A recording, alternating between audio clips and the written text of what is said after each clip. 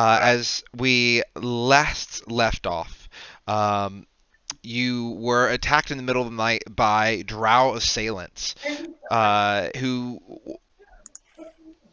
surprised you by coming in by teleporting into the room rather than crashing in through the roof or window as maybe thought once.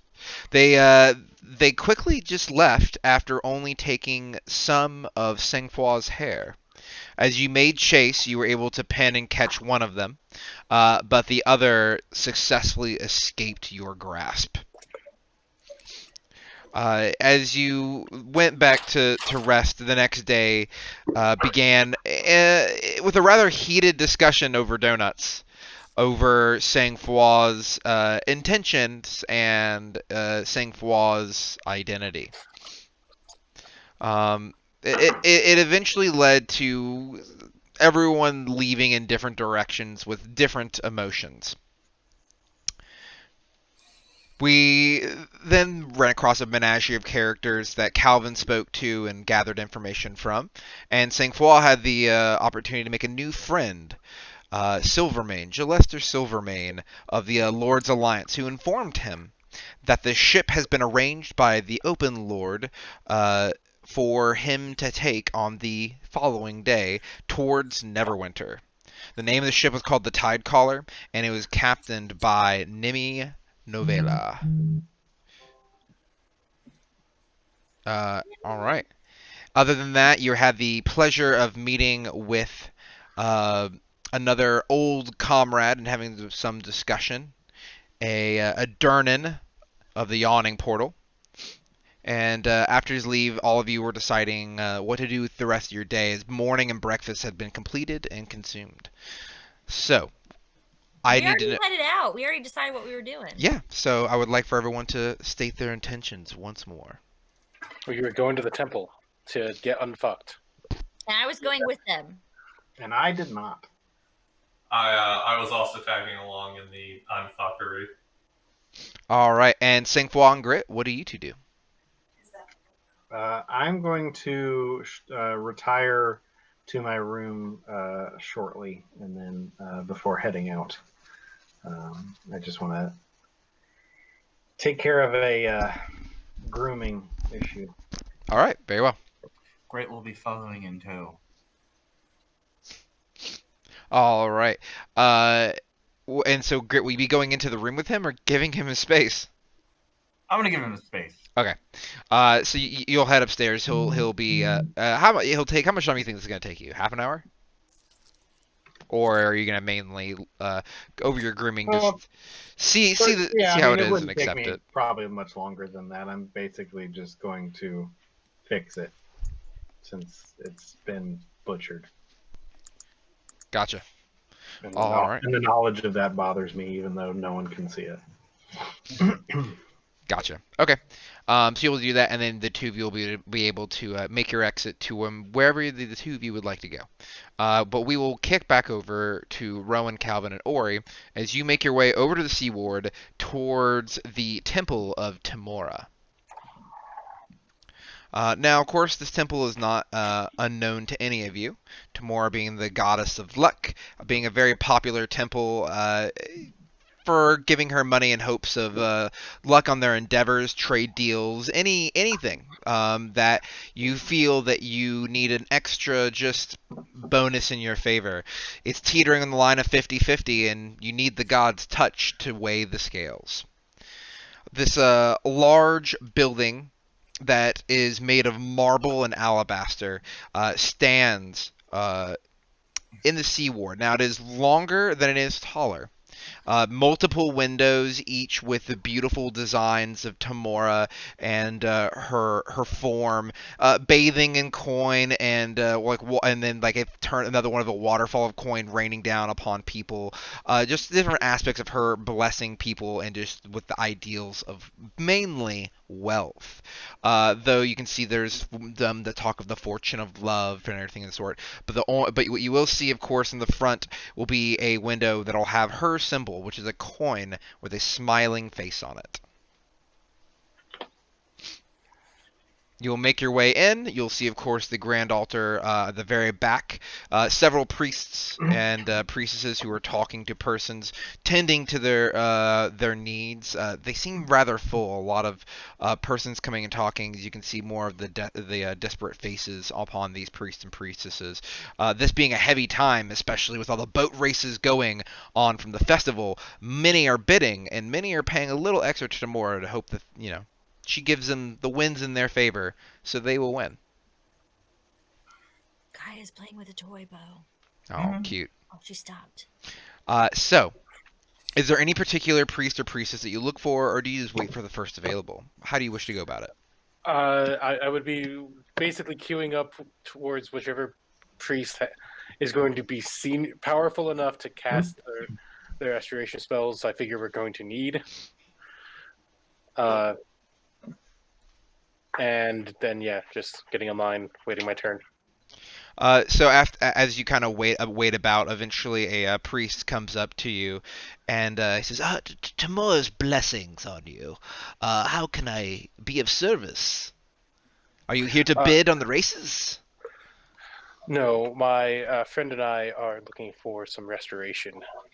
We were afflicted in the calamity at the docks the other day. Oh my, yes. We've been seeing a lot of those cases. I do not possess the skills to help you, but Bernard, one of our high priests, he can assist you.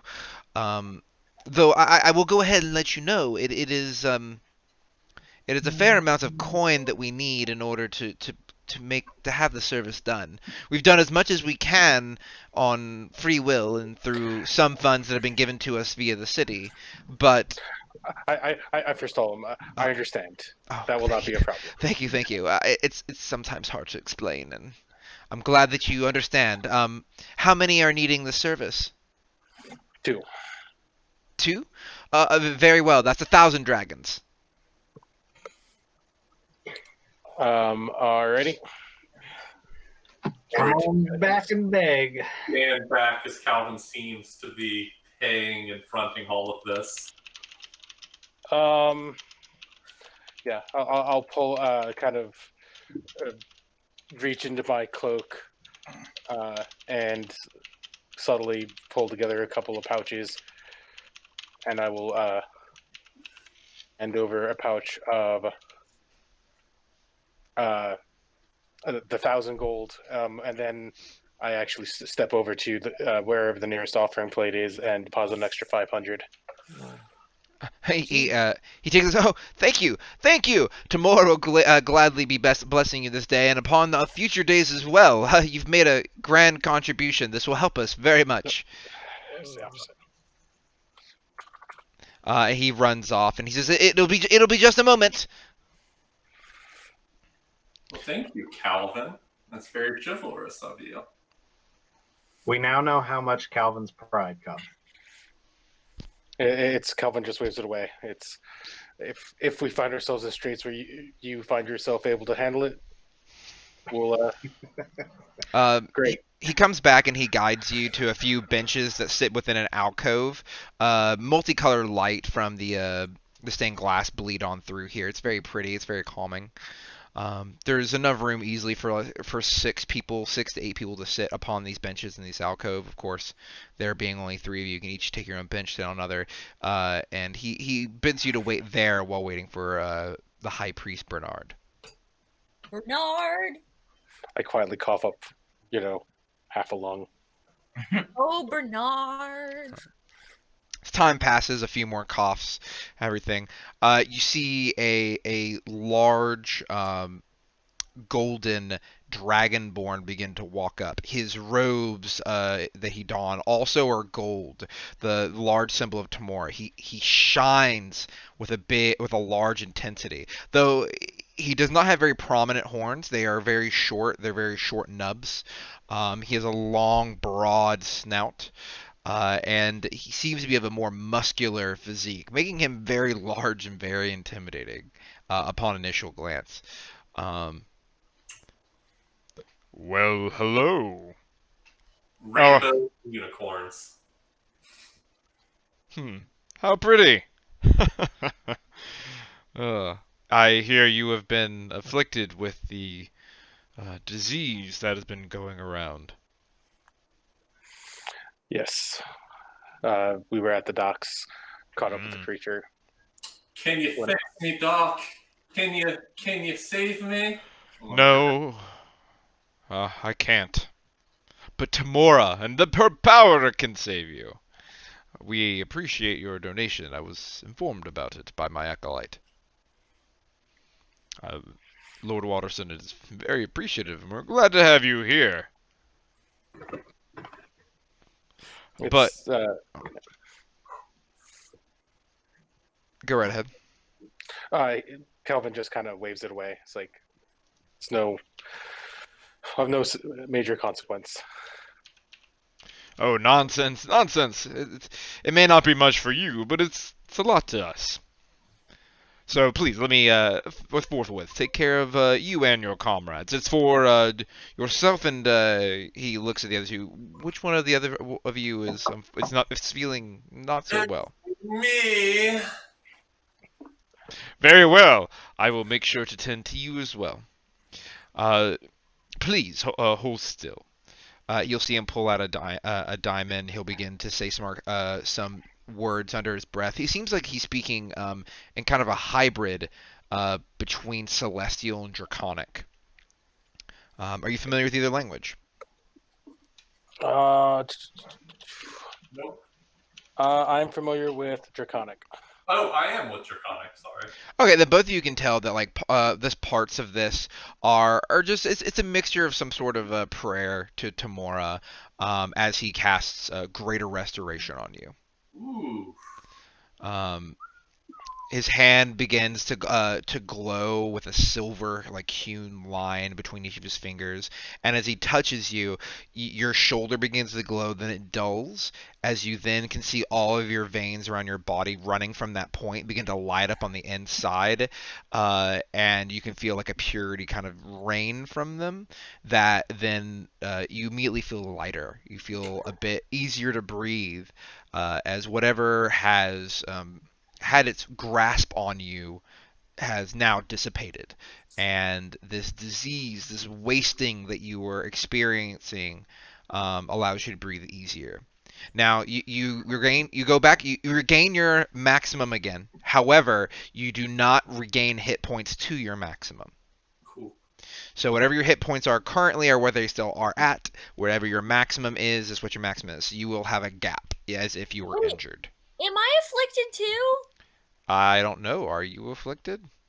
I mean, you lowered my hit point maximum, but Then yes, you are never- afflicted. you never told me anything else. Yes, you. Yeah, like as with last game, I stated if anyone had lost their HP from the game before, lose an additional 10. No, you just Or said that rolled- to Ori and Carl. No, I said anybody who had lost it. That's because I didn't remember everybody personally, but that's Oh. all good. Do you speak out, being like, "Hey, I think I got it too"? Yeah, All of a sudden, she also hacks up along. yeah.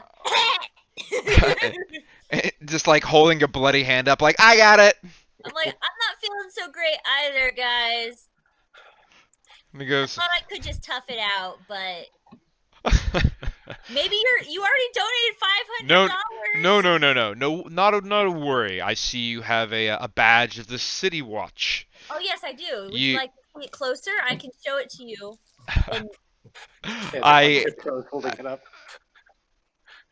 oh, it is quite lovely. But you have been covered by Waterdeep itself. Calvin just sleights of hands his purse that he was pulling out back into his strips. As he will follow up and give you the touch, and will do the same. As each of you feel a little bit lighter. Now, I will need to inform you that we have had a few that have come back experiencing the symptoms once again without re-exposure.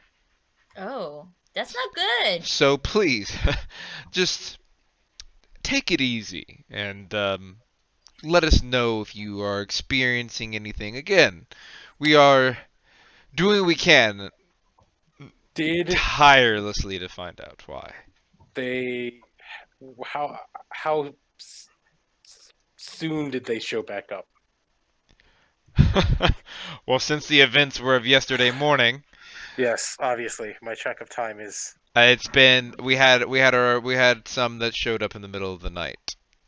Some that we had first cured, coming back saying they had felt ill.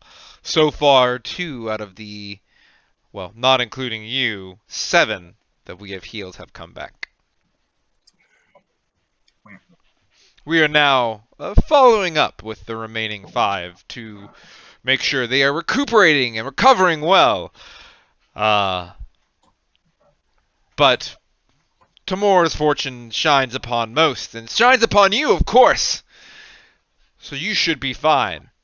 But if you experience anything, let us know. But you'll be fine. Side effects may include. Dear priest, Yes. does this mean my virginity is restored, or Do you say... what? oh, never mind. He kind of gives you a look and a pause. It's like, the fuck's wrong with you? Like he now putting together what you said. I'm kidding. It's a joke. Goodness. Oh. Everyone's so serious. She's still a virgin. Oh God. You That's can't say really that. what Valentine's Day You is can't say about. that. It's You about can't say that. virginity. That's all I'm saying. Don't ruin the surprise. The virginity surprise. Oh God. All right. You Well- can't call people a virgin on Twitch anymore. We didn't. We just said she has virginity. We actually didn't call anyone that, so get out of here, Mr. You know, And, rules oh no, lawyer. what are they gonna do? Kick us off with our 5 followers? We You have- can't call- we you can't have- call people simps either. Well, Yeah. we had Don't we do have that. 12 followers, but this conversation has ran off another person, I think. So actually, we have 13 followers. I'm sorry. Like right now? Like total. like people total. that follow the channel, Yeah. not viewing it. No, be fair, I right think that- now we have there's no one on here with us. It is just us. Oh, I count technically. that's true. Not well, technically not on Twitch. Twitch don't care about you watching someone play from the home. You ain't paying our bills. Hold on, I can put you on my phone for as long as I got 10% left. Woo! I have a charger, I'm just lazy. Oh, All right, then we have business to attend to. We lost grit. iPhone charger. We gotta wait back for grid. Well, we can still play. We can still keep going. He if just everyone turned else- his camera off, I think. He just went to go take some. Yeah. Oh. His Oh camera's yeah, just you're off. right. It's got the little symbol. He's not wearing pants, remember? So he probably got up. Naruto. Good. All right. All right. So where do the three of you? With that, he kind of gives you a gentle bow and he says, "Now, I have many things I must attend to, but I really appreciate your time and letting me take care of you and remove this ailment from you. I wish you the best of luck in your journeys, and please stay safe. It is an interesting fleet's wake." It is. And I kind of get up close. It's like, if you don't mind letting me know what you find out about the recurrence of the disease, you can get a message to me at Troll Skull. I will try, but we're a little thin. I understand. If you wish to check up at any time or have anyone do so on your behalf, we'll gladly keep you updated. Thank you. Of course. Now go enjoy Fleet's Wake. There's plenty of food and imbibement. Kelvin is going to sleight of hand another 25 gold into an offering plate on his way out, as stealthily as he possibly can. Roll that sleight of hand. Well, I rolled a 1, but that doesn't matter. Uh, So that's going to be a 19. and with that, the first guy you saw who gets a natural 20 goes, oh, thank you, sir. Thank you for your donation again. It's so gracious of you. Thank you, Lord Waterson. Thank you, Calvin Waterson. I just keep walking. So, Oh, then It's I like, type whisper. be a follower of any sort of deity. The fact that I am still standing is a testament to luck conceptually. And I thank Timora for helping keeping me there. Here. Interesting. And what of you, my little friend? Do you subscribe to any deity? Deer. Deer? Tear. Ah, yes, justice. For justice.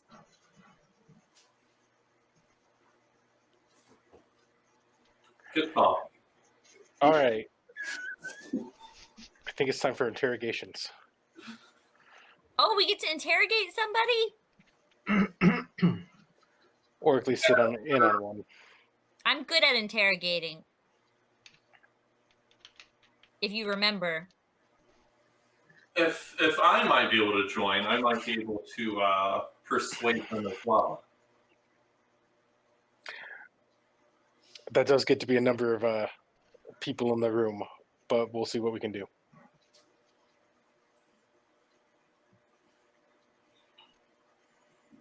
The more there are, the stronger our intimidation shall be.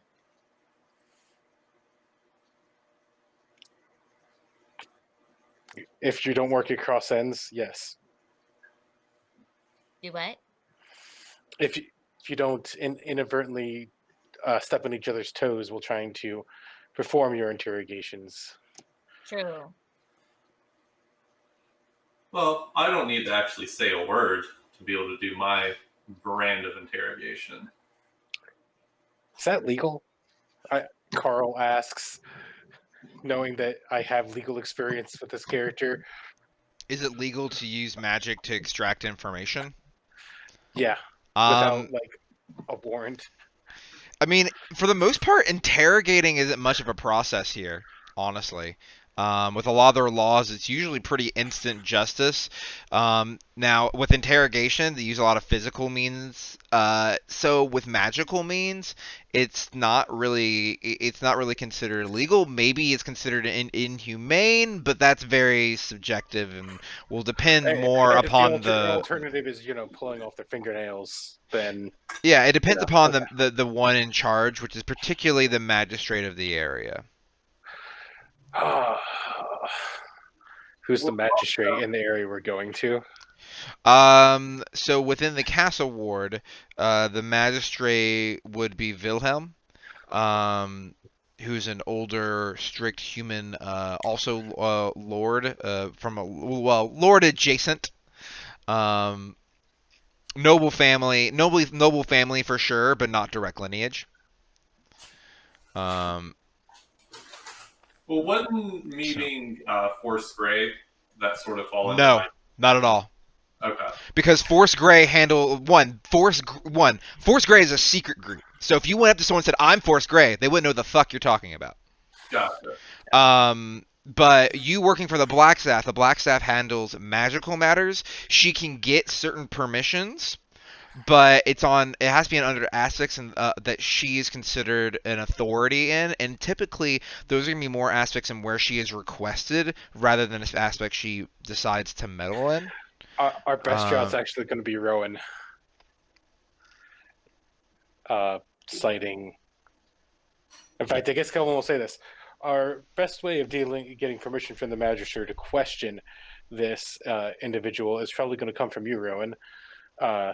Cite that is, he presents a clear and present danger to the city, and that we need to question them to try to ascertain his who sent him.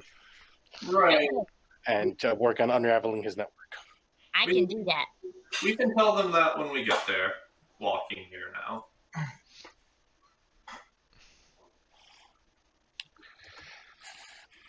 All right.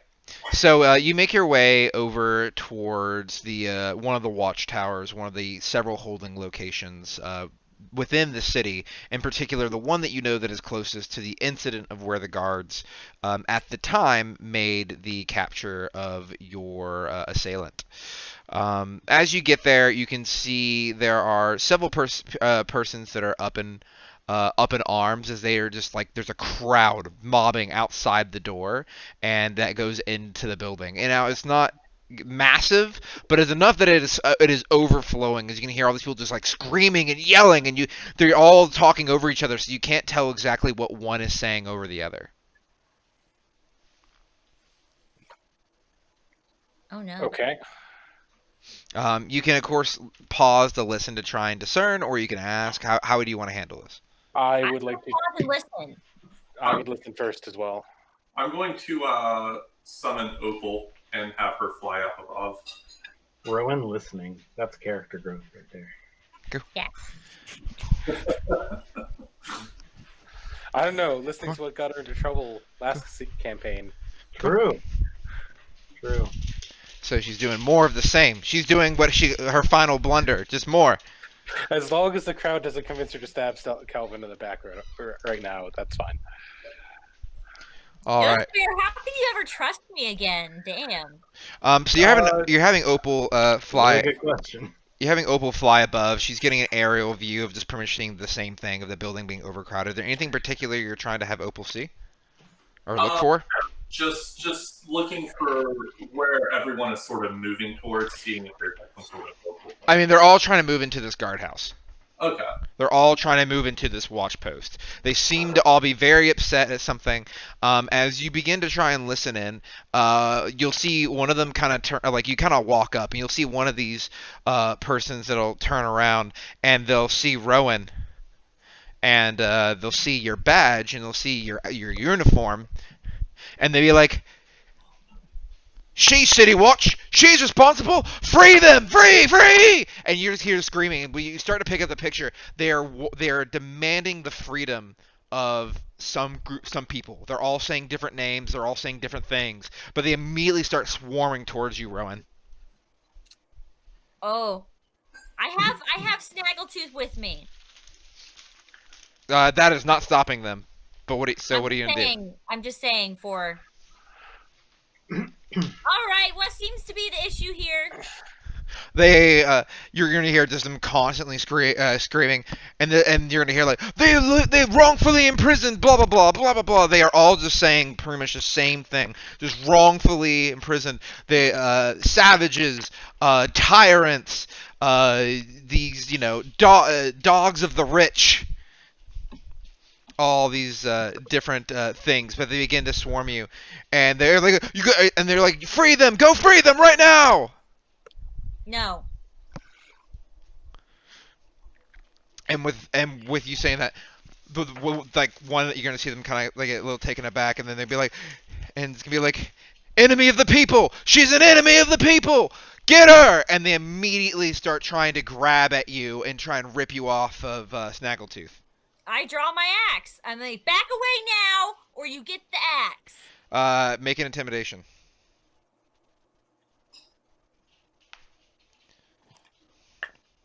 Nat 20! Ooh, okay. Well, solving problems. Grit and I are just back at the troll skull, just having our second breakfast. Just like, this is a good day. You got any threes? Second breakfast is prepared and served solely by halflings. That seems racist. Go fish. I repeat, back away now. As you do it, you draw the axe, and you flourish it like a little shimmer of like ice shards and blue aura that comes across it. And your voice is kind of it causes a brief pause when people are yelling that your voice is able to capture and just echo, and just as soon as it hits like a cannon, and everyone immediately falls silent and ill. As you'll see a lot of them begin, like some have fallen over, they all begin backing out, and they're looking scared, like genuinely scared for their life. What do you wish to say or do? She got DC'd.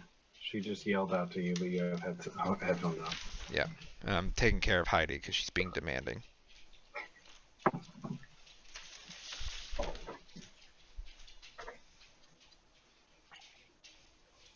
I'm Got it. regretting some of my. I mean, I guess that's fine.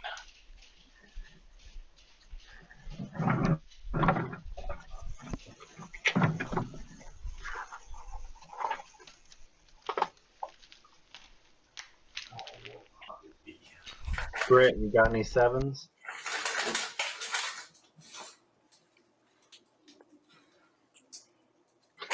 You're not using magic, are you?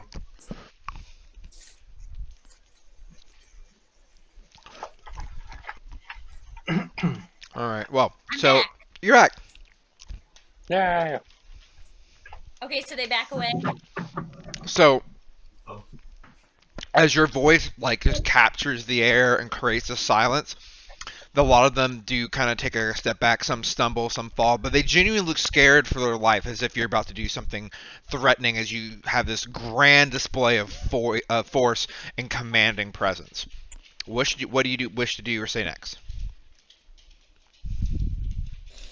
I say, everyone, go back to your homes. Anyone who has been arrested will be tried appropriately in the court of law and will be brought to justice. If they are innocent, they will be freed. If they are not, they will be brought to justice. Please return home. Make a persuasion check with advantage. With advantage? Mm-hmm. Oh, I've got a -2 persuasion. Sounds like a cop. I got a 9. So you say it in a very aggressive fashion, which is it's very kind of grumble. So as you say it, it just sounds like you sound very indignant, like you just don't care about their plight. That you don't sound like you're coming from a place of wanting their safety. You're just kind of rattling off the expected line. Yes. Kelvin's gonna have slipped around a little bit, so he's coming out from like a slightly different alleyway. And he's gonna come up and he's gonna toss back his head and shout, "Good people." Oh, The Carl, mob- before you get there, Carl, Sorry. roll me an initiative roll. Sure. An initiative roll. Ooh. I want him to be able to beat someone else to the punch. Shit. That's gonna be 6. Well, I just rolled a 5. With no So plus to it? no, there's no plus. Oh, wow. Do you think commoners have impressive stats? I didn't think it was a commoner. Well, you don't know what it was. I got Either way. close, but I was assuming it was somebody important. It was your Laxel, and we know it. Yeah, I mean, that's what I was thinking. That's what I thought. It's always Jarlaxle. So yes, so you went off in this bout of being able to go first. So you step out and you speak. It's good people. A mob will not get your friend released. However, there are some good. The defensive lawyers are solicitors. Okay, some good solicitors in this region that will be able to do them justice and make sure that justice is properly served. I can help direct you there, and if you go seek their aid, pool your resources, you should be able to secure their efforts. And I have cards in hand. Make a persuasion check. Yep. Also with advantage because you're taking advantage of this silence. Ha! That is a natural 20 plus a 13. Whoo! What the fuck? So Nat 20s. Nat 20s. you see Calvin just like appear from the side. The first thing as he begins to speak, he like helps someone out. He has like everyone can like looks into your eyes to see. This feels like they see nothing but compassion and love and like understanding. It's ironic because you're a noble. Like, they should hate you. Yeah. Well, I've also... He has fulfilled this very role in the past. He has some sincerity here. He's actually coming from a sincere place. And they For what that's worth. and they genuinely can sense and feel that as the crowd kind of, you can tell that the tension in the air has greatly just dropped. The heavy breaths have thinned as people begin to kind of slowly calm. You walking as you're talking, you're like walking through their crowd, almost dissipating them with each step as you hand out cards. And one comes up to you and says, will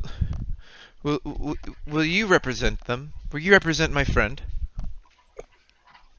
Unfortunately, I have a call to be outside of the city. I'm going to be traveling within the next day, and I must prepare for that. However, this gentleman is one of the best. Tell him that Kelvin sent you. Yeah, I can do that. Thank you. They kind of all just kind of squall off, and with that you see you then see some member of the city watch walk out and just, "By Tira's tit, that was amazing."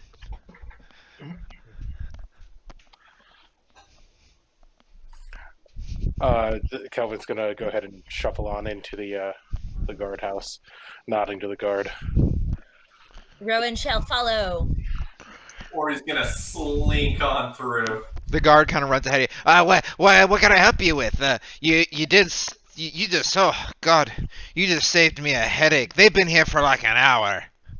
What are they talking about? Who do you guys have? There was a riot, and we arrested a lot of them.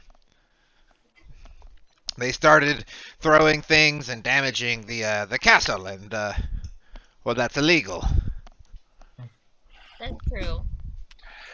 Kelvin just grimaces and rolls his eyes. So they want their friends released, but they have to meet with a magistrate, and we're quite booked on all accounts for many things. I'm sure you are. We are here about... He interrupts you and extends his hands. "Squibblers Brooks!" Kelvin Waterson's, and he shakes. You can just call me Squibbles. Rowan Half-Heart. "I know you, Rowan. We've met before." And he kind of like jabs little punches at you, like in this kind of like rocking motion. Like as he like goes for a whole punch, it's kind of like he's taking this weird like crab walk at you. I'm like, yes, I'm aware. Good. I'm glad you remembered me. So how can the City Watch be of help, Lord Waterson? I was looking after a prisoner that you guys should have taken in the small hours of the morning.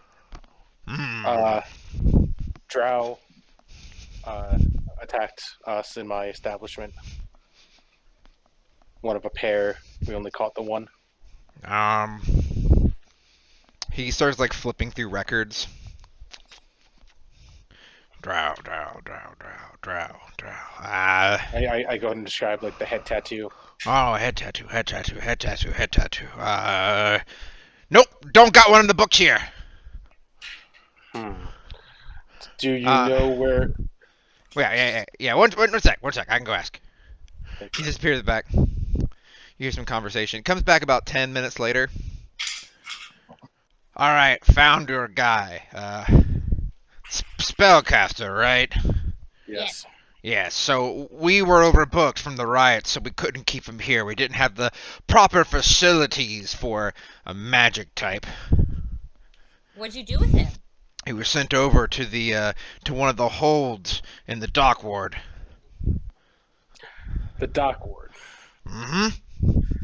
Oh, well, which one specifically? He informs you of which one in particular. It's not in the greatest area, but it's a newer one. It's a newer built penitentiary. Who helped build it? Who helped build it? It was built in combination by Lady Amastacia and Jarlax Obanra. Yep, he is not going to be there. Probably. All right. Well, we appreciate your time. We hope. I expect that the rioters will be receiving legal counsel soon. That's fine. Ori, what were you saying? I was just sidebar. Like, what? You don't think I can't build a jail? Kelvin didn't actually verbalize the nobody's going to be there thing. He just figures that the odds of, if it's one of Jarlaxle's, the odds of him not getting sprung between here and the dock wards is pretty slim. Depends on how important of a piece he is. All right, then to the dock wards. All right. To the dock ward. You head to the dock ward. With that, we're gonna actually flip over to the other group, real quick. So what's Temper and Grit doing? Temper. Sorry. My mind fucking Temper. no. Sangfroid. God damn. I okay. The reason why I said that is because do you know who the magistrate is that you guys are gonna be heading out to see? Gillen. Yeah, Gillen. Yeah, it's Gillen. What's that look for, Steven? Huh? What's that look for? No? Hmm? What the? You know you can roleplay him if you like. You can roleplay him. He's got a new friend. That's joined him from Chulk. This lizard guy. You can roleplay all. You can roleplay both of The them. whole goal of the entire campaign is to have a threesome conversation with those two. How are you doing? I'm doing fine. Oh God. Which one of those was that voice for? I don't know. All of them. Gillen went through a voice change. Gillen roleplayed so little, everyone forgot what his voice sounded like. I forgot what his voice sounded like. No, no worries. It's okay. I'm the gonna. audience doesn't know. And I'll be role playing him anyway. It's Grit and Sangfroid. It's hard to keep the name straight when half of this party is an old party and the other half is new characters. Yeah, genuinely, because I was thinking, I literally went into old Waterdeep. Like as soon as I was like thinking, I'm like, oh, they get to now talk with Gillen. So my whole brain just went into old Waterdeep. Well, apparently I did it last game and didn't even notice, and it was because during a break we brought him up, and the fact that Rowan had learned to control her temper after she lost her other one. And so, I just, because of that conversation, I had that name on the brain for whatever reason, so I referred to myself as that. I was like, and I didn't even notice, and then Bo told me about it later, and I was like, oh. I think the long short of this, none of us are still over temper, and we've been making that joke literally through even the Baldur's Gate campaign. We need a song for Temper. A song? A song. I mean, the fact that I've yet to hear about any sort of statue or anything erected in my honor is pretty disappointing. Cough, cough, Mr. Deep Pockets.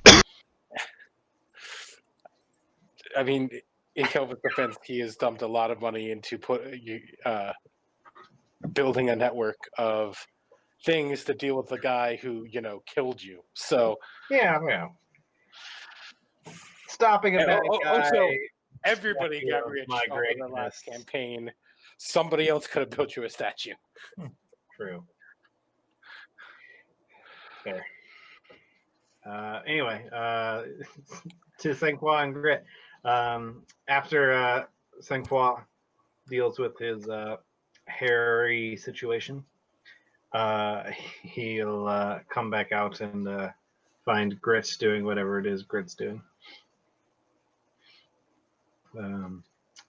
Well, today is the final day in the city here before we make our way north tomorrow. Do you have any business you need to attend to before we head out of here? I know I haven't been much help in our previous destinations, but I could help you track down any leads or anything if you need. Apparently, you don't need to be in hiding as much anymore, it seems. Now, unfortunately, the trail's growing cold, so I don't really have. I don't really have any leads. It dawns on me, I never really bothered to ask much about what it is you were questing for, since I could not be of any service to you.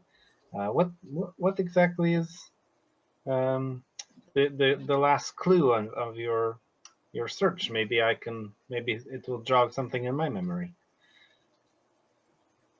I don't know about that. Oh gosh, I've completely forgotten. This is awful.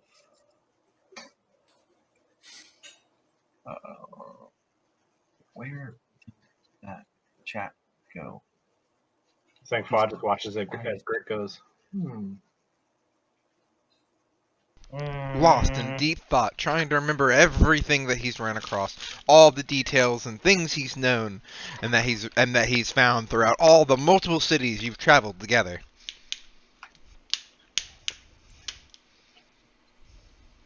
My internet connection has to be terrible. Sorry. Because nothing Bo just said came across well.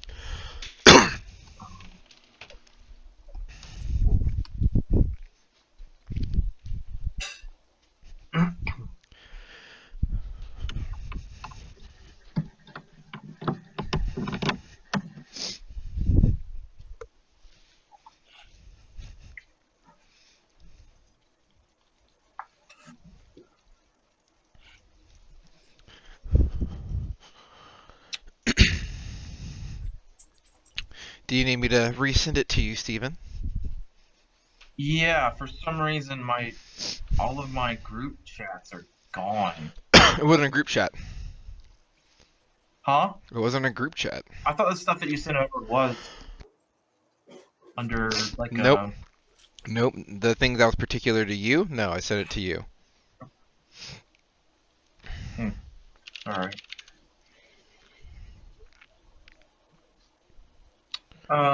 Okay. I'm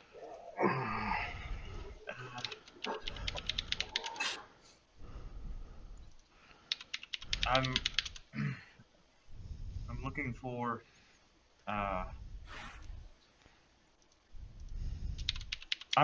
a city where the dragons rejoice. A city where the dragons rejoice. Dragon Party City. Interesting. Well, as far as I know, it is definitely not here. There's not been dragons here in many a time. That is a tricky one. I will keep my my eyes and ears open for anything that might lead us to a clue. Have you thought about going to the library or something like that to peruse and see if there's any mention of a city where the dragons revel or rejoice? That might be a good idea. I hadn't thought of that. Might be worth a shot. You won't have another chance at it after tomorrow. Where is the library here? Bo, where's the library here? So there are multiple libraries. There's not a singular like the library. Almost every. Where's the closest library? For what knowledge? Which knowledge particular would you like to seek? Knowledge of history of the towns and cities of the Sword Coast. Let's see. For dragon culture. So the temple to Bahamut is always a great choice. For dragon-based anything. Yeah. For general knowledge about the Sword Coast, there's a lot of different locations that you can really go to get that. Probably the best bet with that would be in the Castle Ward. They would have a general temple to Tyr that would also have just kind of more of the readings and learnings that revolve around Waterdeep and the city itself. And with there, you'd be able to find plenty that also focus on the Sword Coast and its neighbors. Okay. Why don't we? Is the Temple of Bahamut close to the Temple of Tyr, or are they in different sections of the city?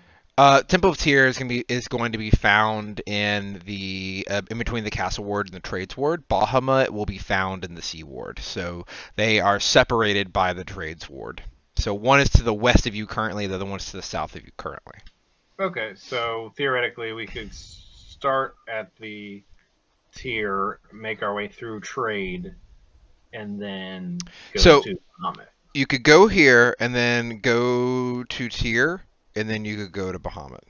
Yeah. Okay. Either it's a triangle either way. Sure.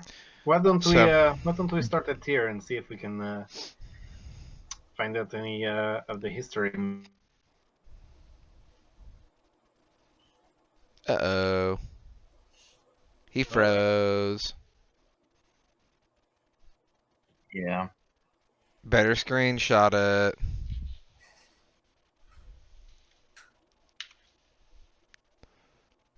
I've actually got a pretty bad connection too, I think. Because some of the stuff that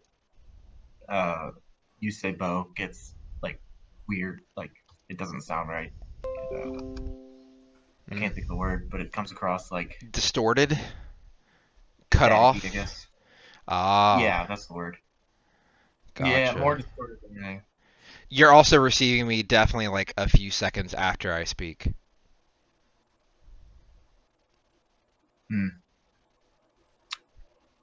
So to test how bad your delay is, I'm just gonna count, and when you hear the number 3, just say 3. You ready?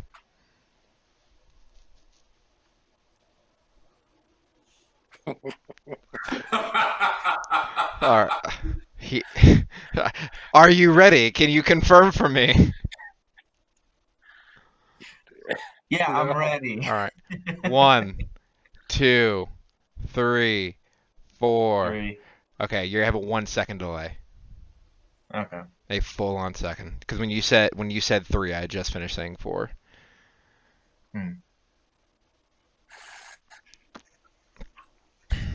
Well, if it ever gets too bad, Steven, you can always just mute all of us on here, and just watch the Twitch channel. Yeah. Oh god. All right, Sangfroid, welcome back. Yeah, it said the server was interrupted or something. Okay, you were talking about going to Tyr. Yes, we can go there and see if we can find out any history of these cities and see if they mention anything about dragons, and if they do not, then we can go see about dragons themselves at Bahamut. All right, sounds like a plan. And then, all right, we'll grab my stuff and we'll make our way that way towards the Temple of Tyr. All right. And I have a conversation topic on the way there. Oh, please go ahead. You make your way leaving. The streets are packed and full of business and of you not being connected. Yeah. They're so packed, in fact, you just disconnect from reality. I look like dude, with this blazer, I look like a fucking shoutcaster. I feel like I should be like. I disconnected earlier for a brief moment, and then Bo had trouble getting on. Having issues, so it's weird that it's just me. I think it's just roll 20 in general. There we go. Yeah, it's just weird because usually like I DC sometimes, but usually it seems more just like myself. But like I've actually had like things pop up on the screen like your connection to the server has been interrupted. Like, good girl. But anyway, packed streets on our way to the Temple of Tyr. Mm-hmm. Due to just all sorts of trade and general business, and of course Fleet's Wake getting everyone a bit more in motion and bringing in a lot of non-Waterdavians to the city. Come on, Heidi. Come on up. Come on. Come on. Virginia, you're like speaking right into your mic. Sorry. It's all good. I leaned forward to try to talk to Heidi. So you hear some woman on the street calling her dog randomly, and it makes you realize how loud these streets are and how hard it is to talk sometimes, even to a friend by your side.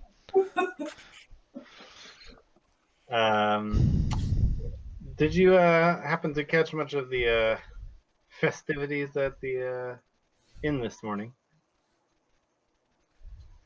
What do you mean?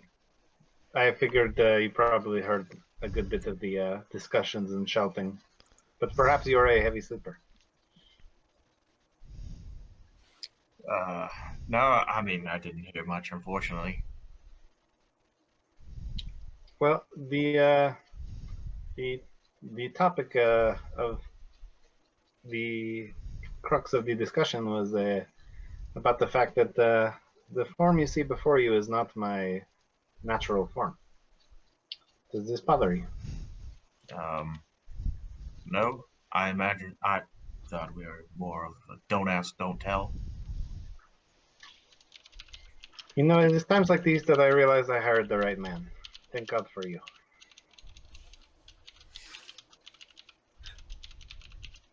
Well, if you have any questions, I will allow you to ask them. Otherwise, we can continue on as we have been the past few months. Yes? Sounds like a plan. Beautiful. They really should try to be more like you, Britt. And we'll continue on to the temple. All right. After some short travel, you see a lot of people walking around in these different color, two-tone color schemes. Some with flags and symbols, and you don't recognize them. You recognize that this is some sort of like very sports-like team mentality. Sangfroid, of course, you being familiar with Waterdeep, you know that these are persons who are representing their ward, wearing their ward colors and flying the symbol of their ward. As you continue forward, you will eventually find yourself on the large gray stone building of Tyr. On each corner of its massive form, you will see statues to Tyr and to other heroes of Waterdeep that go along the sides. Some amongst them being other gods, such as Kalimvor. The front is, of course, watched by the City Watch, and it has a grand staircase that leads up to 3 sets of double doors.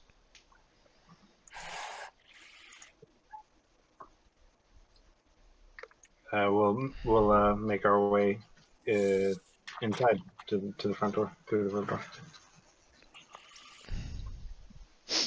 All right, as you make your way in, the guards see you. They acknowledge you're walking on in. As you continue to move forward and in, as you get inside and you're inside this narthex, you can see there's a lot of guards that are there that are mainly taking in complaint or taking in any form of just general actual guard work. As you can see, this then splits into 3 halls. The central one definitely seems to be a small temple to Tyr. To the right, you can see it kind of turns into, it turns into a city watch post, as you can see other aspects of a garrison. And then to the left, you see there's a longer hall that leads elsewhere. Leads elsewhere. Then there's the city watch post, and then there's just the temple itself. Yeah, there's stairs that lead off of the narthex that go down towards several different pews, a large statue of Tyr, and you can see different robed acolytes down there as well. From that view, do I see a place that looks like it holds a number of books or anything in that main section? No, the left path is the only way that you can't tell exactly what is for sure down that path, so you can maybe presume that the library is that way. I apologize, Kurt. I've actually never been to this temple, but I don't see it in there, so it must be down this way. Let's go. And we'll go down that. All right. You follow a thin hall that kind of goes around the temple itself.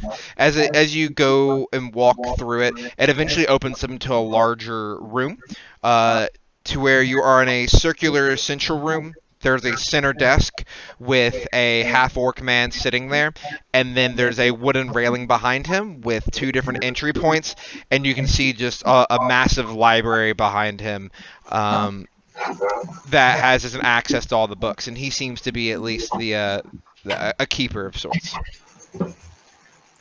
I will walk up to this gentleman. Good morning, good sir. I am hoping perhaps maybe you can give assistance to us. We've been giving a bit of a brain puzzle by a friend of ours, and yeah, a fair bit of gold on the bet to figure out the answer to his riddle. Perhaps you might be of service, either of the information we seek or pointing us in the direction of where we might find it. All right, I see. Turning to knowledge to win your bets. Always a smart maneuver. The library is for you to use. I can be of assistance however I can.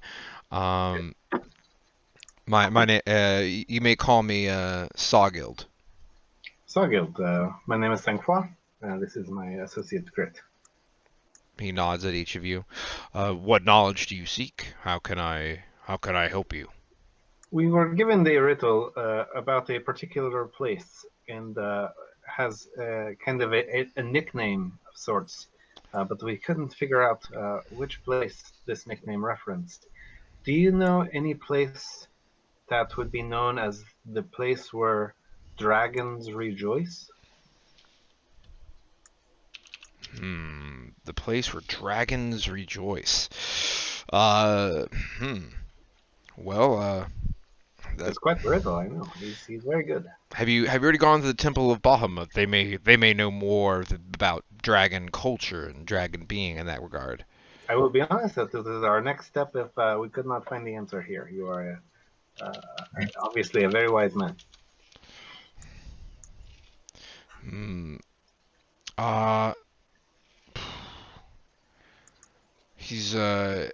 He kind of pauses and he says, the city where dragons rejoice.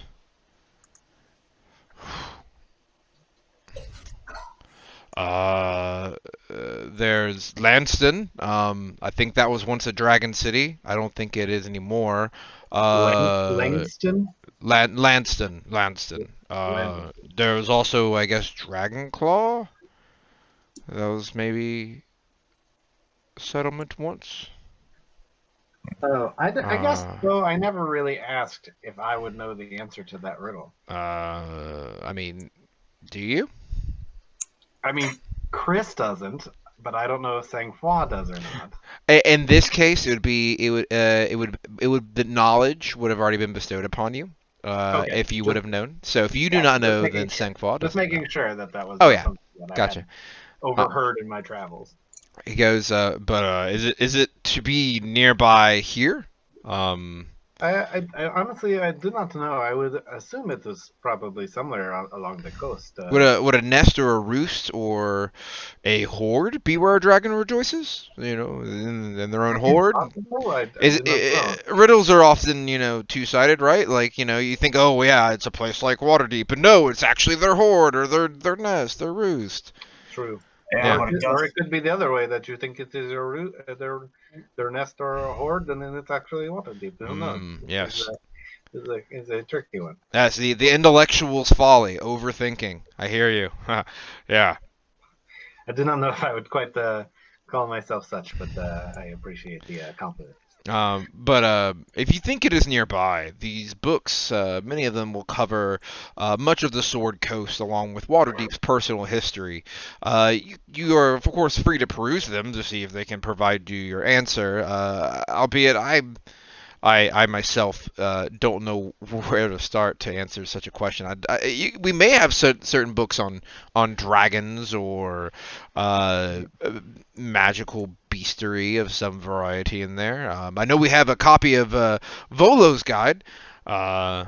If you that would help, but I've read that and it won't help. It's a popular name around these parts.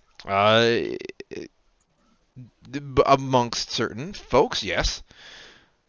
I apologize. I only came here just a few days ago and have heard it a couple of times now. So Oh,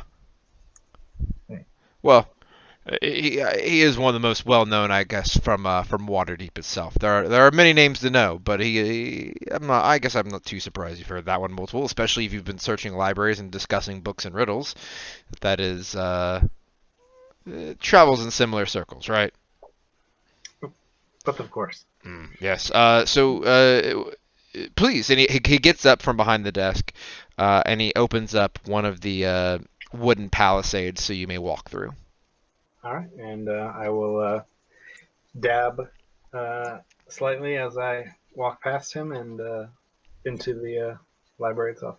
Oh, yeah, yes. Water dabs back at you. I turn around and show Grit. What are you doing? I don't understand. It is a common polite gesture. It's like bowing or shaking hands. Oh, is that like the one we learned in Winterfell? I think it was like this. Neverwinter. Yeah, Neverwinter. The one that we learned when we went to the fucking Game of Thrones. You don't understand. Winterfell, it is like a small suburb of Neverwinter. It is Fucking- famous for its wall. It is. Whoops. Grit and Sangfroid over here like son of a bitch. 7 kingdoms. I've been to 10.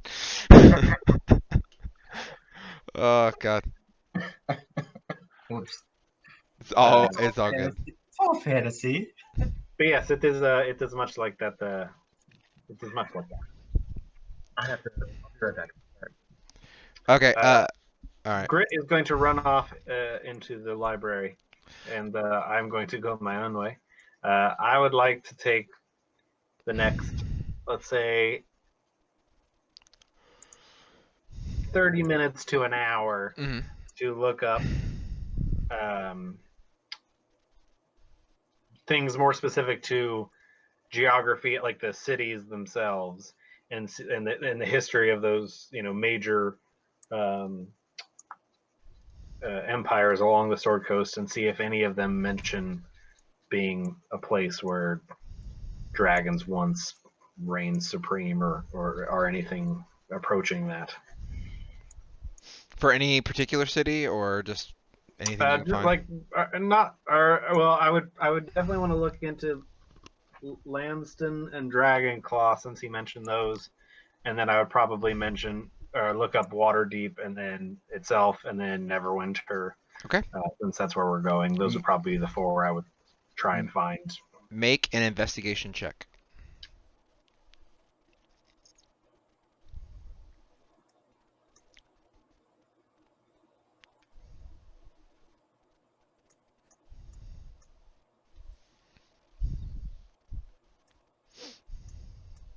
Uh-oh. All right, the investigation check took him out of the game. So, He just said he was going to spend a couple hours. He searched so hard, he left the universe. He got so far. But in the end, didn't even matter. All right, I think with that, he's just making a roll. We'll kick back over to you guys as you travel more towards the dock ward. Please, at this time, feel free to have any form of discussion.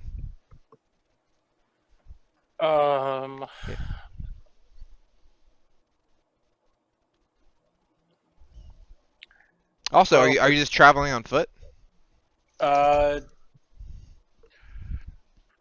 Could you throw us up the Waterdeep map? Yeah. I tried to see if that's like time consuming, because if not, I'll grab us a dray. I mean, is it time consuming to travel? Yeah.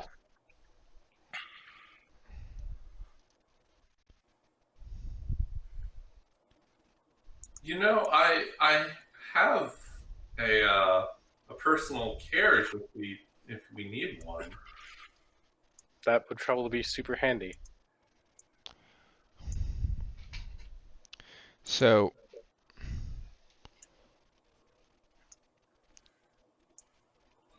you just came from the street, from close to where Bazaar Street and the Street of the Sword met?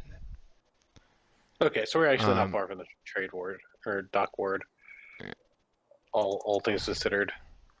I haven't zeroed in on that intersection that you mentioned, but Well, you were about right here, or not too far from the market.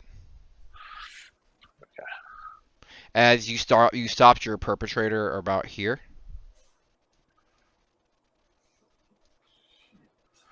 okay. And we're going to the dock board, which And you're heading But if- all the way almost to the very bottom of the if dock Ori board. is offering her carriage, then we should take it because it'll be faster. So, Calvin, I'm going to show you something really useful. Enlighten me. I'm going to put up a finger. I want to cast Sending. To my good friend Orleg. All right. I'll just ride Snaggletooth there, and I'll take off. Can it carry two? No.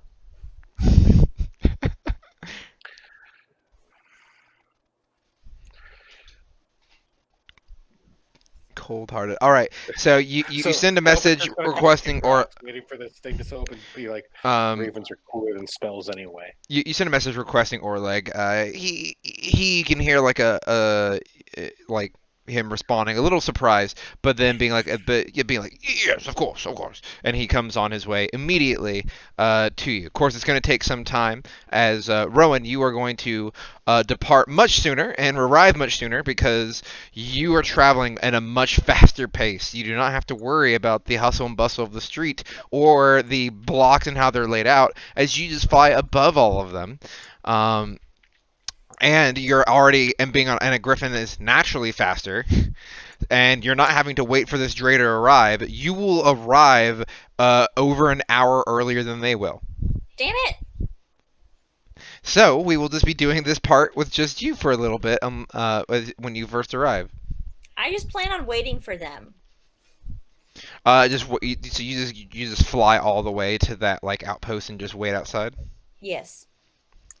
Someone will come to you like after like 10 minutes. You're waiting outside. One of the city watch and says, "Captain, are you here for anything? Can I help you?" Yes, I'm here for an interrogation, but I'm waiting for my constituents. Oh yeah, yes, Captain. Case Captain. Should I alert the magistrate? Let you know you're here. Sure. All right. I will go alert Magistrate Stilgran. Who? Magistrate Stilgran? Is that Gillen's last name? Yes. Oh no, Does- you don't need to get him.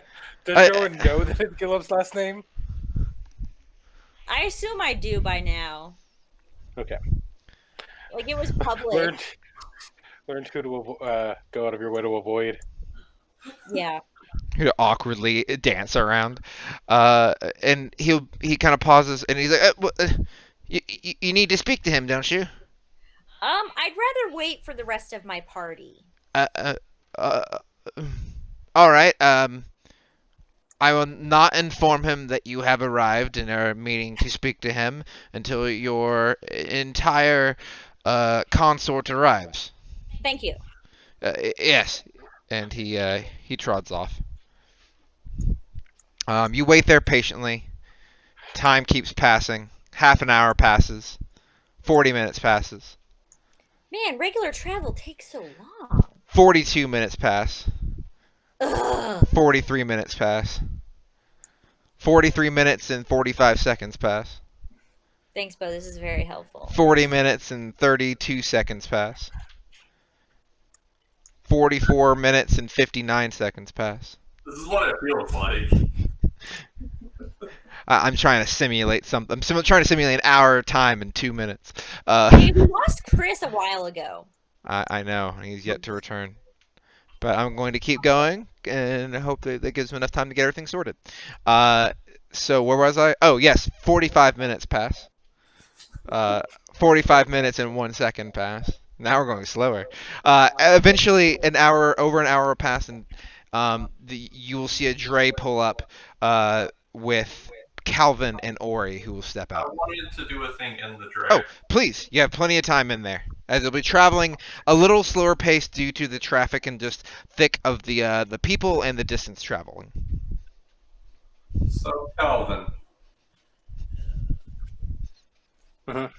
we haven't been alone yet. I have something I wanted to talk to you about. He looks at you expectantly. So, this business that you have with Gerlaxel, I don't really understand it. Is there anything that I'm missing?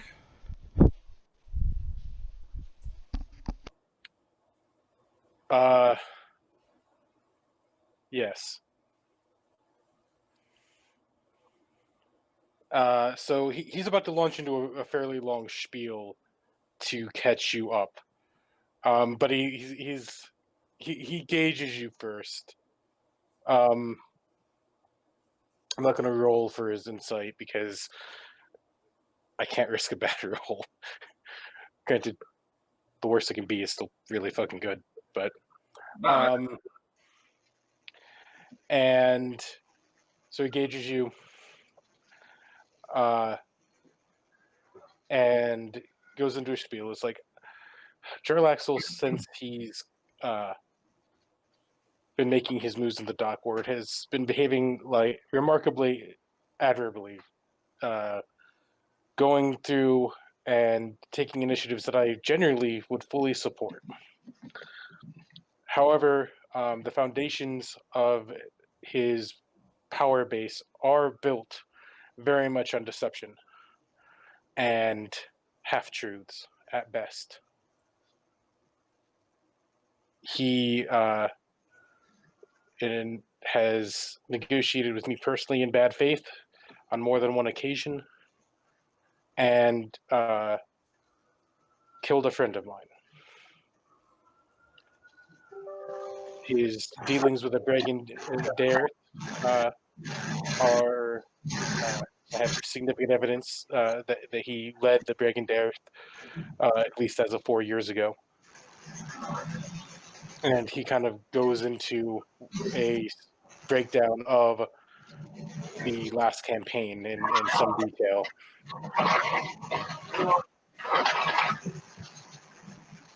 Hey, Kris, can you mute yourself? We're getting a lot of feedback from you. Thank you. The issue is, are you familiar with an allegory? The idea Yes. of allegory. In short, I'm sure you know, the idea is that you can have information, but you don't know if that's the full information. It could simply be an illusion of what you know, but not actually to be the whole truth. So when I'm traveling with someone who is entirely hell-bent on stopping one person, the issue is that they might truly believe that, and they might actually be right on some form. He may be an evil man, he may not be. The issue is that if all you see is him being your enemy, all the other enemies that you might have, all the other little details you might have, you'll ignore because you're convinced that he is the source of all of this. We're going to Neverwinter because we think some staff of his is what caused the calamity yesterday. But it could just as easily be something else. It could be his doing, it could not be. It may or may not have anything to do with the staff. He might not even have the staff, and it might be what caused it. But you promised me that you are not going to only follow the lead and assume that he is the cause of all of these issues.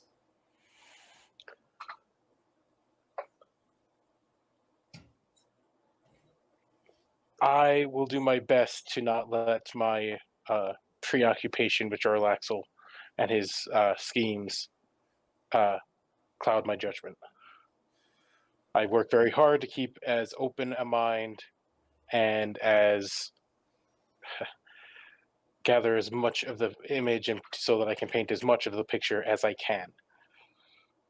One of the gaps in my story from 4 years ago is that I don't know what exactly that item he took does. If I knew what that was and what it did, it would. I suspect it will be telling as to what his motivations may be.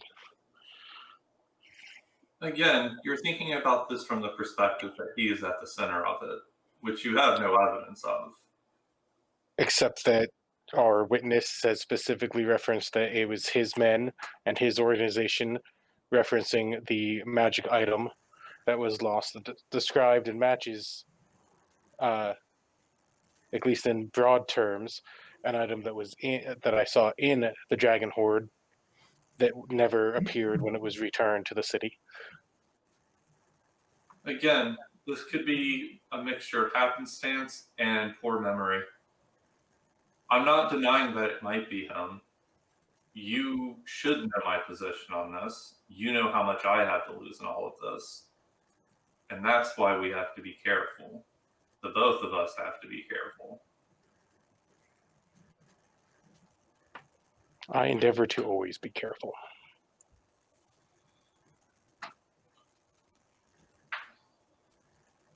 I hope that's true, and that your calm mind can hold, and that you don't do something stupid and get us all killed.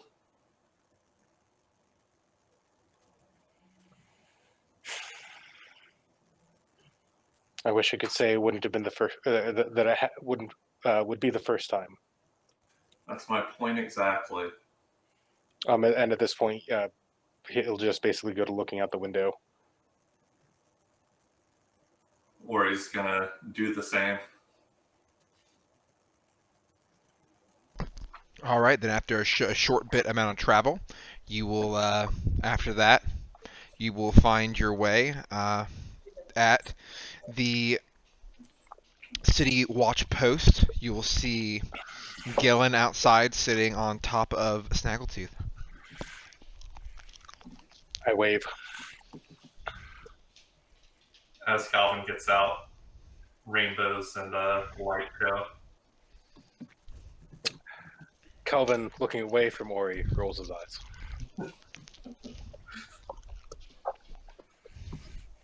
I'm gonna get out. Oh my goodness, Snaggletooth, you're so fast. How did you get here so fast? I flew. Oh, you're so big. I want to be petting Snaggletooth. Also, Calvin, you may need to do the talking to the magistrate.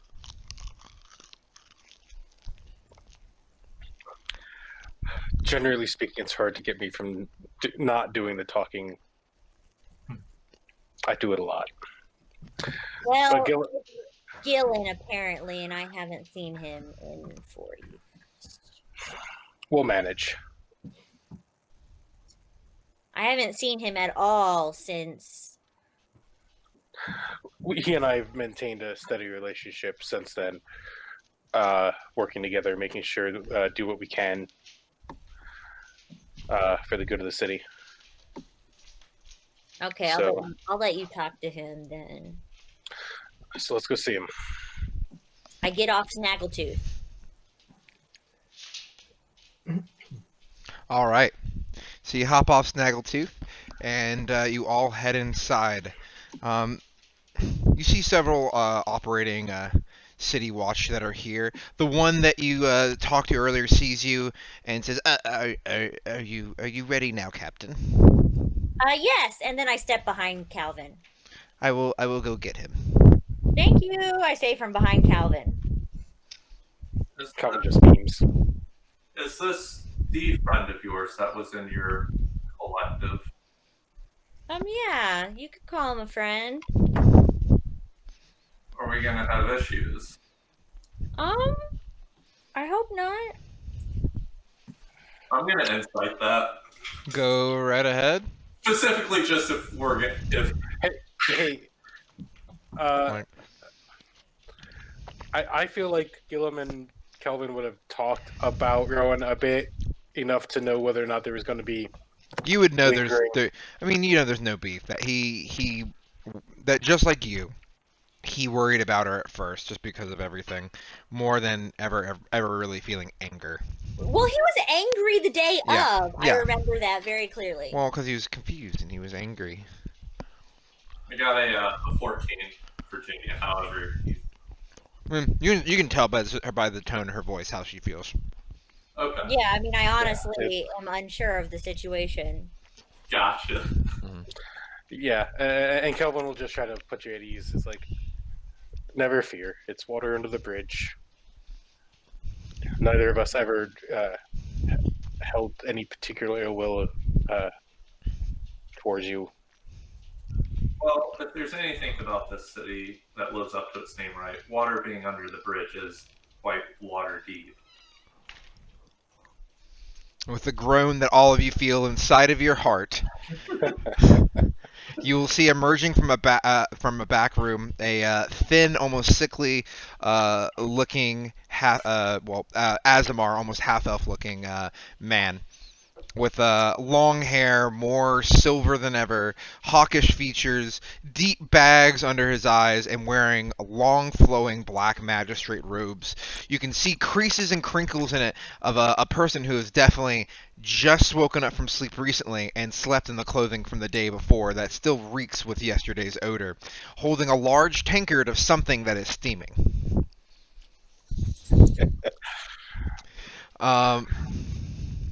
He'll look over and he'll see you, and he'll be, what is it now?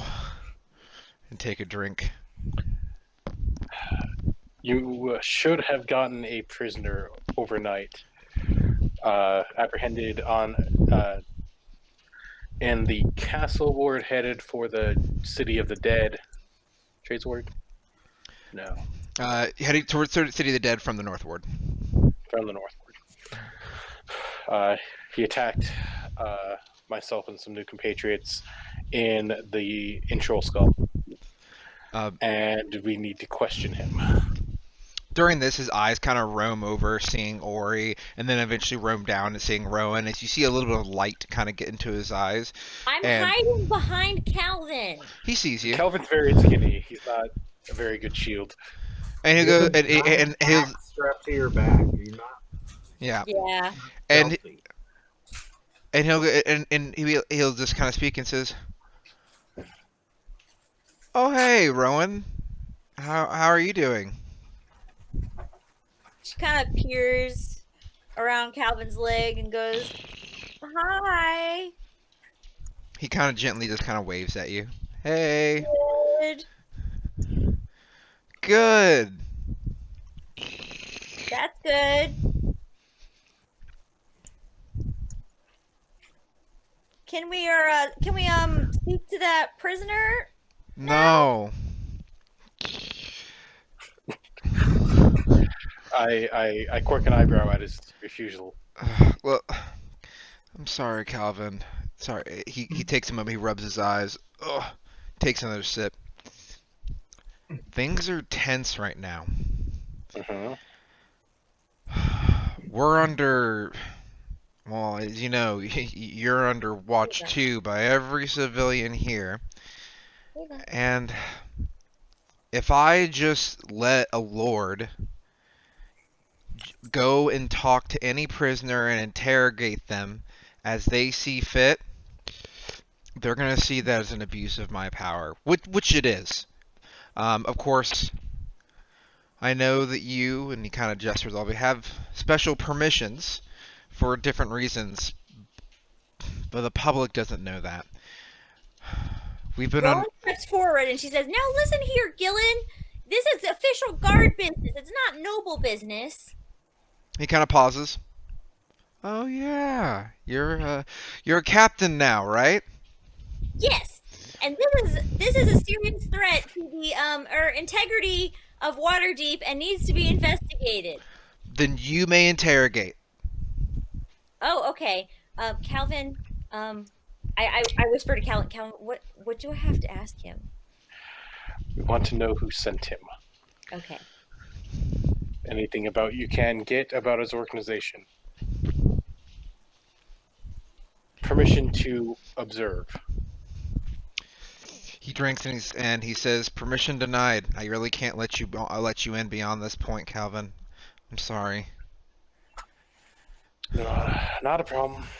he says, I just right now I can't give you any luxury that I would not provide to everyone. Well, So, I understand and entirely. well, I appreciate that. Because a lot of people don't, as he kind of looks at a lot of the other guards. Here, if you want, you can sit down and drink that, and I can catch you up on a few things.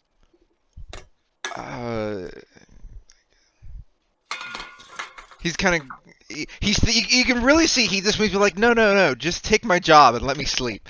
But he goes, he and I both know that that's not how this works. yeah. He goes, he just kind of looks at you and says, sure. And as soon as he sits down to and you can see him get comfy, a guard comes up. You have 5 cases that need proceedings. We need your rulings on these, blah, blah, blah. And he's just like, gets back up. It was good seeing you, Calvin. I smile and nod. It's have a nice day.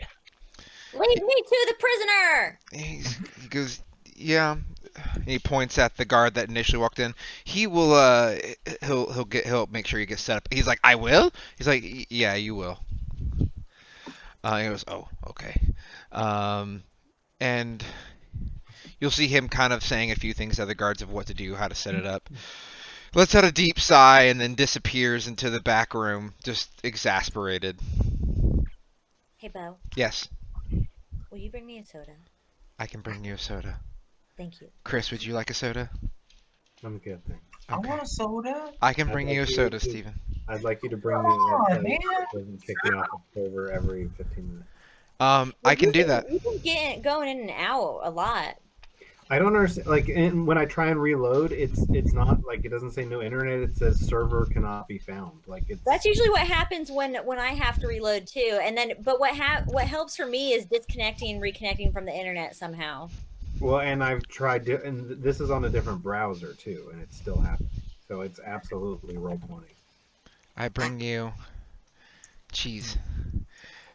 So when it He asked for happens, a soda, Bo. no, No, he asked he for a asked for- solution, and my solution is to cheese it.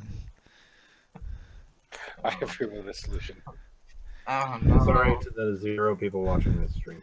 I know, right? And when it doesn't work and it gives you the error message, just say, okay, so. Ava smells that cheese, man. I mean, Oh, I'm also gonna just sit down and steal some of Gilliam's paper from his desk and write him a encrypted note, filling him in on all the details that I'll seal up, stick in his desk. gotcha. His desk would not be out front, but you can easily write a note the guard will give him.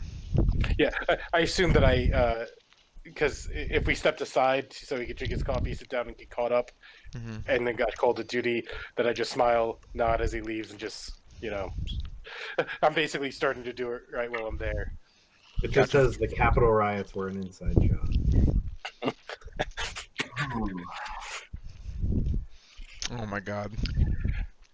Like, dead monsters can't melt steel beams. Dead monsters can melt steel beams. Did we have our first game? Wait a second. Did we have our first game before or after the Capitol riot? Before. It was before. Yeah, it was Good. before. I'm glad that we had our Capitol riot before they did. Yeah, the topical nature of this campaign is I like it, but I hate that I am on the wrong side of it. All right, I'm ready for my interrogation. Well, Alright. you're gonna have to wait because my library dealings are far more interesting. All right. Oh, I mean, that's fair. Is it your turn? Yeah, sure. No, Library dealing- I'm totally kidding. Library dealings first. All right. So Grit and Sangfroid. What do you guys? What do you guys roll in your investigation? 14. We're rolling? Fuck, you guys have dice? Okay, we said pants were optional. Dice were never optional, Steven. I just realized that I actually don't. How do you use that on here? Oh, that's how you do it. How do you I got come that on one. to D&D and not have your dice? You They're behind me. No, Kris, How do you play D without being connected? Like, you just holy did shit. it again. Aha. Let me go bring him some cheese. Try it again, but with not fucking internet dice. Fuck the internet dice. No, I'm not taking that either. Hey, it was me one game. It happens to you like every 5 minutes. I told you, cheese. Take my fucking cheese. Put the cheese on the router. All right, I'm gonna rub this white queso directly into the port. No. It's got holes in it. That's where the cheese is to be inserted. I mean, fine. Ethernet ports, get ready to be cheesed. Do we have any chips? Because chips and queso sounds amazing. No, we have no chips. Damn it. Well, that's not queso Huh? anyways. That's just Velveeta. I mean, this is queso blanco. This is legit queso.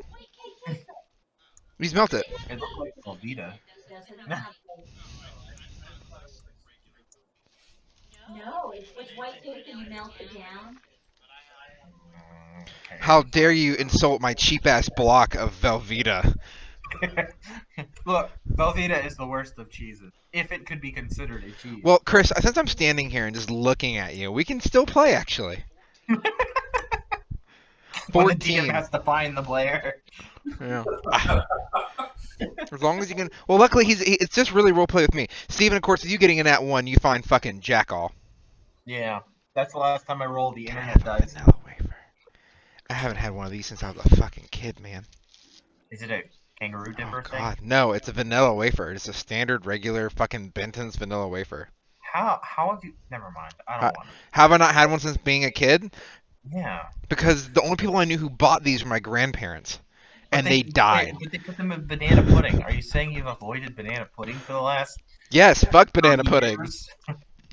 Banana pudding's nasty. What the fuck? Oh, I see. What the fuck, Virginia? Alright, It's nasty. we are I starting a don't con. like chocolate pudding. Alright, we are now the pudding stream.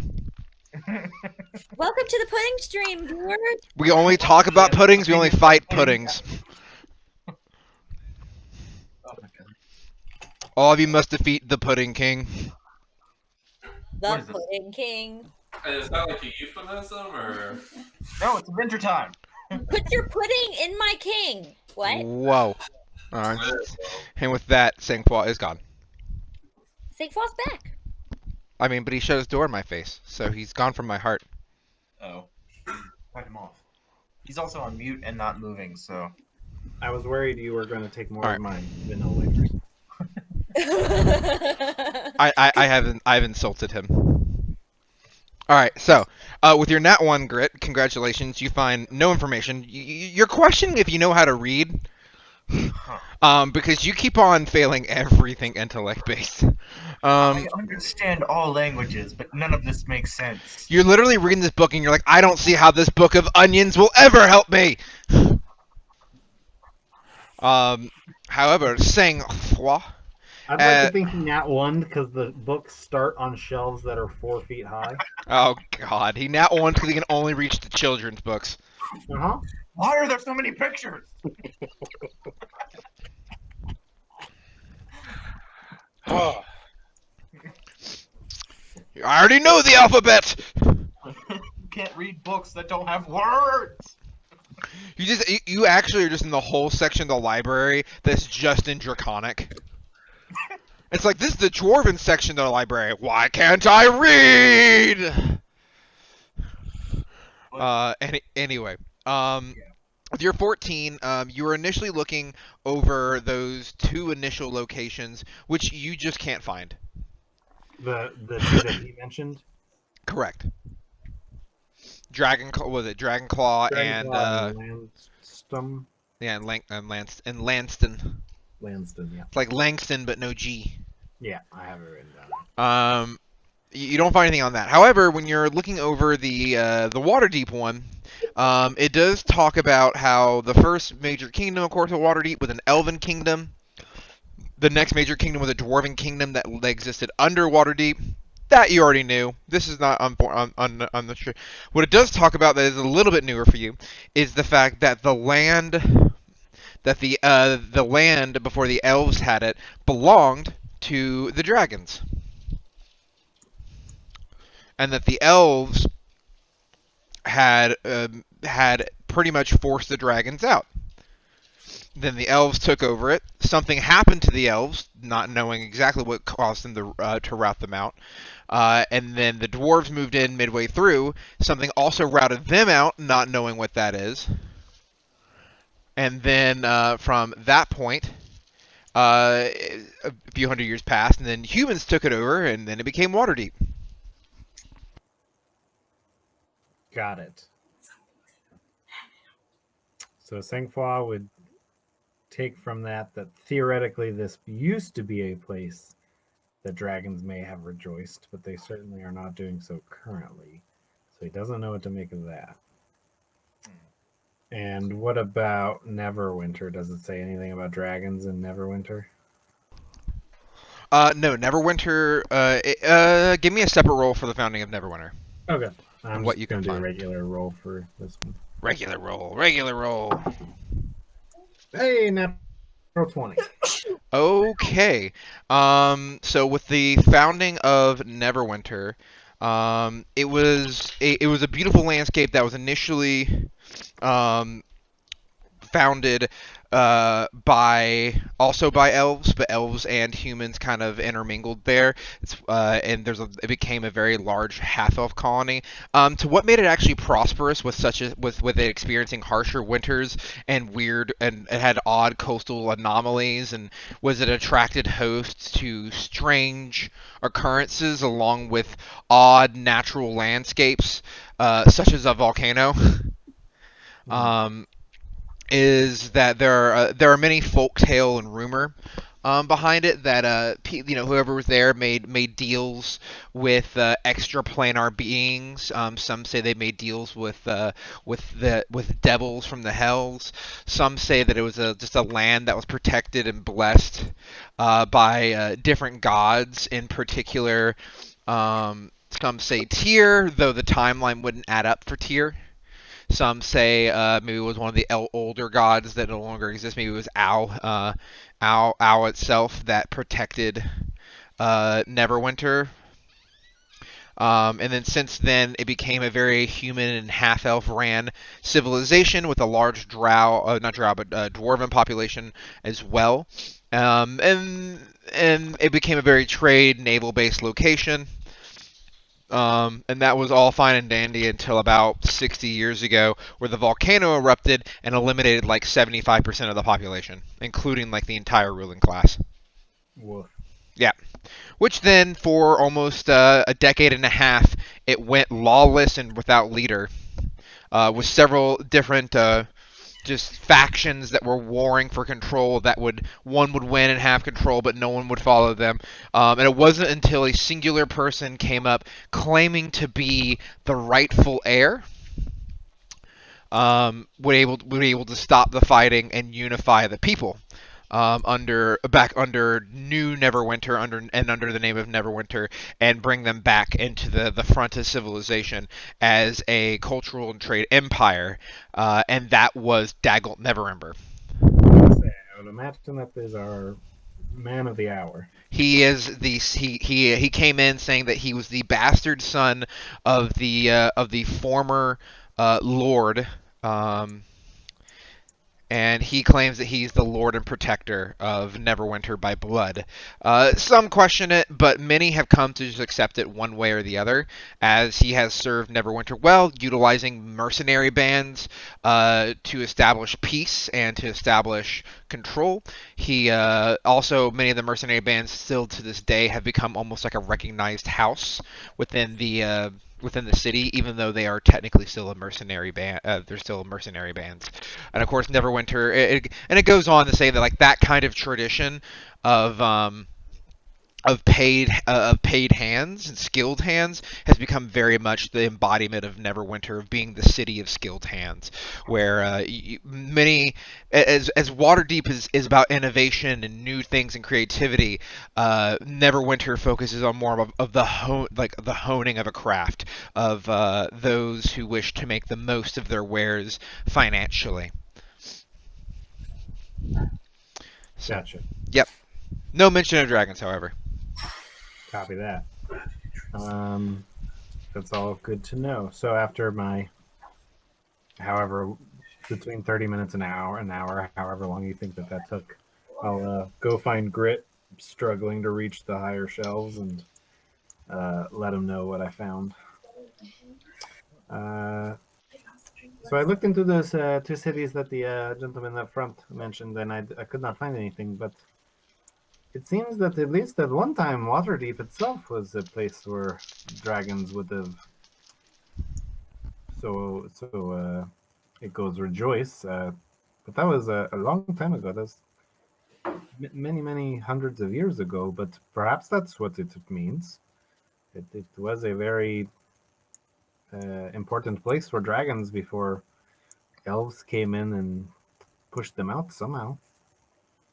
But obviously they're not rejoicing now, so I do not know if your clue is referencing the present or the past, but if it is referencing the past, you might be in the right place.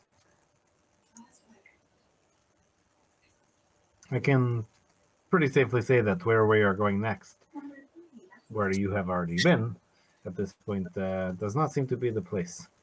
No history of dragons or rejoicing in this particular city. That's sad to hear. But perhaps maybe we can go to Bahamut's temple next, and maybe we can get any confirmation or other leads to places where this clue might be of service. What do you say? Yeah, I think Bahamut, the Temple of Bahamut would be a good place to look. Wunderbar. Let us make our way and head that direction through the trade ward. We'll see many excited folk on the streets peddling wares. Maybe you'll see something you like. When did you start learning Zemnian?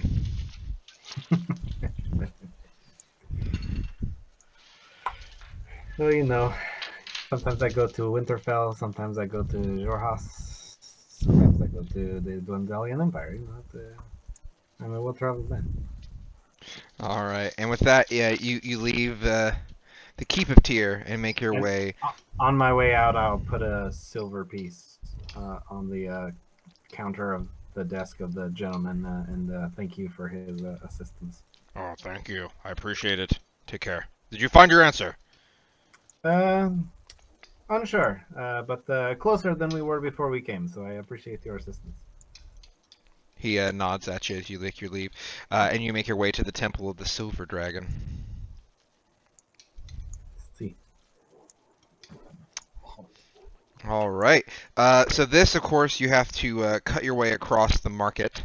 Bustling, you see a lot of selling of just like different naval things, little model ships, things of that kind of nature. People trying to peddle their wares, and they'll see you walking by and attempt to try and sell them to you as well. Whether it be an apple or it be the latest romance novel or anything of that varying variety. Do you wish to make any purchases on your way to the Silver Dragon? I don't have anything specific at any of these little, shops or whatever. Are there any weaponsmiths or any kind of smith locations on the way to stop in at? Yes, for sure. There's definitely gonna be some smiths in the market, though. You may find yourself more trusting of smiths in the Southern Ward, or trade. Hmm? Versus the trade ward? Yeah, like, some of them come up here with their wares, but from your personal experience, you've come with better dealings in at least your remembered history from the Southern Ward, with maybe there being a singular pair that you trusted, or at least semi-trusted. Don't know if you found their craftsmanship to be to your liking in the Northern Ward. Got it. Sangfroid. Yes. What can I do for you? Maybe we should get a souvenir for our visit here.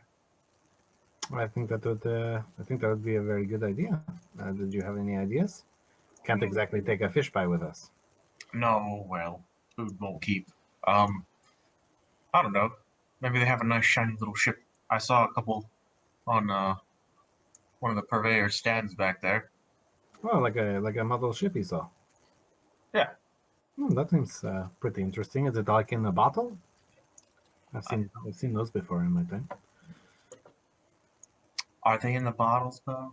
Are they just like? There are ships in a bottle. There are some that are just kind of on wooden stands as well. Well, let us go peruse and see if we can find something that maybe looks like one of the ships we rode on in our journeys. Hmm. We'll go to the ship maker model stand. All right, you make your way over to one of the purveyors of these little model makers. And he'll see. He says, "I see you have a keen eye. A keen eye. You've come looking for a particular kind of ship, or are you a purveyor of such models?" Are you a purveyor of such models? No, I just thought they'd make a good souvenir. Oh yes, these are great souvenirs. May I recommend any kind of some of the finest ships that you will find here in Waterdeep? Some of these ships are non-Waterdavian, so if you're looking for a souvenir, of course, I recommend something that's from here. These are all wonderful. This might be a strange request. Do you happen to have a model of a particular ship that I have heard of called the Tide Caller? Oh, the Tide Caller, eh? I don't know if this is a well-known enough ship for you to have a model of such, but I've heard it in my travels. I think I have one of the Tide Caller actually. It is a ship of decent renown. I know it is of the Southern Ward. Its captain is well known, though the Tide Caller is her newest ship. Her prior have been well sunk. It is unfortunate. He says, but do you know if this captain is particularly unlucky or reckless or just bad? the only thing I've heard from her is that she's peculiar. Interesting. How much for this? Is the model of the Tide Caller one of the ones in bottles or out of bottles? He comes up with one, and it's just on a wooden plaque. He says, "Here it is. I had to make a model of it because it has such unique sails, such a unique ship." And you do not have one that is in a bottle.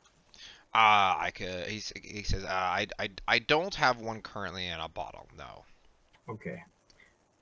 I'm sure we could probably find some way to just display it without it getting ruined. You don't have to do anything with it other than set it down wherever we are. So you just carry it, and I think you should be fine. So as he presents it forward, it is a ship that the coloration alone immediately catches your eye. The whole ship's color seems to be just different forms and shades of blue to turquoise, like a light baby blue to turquoise. But what makes it look a little different is it doesn't look like a lot of the ships here, as it is a not just a two-mast ship, but it's a two main mast ship, and it has a small like a small mast on its back, and the sails of it almost look more like fins, like that of a fish. If you are familiar with Chinese junk ships. Mm-hmm. It is going to have a similar structure and sails to that. Gotcha. It is also going to be just as kind of blocky, but it has, of course, that beautiful curve to it, and it seems to have, a raised bow and a raised stern, which makes it more standard to the ships you've seen and been traveling on. But it seems to be about a medium size, probably the same size as a galleon. As a two-mast galleon in that regard, maybe a little longer. But the ship does seem to be beautiful, and upon its bow, it will have a carving of a beautiful mermaid, but with more fish-like appearances to her face. And she will be holding in front of her, more in a protective stance, a trident. There's a finely crafted vessel you have here. What would be the cost for a model like this? So the model itself is about 12 inches long, and it stands probably about 7 to 8 inches tall. And he says, "Oh, this is a finely made," and he said, "For this, I could part with it for 5 gold." Well, I was hoping to have it be in a bottle. So the fact that it's not in a bottle is a disappointment. Perhaps maybe because of needing to potentially get some sort of protective case for it later, you could part with it for, let's say, 4 gold. I can understand wanting in a bottle. Of course, the price would go up if it was. But I can understand being a little disappointed that I don't have that. So I can come a little off the price, and I can do you 4 dragons and 7 shards. I will put forward the 4 dragons if you have the 7 shards. The more I think about this, the less of a good idea I feel like it is. I feel like this might get damaged in our travels. Where are we going to keep it? You mean to tell me you've gotten my hopes up that we were going to go part with this ship, and now you don't want it? If you like, and he kind of rummages through, he pulls open a box that has like soft material, and he's like, this is a carrying case for it. I can add this in for another gold.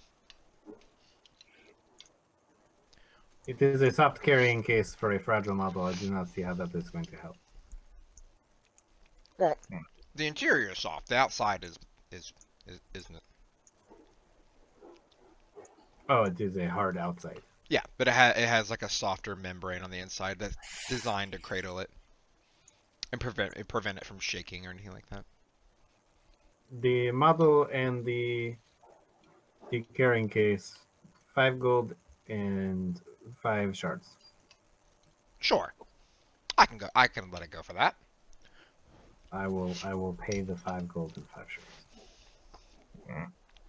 You never, we could use good things to look at in our travels. We don't, the places we've been staying, it's not like they've had much in the way of art or things to look at, so we might as well. Until the last day, mate. He says, "Oh well, thank you so no, much." He's very much speaking about your place too.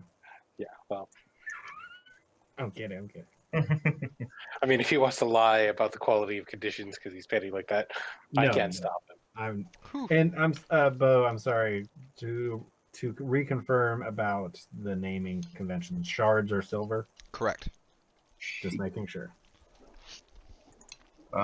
Well, then I guess you're carrying it because that's a little too big for me. It is almost the size of your torso. I don't mind carrying it. It is fine. He packages it up for it. He says, "Thank you so much. If you ever need anything else, please come back to Muriel's Models."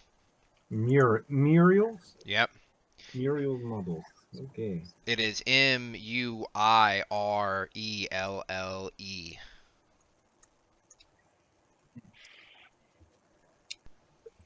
Now we're dealing with a Chekhov's model situation. Cool. And now that we did you did not seem to be a bigger fan at the end of the ships. Did you want to get a smaller souvenir for yourself personally? Perhaps like a necklace or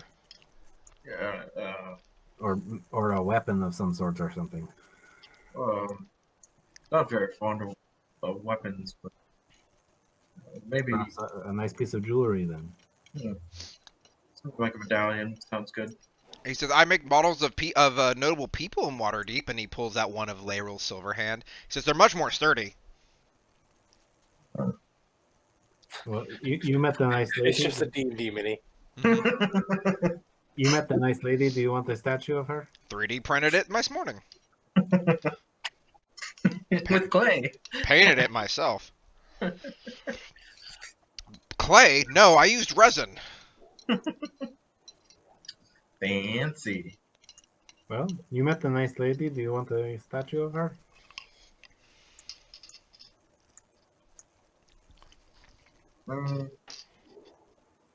I have other notable people if you like. I think I'll pass on anything so fragile. Oh. Muriel is sad. Well, perhaps we will be back by later today, and if he changes his mind. I appreciate your time. We'll get out of your way so your other customers can step forward. Of course, of course. Thank you for your business. And I'll put the box under my lip. We'll make our way through the trade ward, and if we spot any sort of thing that people are selling, like little brooches or medallions or anything that seems kind of that accord, we'll stop and grab one for Grit. Or like a welcome to Waterdeep magnet or something. A license plate with his name on it, something like that. One of those tiny ones. Yeah. Like, the souvenir ones. You know, yeah. the back of like a bicycle. All right. Or a keychain, something. Well, as you make your way through the trade ward, you will eventually make your way to the Temple of the Silver Dragon with its gaudy silver, gold, and purple design, and its members looking similar with shining armors. And with that, we'll go back to Rowan, because I know Virginia's excited. Interrogate. Exterminate. Oh, wait, no. What are you talking about? She was riveted by our shopping trip. Riveted. Riveted. All right. So, you are taken to a small side chamber, and as you await, they set up the room for your prisoner. And after some time, they eventually come to you and they say, we've been able to successfully move him. And the chamber itself has been set up with no. We have our own mages who are making it so there's no magic within the room. He's still bound, and all yours to interrogate, Captain. Thank you.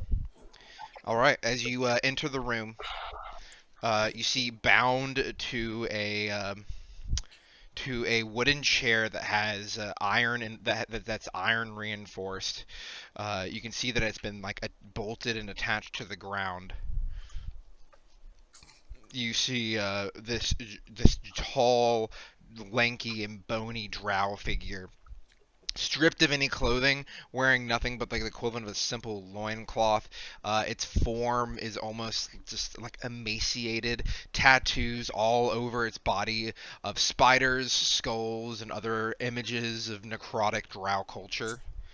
You can see there's like a table in the corner. There's some candles on that are lit along with other parts of the room, and you are the only one within the room with this being.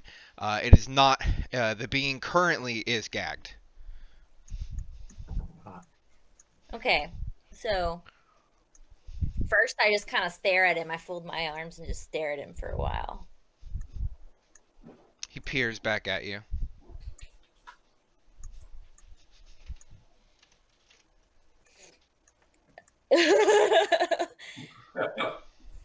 After about 10 minutes of that. 10 minutes of that? 10 minutes. Oh. After about like a minute or two, he like his eyes kind of break off and like break contact, and he like looks back at you, but he just can't keep up the same longing, penetrating stare that you're giving him. Yep, I keep staring. Mm-hmm.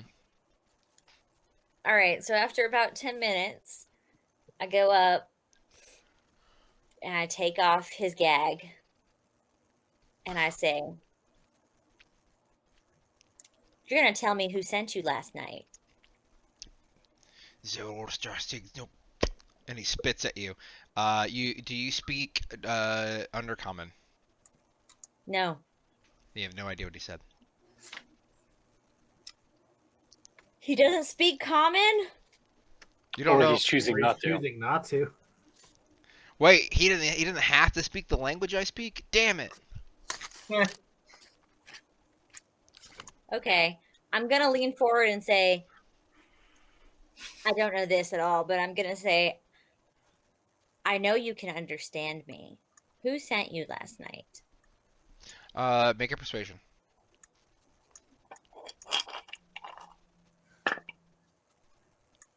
4.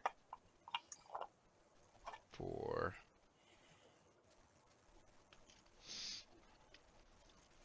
He says a bit more in Undercommon. He says, Gerosti Stigma.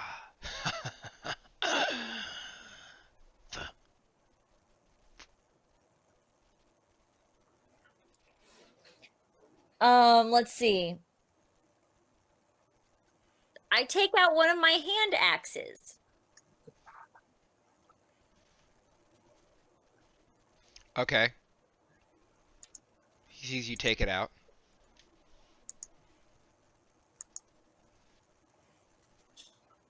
And I grab one of his hands. Mm-hmm.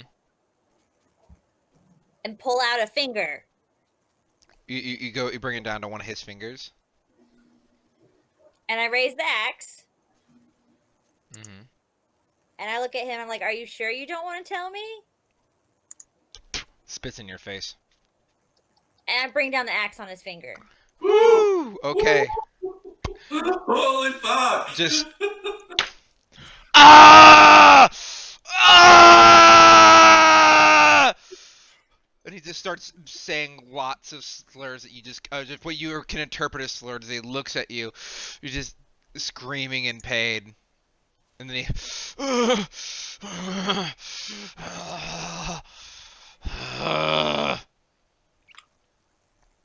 You see, like, his eyes like twitch and they roll back, and then when he takes a deep breath, you can tell that he was definitely trying to do something more magical in nature. But he can't. He cannot.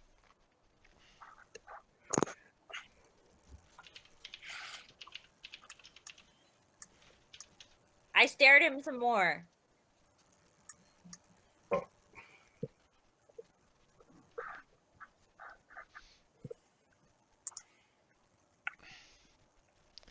And he just kind of.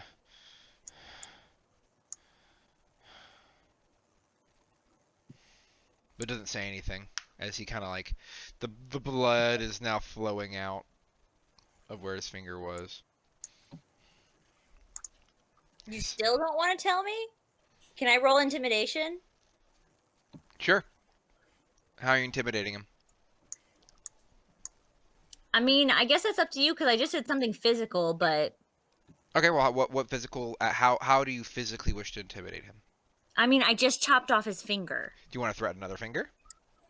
Do Yes. you like you're still not talking as you like drag the blade of the your hand axe like against his next digit? Yeah. All right. You can add your strength instead of your charisma.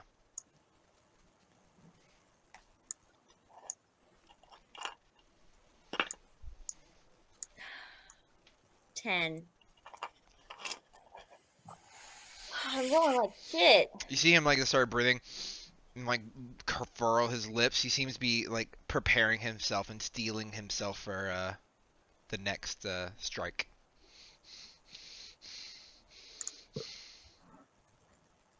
Okay. Instead of using my axe, this time I take his hand and I bite one of the fingers off. Oh.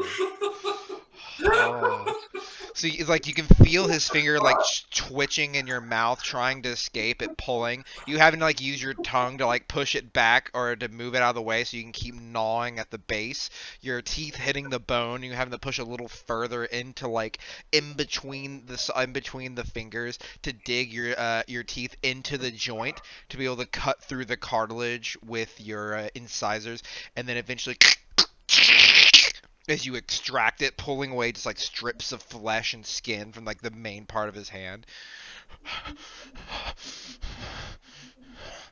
I lick my lips You and can I smile at him. you can make another intimidation with advantage.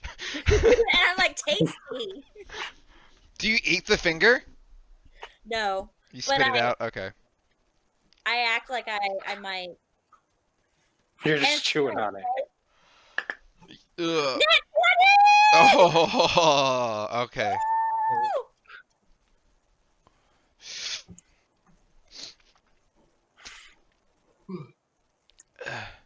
You seem kind of paused, and he says, Moon Eye. Moon Eye? Moon Eye Killer.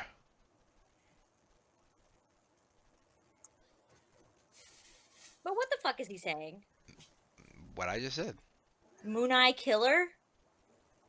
Moon-eyed killer. Moon-eyed Killer. Okay. Is that a code name, or does he have... No, that's the name his parents gave him. Does he have a real name? He seems to be like... He's like taking deep breaths in. Just like trying to like gather his like you can see his consciousness is waning from the blood loss. I take a cloth and I dab at the blood. Try to stem it.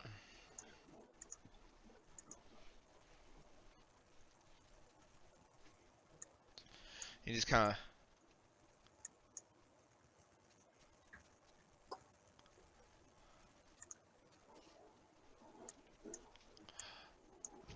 Valas Avure.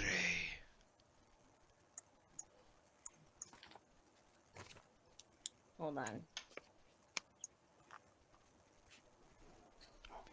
Sorry, Avirade. Avire.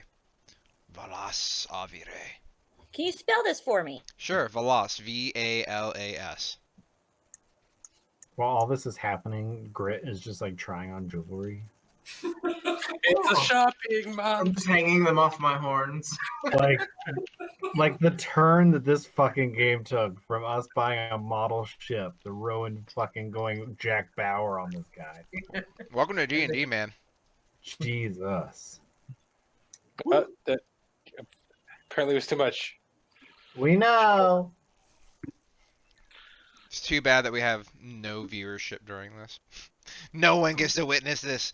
Only we get to know. Well, good. We didn't have to put up a trigger warning for the 0 people watching as you described her biting into his flesh and tearing apart his cartilage. You know, Rowan was bitey enough. I God. think she has the jaw strength to just bite through the finger. Yeah, but that's not as much fun to describe. You're not wrong. Plus, I feel like Rowan knows that and plays with that. I also like the fact that you let somebody known for violence go interrogate your prisoner without having any ability to heal said prisoner to keep passing out during this interrogation. Hey, that's not my problem. That is the guard's problem. I mean, it's kind of your problem. If the guard standard operating procedure... Okay. How do you spell that last name? Avire is Auvyrae. Avi, what? Avire. Okay. No, I heard you first. I should have just combined all your character names in it. I'm gonna smile at the guy with my bloody mouth, and I'm gonna take his fingers, and I'm gonna give them back to him. And I'm gonna pat him on the head. I'm gonna say, Thank you so much. You're such a good person. And then I'm gonna leave. To be fair, though, even somebody with the magic to heal him could not heal him in the room he is in. So True. he's just fucked. You're like, no. Okay. Because I saw you. Should change his last name to Avi Perfois. And as I leave, I'm gonna tell the nearest guard, that guy in there needs some healing. And they look in, and the guard's like, "Holy shit! Medic! Medic! Woo! Do you have a heart? I have half a heart. Oh, it's you. All right. And with that, Oh, so that's where she gets the name. you will see Rowan come back unescorted from the back, her mouth covered in dried blood. Dear, do you want me to clean that up, or? Everyone's giving her like, "Oh, what?" and looks. It's like, No, it's okay. It'll come off later. I found out who sent him. I'm sorry. Just yeah, no, it's fine. I found out the information, by the way. Bloody smile. The two aren't connected. Don't worry about it. Calvin and Ori, you feel like you don't have to ask how. Yeah. I don't have to work out. Why not?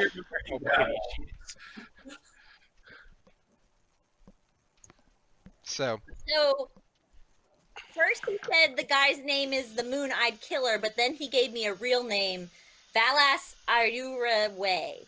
Sorry, Avriwe. Bo, I can't pronounce his name. Avire. Avirwe. The Moon-Eyed Killer, as in the person that's chasing after Sangfroid. Yes. But we have a real name now. Well, we can. Calvin and I can certainly go on our own avenues on how to what to do with that. Yes. I don't have the spell prepared today, but tomorrow I could scry on them. Aren't That you leaving tomorrow? would be helpful. Yes. I'm leaving tomorrow. I don't know what you guys are doing. Sangfroid, I will come in your room and I will kick you. Or bite your finger off, your choice. Oof.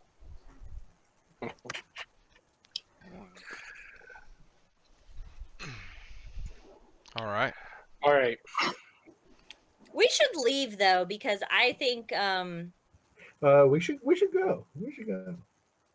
yeah, we should probably leave. Yeah, Calvin grimaces. I take a cloth and pat my mouth. Put it aside for later. And then I just Yeah. look at Calvin and I say, I left him his fingers though. Good God, are you always like this?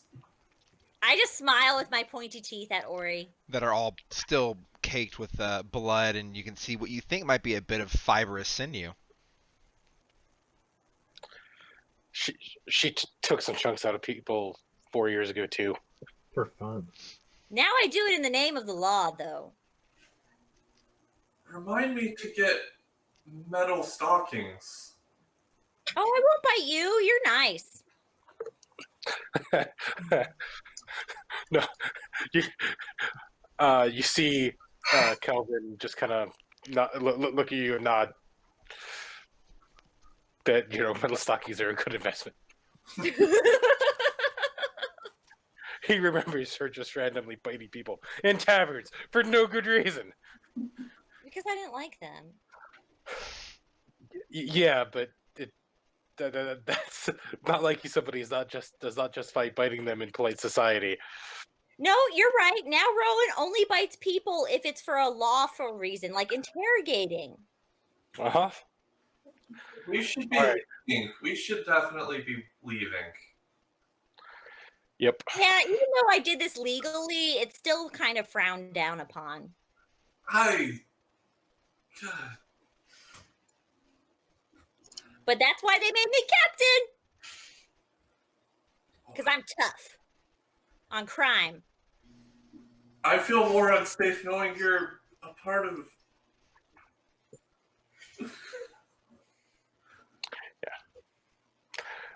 Ori is at a loss for words.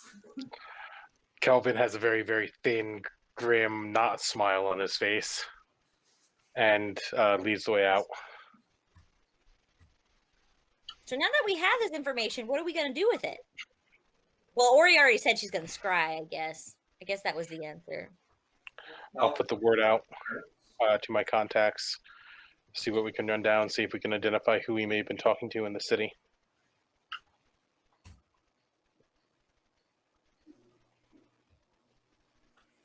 And we'll do that on our way back to Troll Skull, but prior to that, I need to stop by my bank. Bank, get your money. Kris is back. Hey, Kris is back. All right, so your guys are going to the bank? Yes. All right, we're not going to roleplay the bank. Great. Sorry, I did that in real life. I'm not doing it in a fantasy world. I'm here to escape real life. Thank you very much.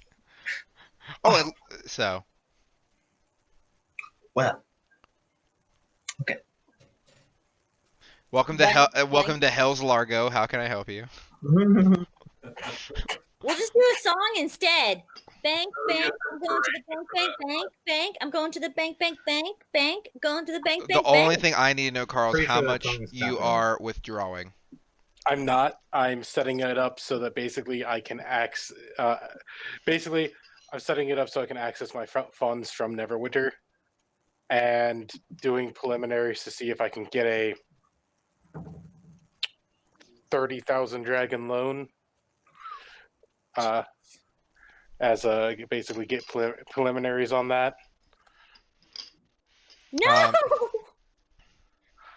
Poor Kris. Poor Kris. Purely as a precaution. It doesn't take much to really get the approved for the loan, just because they know how many loans you've gotten and they know you're good for it and everything in that regard. With setting up ability withdraw funds in Neverwinter, that's also pretty easily set up. Happens Neverwinter in many things that they may be belligerent about. The ability and transferring of money and being able to access money from a distance is not one of them. I figured most cities that were members of the Lord's Alliance should be fairly manageable. Yeah, so you get that easily set up enough. And with that, you're going back to Trollskull? Yes, yeah, as far as I'm aware. All right, and I'm assuming that Orleg is probably chauffeuring you all around? Yep. So this is probably a lot of Rowan either flying very slowly or waiting very patiently. I think I'll just follow the Dre on like Snaggletooth back. Like we'll just ride instead of fly. Yeah, so you just on foot, just patrolling, like pretty much just having just going on foot. Okay. Yep. Just because it gets boring if I fly ahead and then just wait for them. Snaggletooth could exercise his leg muscles. True. I think the only thing with it is that on foot, you're not fast enough to keep up. I'm not. Oh, there is traffic. Well, there is traffic, but yeah. But, it's still the idea is taking the drays quicker than going on foot. I mean, I'm on Snaggletooth's foot. Like Snaggletooth on land is is the same speed as a human, slightly faster than you, but like griffins are fast flyers. Yeah, they are he not keeps fast. dropping in and out for me. I hear him sometimes, and then he just. Oh, me? That's weird because I can hear him okay. I can do a. Now I can hear him, but he breaks in and out. Oh, and Virginia just lost Virginia. Anyway, no one else does that though. It's just him. I'll reconnect real quick. Reconnect button. I can I can hear him just fine. Kris, I hate how nice and awesome you are and how much of a good roommate you are. God damn it. So, Bo, you're saying Snaggletooth That I walking heard. cannot keep up with the Dray, even though he's half horse, half eagle. I mean, he's not he's like a griffin's half lion, I believe. Half But lion. either way, Sorry. yes, griffin's walking speed is the same as a human. They're fast flyers. They're not fast runners. Well, then I guess I'll fly slowly and Yeah. circle around. I I don't mean, know. it's really whatever. Like, it's just aesthetic, right? So no worries. You will be on Snaggletooth, and you will keep pace with the Dray. He just Okay. hops from building to building. Yeah, I mean, maybe that's just the way that you do it. You know, it could be going through the crowds and then flying around certain corners. Yeah, that You makes know, sense. I feel like a mixture of the Griffin two. would do double, kind of like alternate between. Yeah, walking along the building, soaring in between the large gaps. Just yeah. All right, Yeah. cool. So you guys will make your way to the bank, make your way to Troll Skull. That will eat up some better time of the day. And with that, we will go back to Sangfroid and Gwit. Wait. All right, with his part of the lovely brother trio. They're just beating the shit out of this merchant. Leave me alone! Leave me alone! You can have all the ships. Please take this little miniature I have Put this of ship in a fucking bottle. Ah! Show me how you do it. And he just takes it. You What see him like sorcery breaking is it, this? shoving it into a bottle while crying. Puts his finger inside, just Your casts. bottles defy the works of science. How do you get that big ship in this tiny bottle? And after all the broken parts in the bottle, still crying, puts his finger and just casts the mending spell, and it just repairs inside the bottle. Oh, that's fantastic. Oh, it makes sense now. No amount of mending spells are gonna fix those fingers. Yeah. He's like his fingers in the bottle, and you just grab the bottle, and you're like. No, I was talking about the other guy's fingers. Oh yeah, don't ruin this dude. Don't give him a Rowan. Tell me how you're gonna do it. No, don't do that. Tell me how you do the models, or I'll bite it off. I swear to God. No, please don't. Please leave me alone. All right. Is there anything else you do in the marketplace, or do you make your you went ahead? We just wanted to find Grit some sort of little Trinket. trinket, medallion, necklace, bauble, license plate, keychain, whatever. You find the perfect little trinket necklace that says "I heart WD 40." The year of our Lord. The best year in our history. You know, WD 40. Well, we're a bunch of dumb nerds. What did you laugh at the hardest today, Jimmy? I laughed that they said WD 40. This is why we have no viewers. We make quality content on this stream. Oh God. That's perfect. Great. You have a little necklace that says "I heart WD." And then you make your way to the temple of the Silver Dragon, Indeed. the lawful dragon. With a normal amount of heads. You'll see a silver dragonborn who will walk up to you, and he'll say, "Hello, children. You have entered within his wing and his embrace. How can I be of service?" Muhammad is she? Yes, sorry. Good afternoon. Me and my associate here are seeking information. We were challenged with a riddle from a friend of ours and having trouble getting to the bottom of it. And we put a good bit of coin on that we could figure out the answer. So we are searching high and low to get the information necessary. Do you perhaps have a sort of library that we could perhaps peruse on the history of dragons and where they may have kept and held dominion over the years? Well, we don't keep records and track dragons themselves, but we do have some things of the originations and the places where many times dragons have rejoiced. You just use that word rejoice. That is actually the word from the riddle. The the clue was the place where dragons rejoice. Yes, in many teachings and followings, that is often used as a place where dragons gather, as dragons gathering is quite uncouth. Is Uh, it? Is there just only one place where this happens? uh, I would not say there's been only one place. There have been multiple places, and of course, in the Platinum Palace, all dragons rejoice at all times. And when you say Platinum Palace, do you mean like the great dragon palace in the sky where dragons go to sleep forever? It's it's not a palace in the sky, but yes, I mean Baphomet's palace, his home for all of us who do well upon the material plane. And Bahamut is male.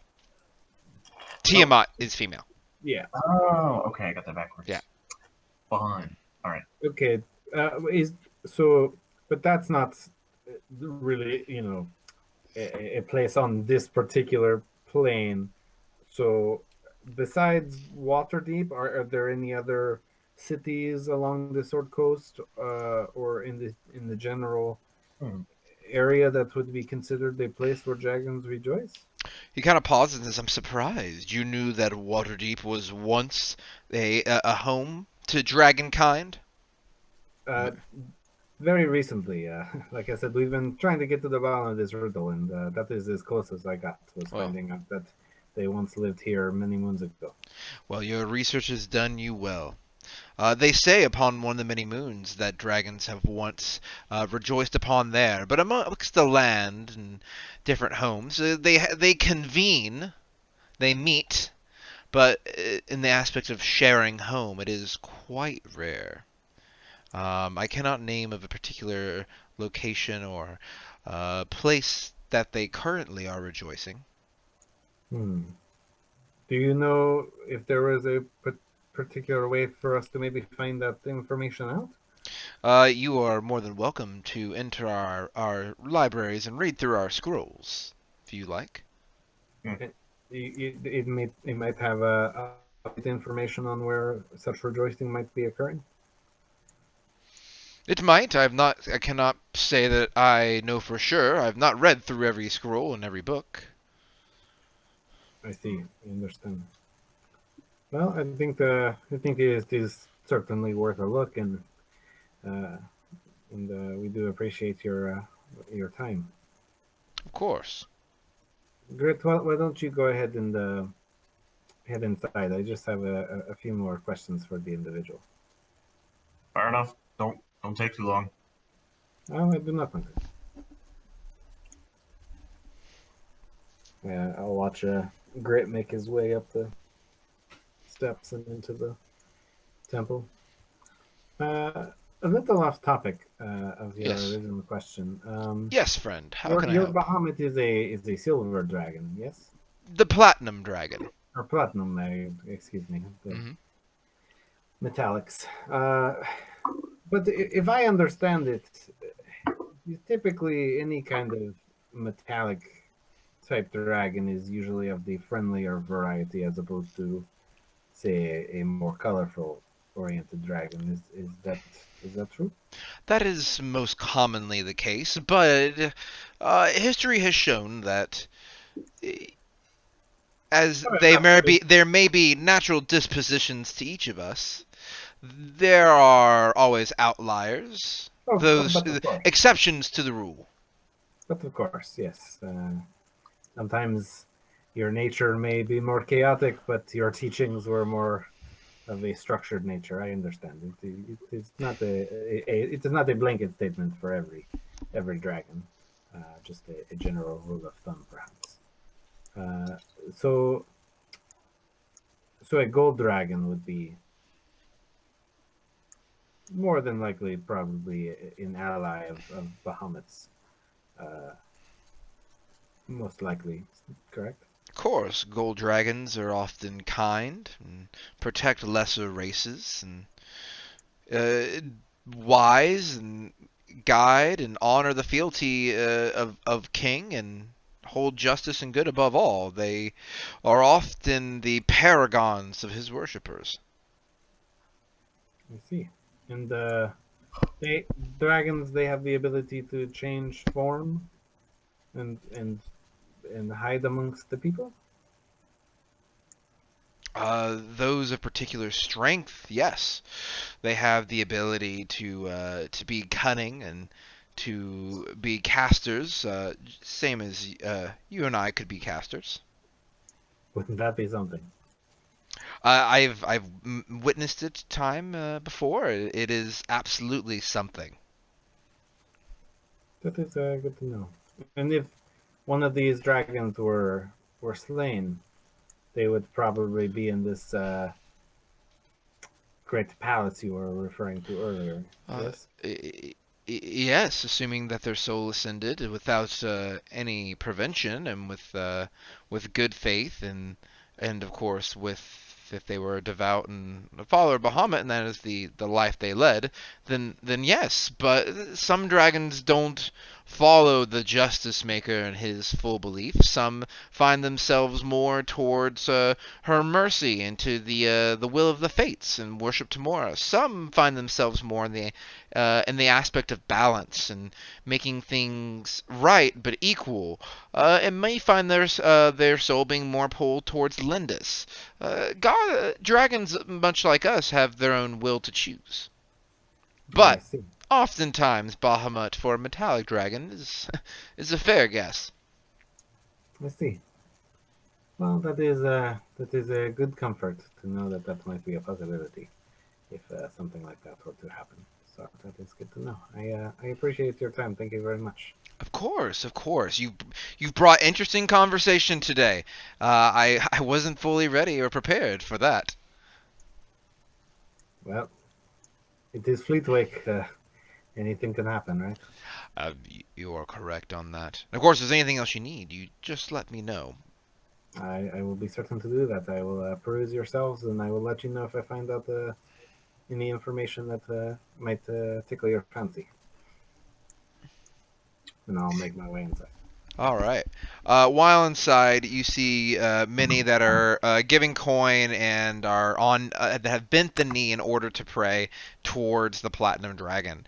You can see that the library here is much smaller. It is much more eclectic, very much just honed in on aspects of dragons in this case. Dragons, dragonkind.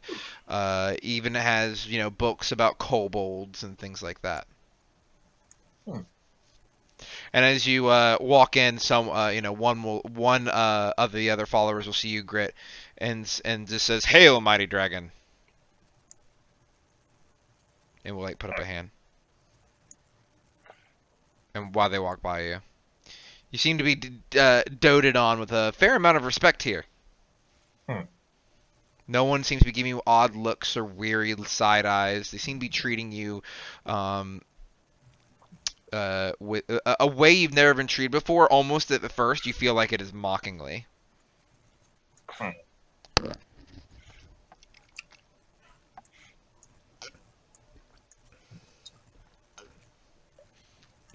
What do you do? Are they expecting a response? Sorry. No, they're not. They're just kind of like walking by and they're just greeting you, but they're greeting you very warmly, very pleasantly, and they majority of them are using terms such as dragon or dragonkind or great dragon to refer to you. I will stand up more straight and try and walk more importantly. All right. And your height went up 2 inches that day.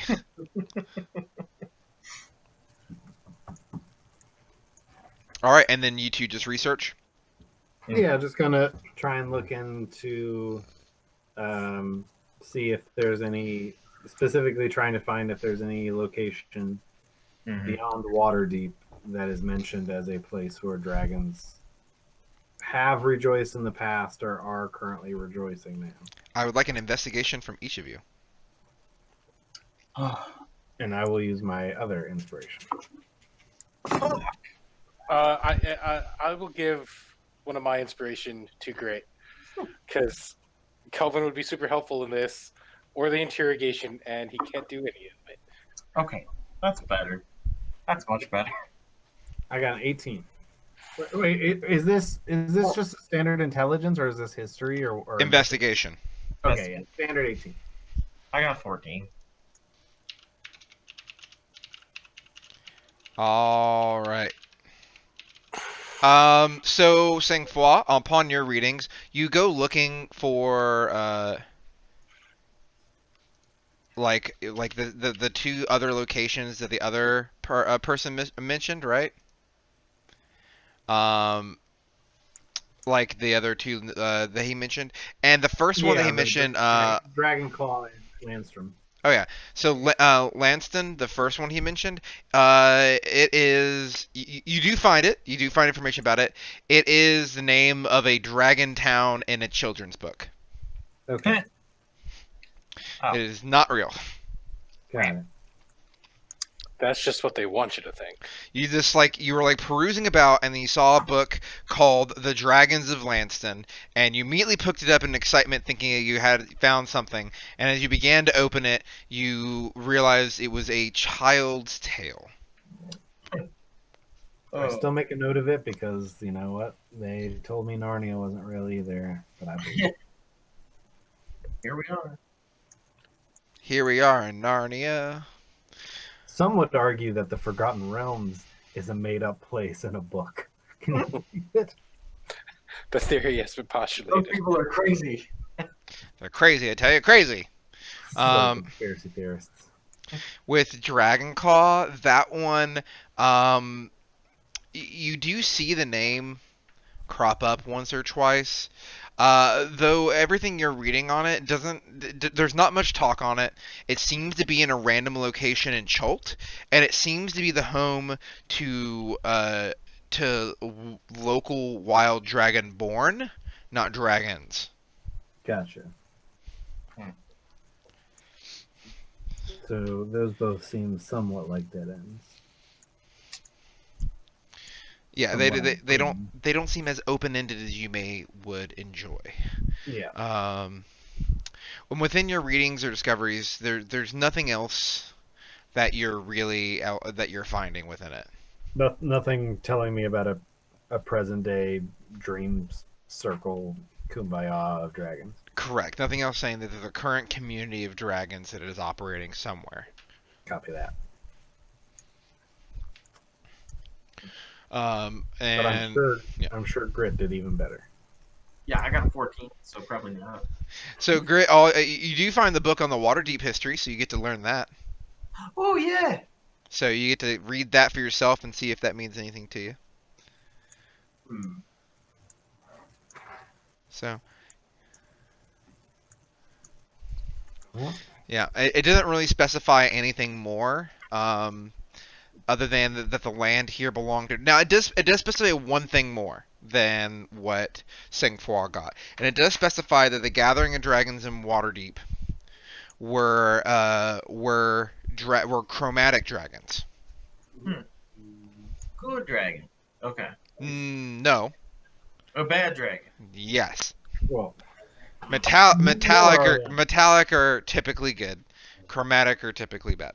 But that it was a gathering of chromatic dragons that were here. So yeah. Well, the only thing that I can find that seems to ever mention the place where they have rejoiced seems to be right here in Waterdeep. But unless I have missed something, I do not think that they are currently rejoicing. So I don't know if that solves your riddle or not. Well, it didn't say. It didn't say currently rejoicing in the words. It said rejoiced.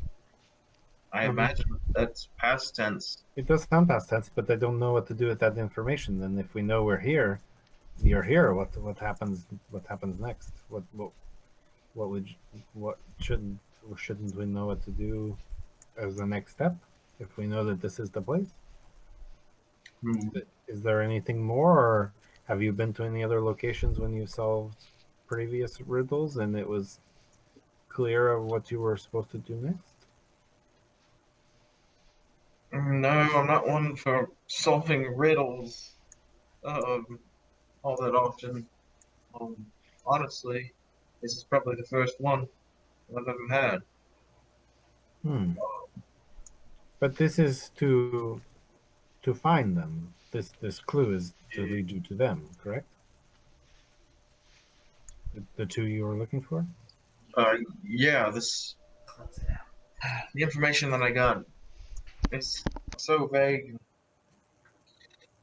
cryptic, but yes, my two Can I'm I looking for.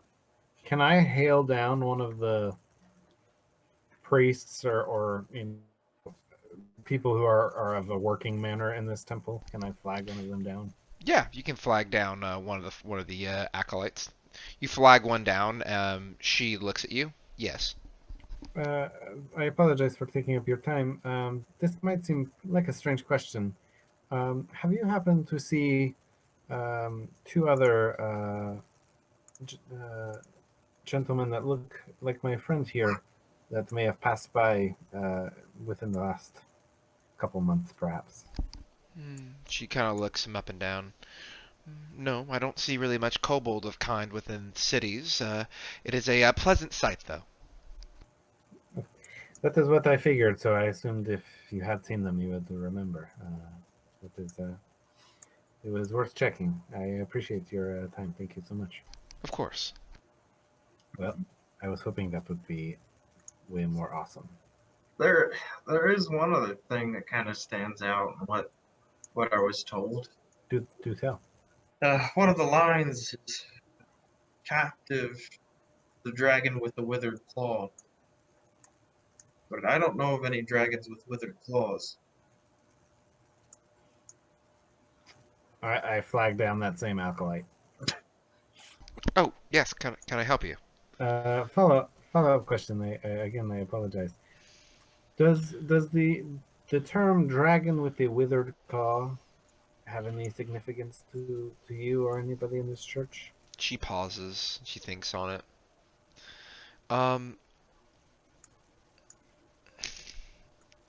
As like a term of meaning beyond obviously as a descriptor, no, it doesn't. I don't think so. I can ask though. Give me a moment. Of course. And she leaves and she asks a few other persons you can only maybe presume are longer standing, maybe more scholarly types or longer standing priests. She comes back after a few, and she says, "My apologies, but none of them know that as a particular kind of scripture or foretelling." That is it is unfortunate, but it was a shot in the dark, as they say. So, but thank you for doing your due diligence. We greatly appreciate it. Bahamut be with you. She's may the platinum dragon watch over you and protect you Yes, what you said. Well, I think we've done all we can do here, unfortunately. I'm sorry to say it wasn't more helpful. Well, Hey, Sangfroid, would you consider Yeah. yourself decently knowledgeable upon stories? Like what kind of stories? Stories of legend and lore of great Like- feats of adventurers. Like bedtime stories? I wouldn't call it a bedtime story. Is it- I mean, yeah, I wouldn't call it I mean, a I bedtime could story. make a check if you want. Well, I'm saying if you think yeah, I might if you, have picked it up in my travels and you Sure. know, just living on the coast my whole life. Make a history check. I can do that. Where is it?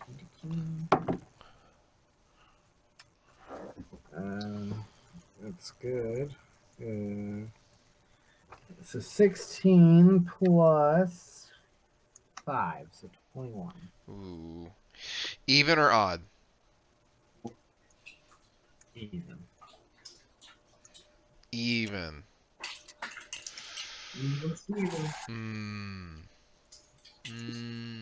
Did I say even? I meant odd.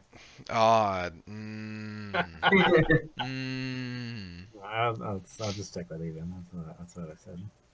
no, you said Steven. Yeah, that's what I said. I wanted him to pick. Oh, and then he said Todd. Which is Uh, weird because we don't even have one of those. yeah, I know, right? That was the name of the acolyte that helped us. Yeah, her name is Todd. Don't shame him. It's TAWDE. I will give you. I won't say it's a hint because it's not a hint. A clue. A tip. It's not a clue either. I will. A tidbit. I can roll again if you want. No, you don't have to roll again. I can arm wrestle you for it. No, I'm good. I would lose that. Hmm. That was a bad deal for me. You know of no dragons with a withered claw. You have heard tale very loosely once of a dragon born with a withered hand. Hmm.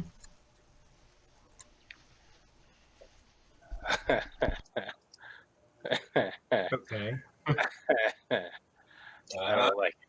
Carl, you think what I'm thinking? I mean, I can't know for sure, but I know what I'm thinking. Okay. I know what I'm thinking. Well, great. Everyone knows what they're thinking. Everyone's in control of their own thoughts. Are you sure? Nope. I mean, no, I'm not. Okay. So after thinking on it for a minute and trying to think outside the box about these clues, because we were doing the same with the rejoice, whether it literally meant rejoicing or if it meant where they lived or where they were meeting or whatever. I will think about the outside the box of the dragon hand thing, and it will bring up thoughts in the back of my head about hearing in my travels about a particular dragonborn that had a kind of a weird withered hand.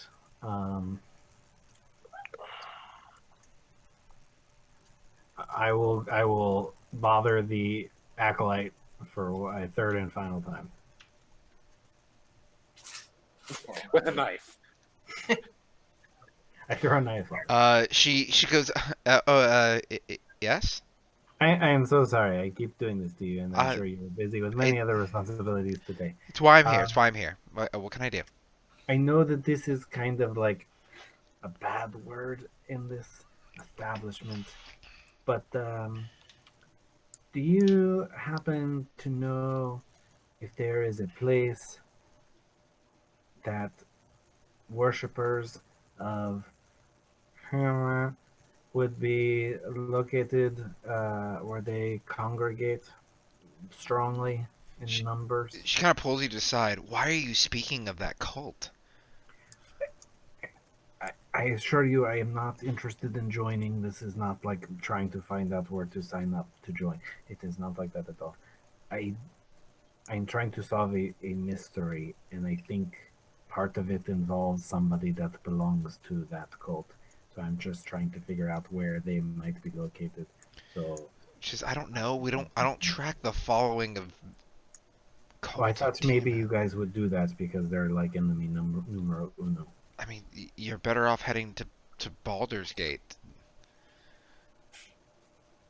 Baldur's Gate has those people, or I've they're heard. just more comfortable talking about it. I've heard rumor that they've had cultists there, but Oh, that is unfortunate. We were just in Baldur's Gate. This trip has been something else. everywhere you've gone, you have to go again. No, backtracking. No. Okay, well that is more information than I knew. So you were still helpful, and you are wonderful. Peace be upon you, child of the dragon. She goes. Finger guns out the door. She as you leave, she gives you like a weird look and just puts a hand up. Yeah, bye. She moves much farther away, making sure there's other acolytes between you and her. Yep. That's fair. That's fair. So fun story. We might have missed something when you were in Baldur's Gate. We were in Baldur's Gate. We didn't spend a lot of time in that city, so True, and this is Right. the first time that I've ever actually assisted you in doing this because, I was kind of being tracked down on a daily basis. So now that just happens, no matter what I do, now I just feel like it's just, more helpful just to go about my normal day as opposed to sitting in a room knowing somebody is watching me. So I have to ask now. I haven't really thought of it until now, but are you trying to help me to try to get out of paying me? That would have been a good idea. I hadn't even thought of it that way. That would be a pretty good fair compensation had I thought of it, but unfortunately I did not. But I feel like I did kind of mention that at this point I have pretty much paid you the full amount that I can afford to pay you. So if you come with me from here on out, it is either the goodness of your heart or the spirit of adventure to find the answers to what you seek. But I am willing to help you as a good faith thank you for A, keeping me alive to this point, and B, not being nosy and asking me questions and using silly magic to look at me.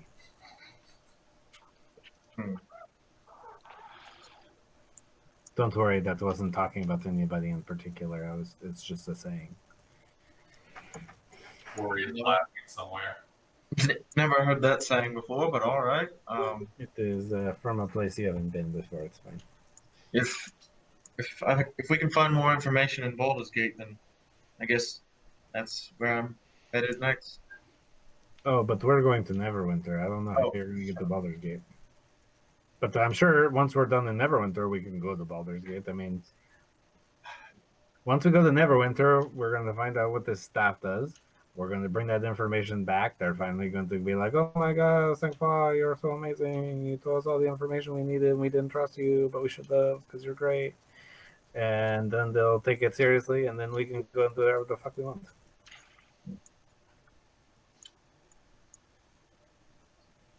Just as an idea. I mean, if you would like to try and get yourself passage back to Baldur's Gate, you're certainly welcome to. But I don't know how expensive that will be without me paying for all the traveling. I don't think I could swing that adventure by myself. Probably not. And hey, you get to go on the ship that this tiny ship looks like. So, isn't that exciting? We can see how accurate his model is, and if it's not very accurate, we can go back and get our money. Somehow, I highly doubt that. I'm sure we can hire somebody to bite his fingers off until he does it. It's fine. I know a girl. Goodness. All right, so where do you guys head to now? Well, I think that it's given us the majority of the places and information that we can think of at the moment that would make sense. What time of the day is it now?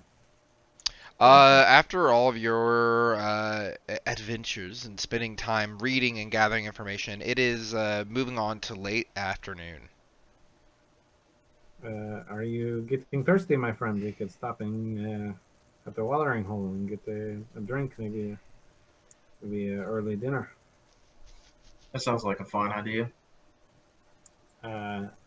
Is there anything between here and Troll Skull, specifically the Yawning Portal? Is it between the Sea Ward and Troll Skull?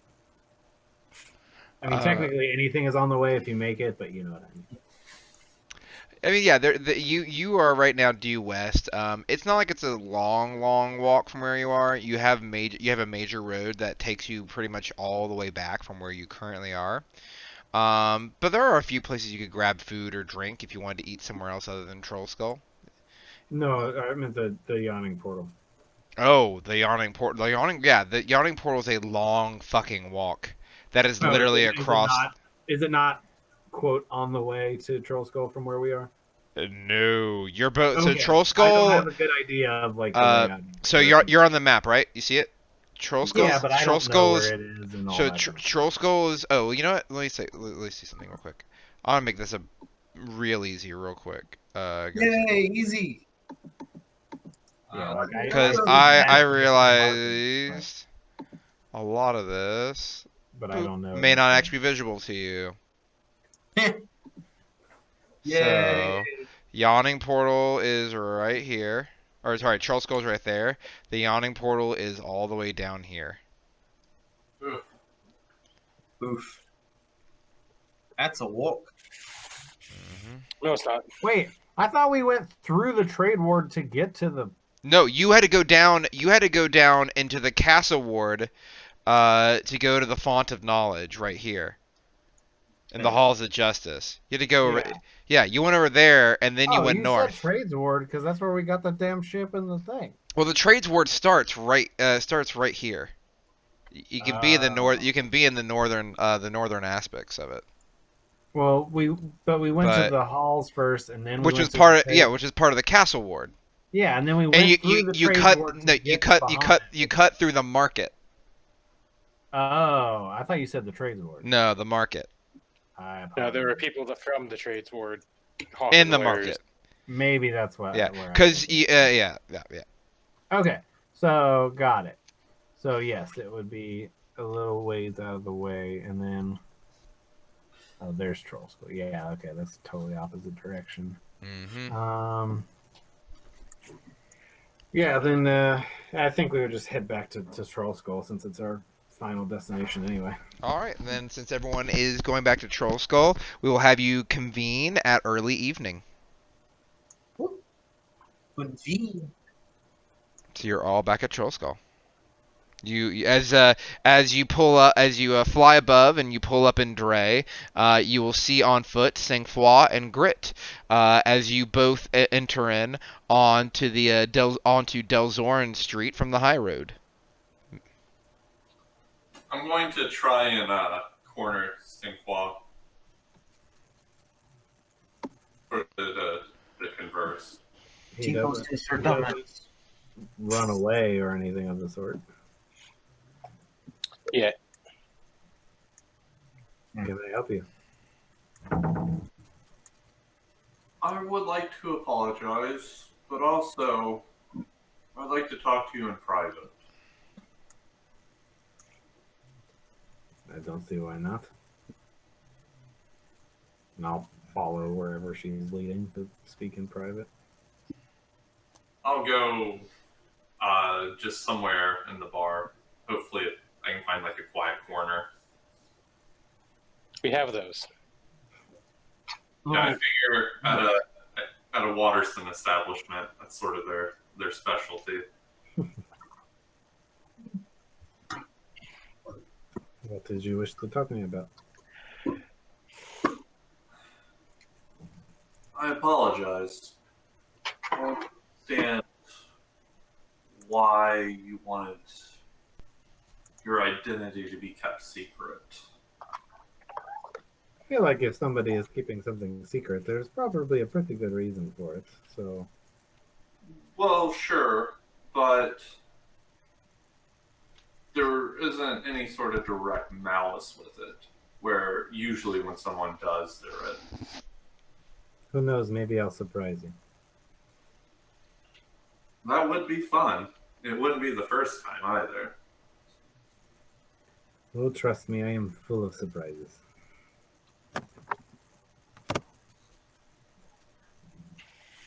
But you don't have to worry. Your secret's yours. I'm not going to tell anyone.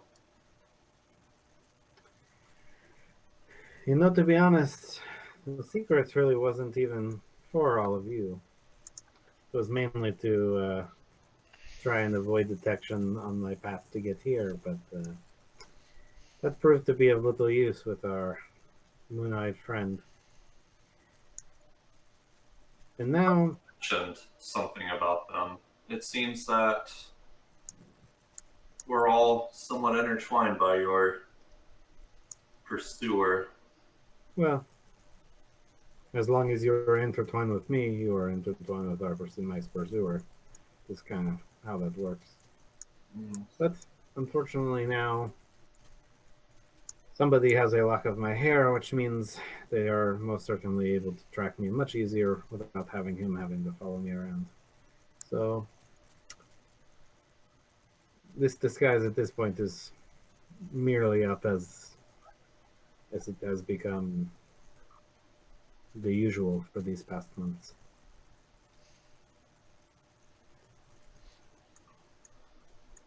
Well, I suppose you're now under my protection for whatever that's worth. I suppose we'll find out.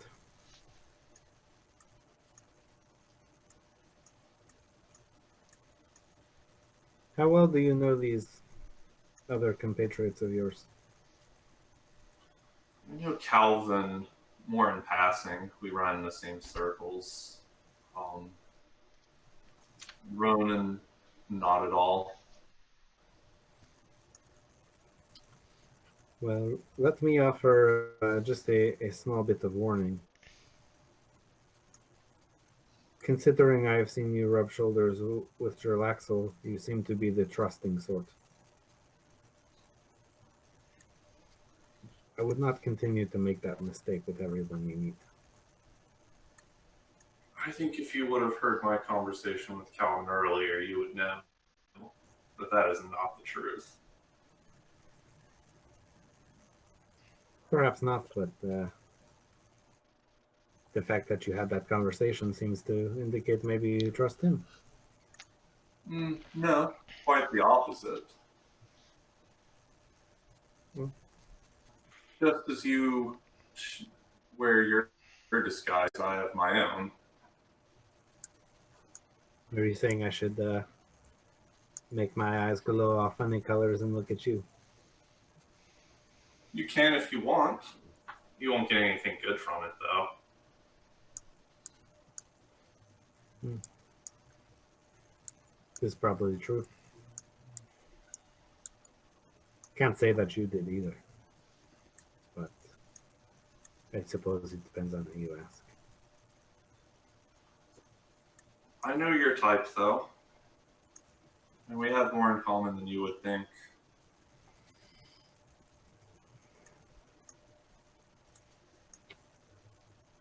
Perhaps, but at the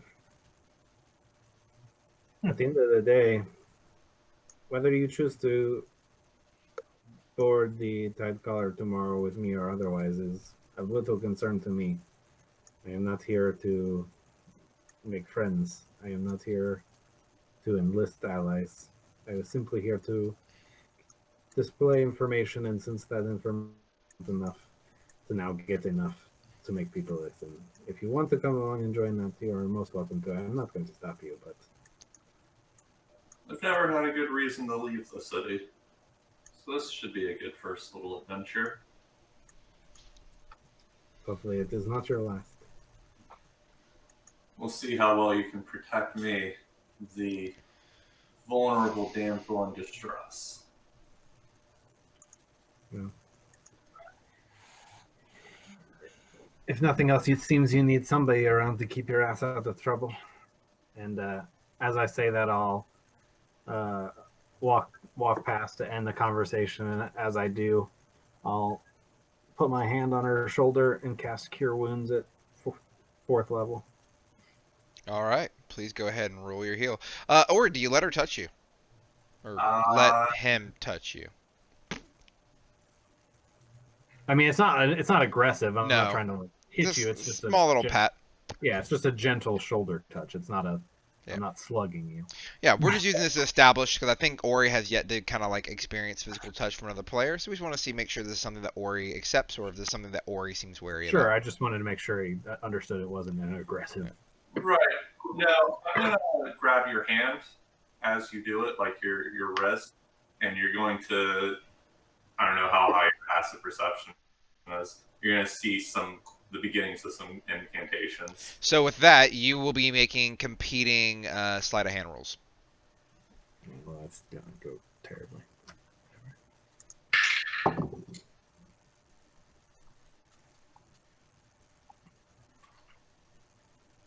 All right. Sangfroid, 11. Ori. Also 11. All right. Your dex is higher. Please roll again. Well, his dex is higher. It's not. I have very low Oh, dice. what's your dex mods, guys? 2. I have +0. So sure, Ori, as you go, as Sangfroid goes to place a hand on you, you grab her wrist right before it's about to touch. And what are you casting? I was gonna prepare a firebolt, but I wasn't gonna cast it until I see what they're going to do. It's more like- You have no idea what they're about to do. Right, exactly. I'm just beginning the incantation. Okay. I guess he's holding a spell in case what I do is mean. Okay. Yes. Do you let go of the hand? Nope. I'm gonna hold it and see All what right. they do. So Sangfroid, you see Ori holding your hand, and another hand just kind of you can see like it's like open and like this seems to be like with intent. What do you do? She's got the finger gun pointed at you. Yeah. Well, and it's loaded. You weren't kidding about them not trusting anybody. So at least I know you learned that much. But this is probably the one time you probably should. Or it's just gonna stare at you. Suit yourself. No.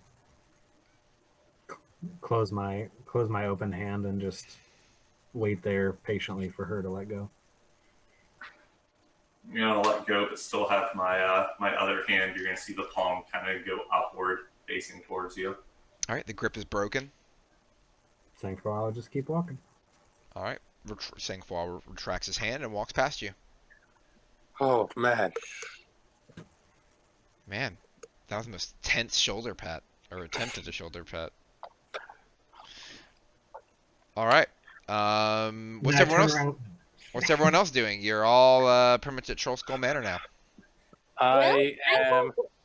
Oh, sorry. Go ahead, Calvin. No, go ahead. Mine's documentary bullshit, basically. I just wanted to inform Sangfroid and Grit that we found out the name of his pursuer. So Wonderful. as you walk into Troll Skull, you can hear Rowan coming from behind you relaying this information. Is that so? And what is the name of this individual? Valas Ayuvere. I can't pronounce it. Avire. Oh, Vire. Avi? Avire. Avi? Ray. Avire. Avire. Valas Avire. Sure. The Moon-Eyed Killer. We found out his name. Wonderful. When he messages me in the middle of the night, I can now respond to him by name. That is perfect. Ori is going to try to scry on him tomorrow. I am. I wish you luck with that. When he looks back at you and says hello, don't be rude. Say hello back.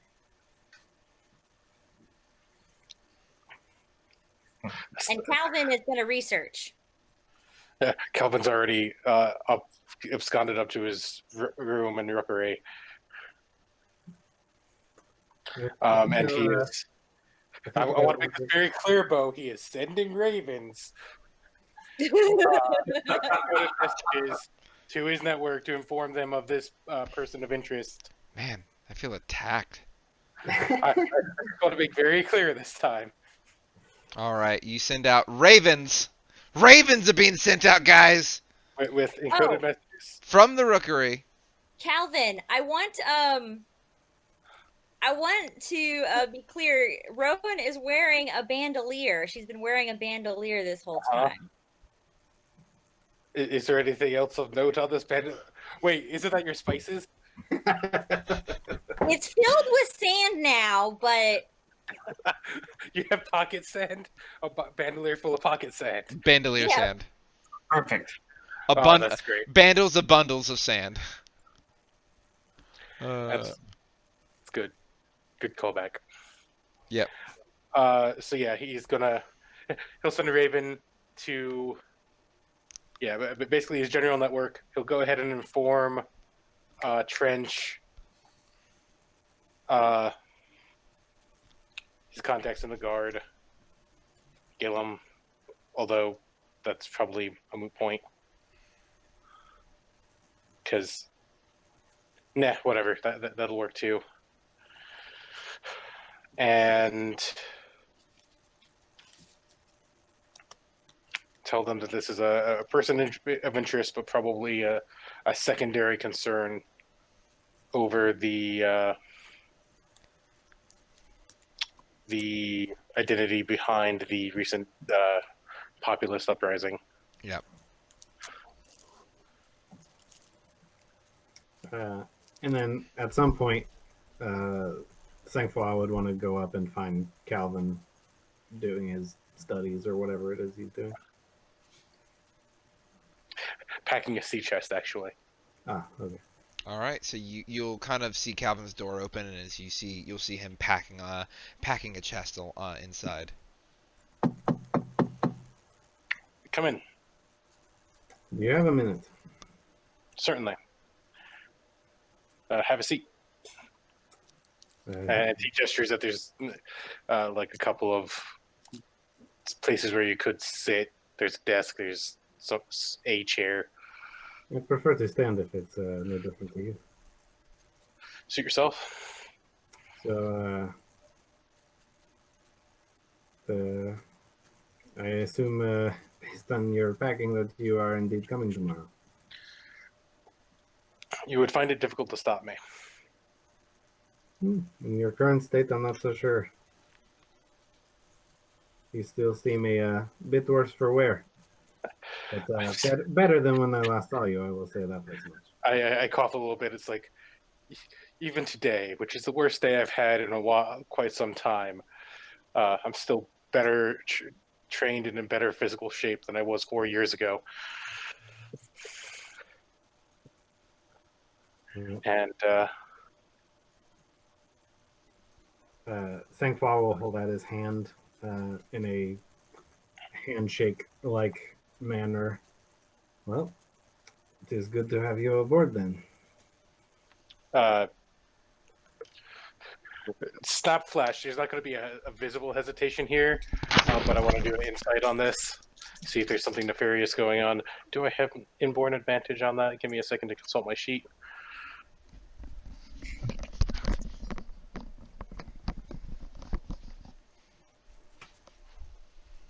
I like making everyone mistrust me. It's fun. I like that you do it with doing nothing but existing. I have to stress, Kelvin has paranoia as his flaw. And he's trying very hard. He's aware of it, and he's trying very hard to compensate for it. Yeah. But he's still paranoid. Fair enough. I don't have inspiration, but since I rolled 8s on both of those dice, it doesn't matter, because that's 10 plus my 14, so 24.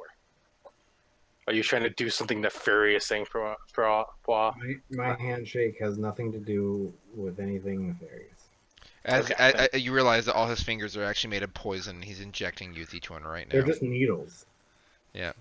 I feel losing the whole time. They're all heroin needles. No. Clearly, each digit is just this tiny drill axle with knives. Oh, boy. So he shakes your hand. It's and as he does, I cast heal at 6th level. So I assume giving you 70 hit points gets you to full. Yeah. On my literally would bring me back from death to full in one go there. With balance. Hit points to spare. So as you shake Sangfroid's hand, an immense amount of warmth travels from your hand throughout your entire body, as if you're just kind of like swaddled in a blanket next to a cozy fire, as all your aches and pains and everything just kind of melt away. I tip my head. My thanks.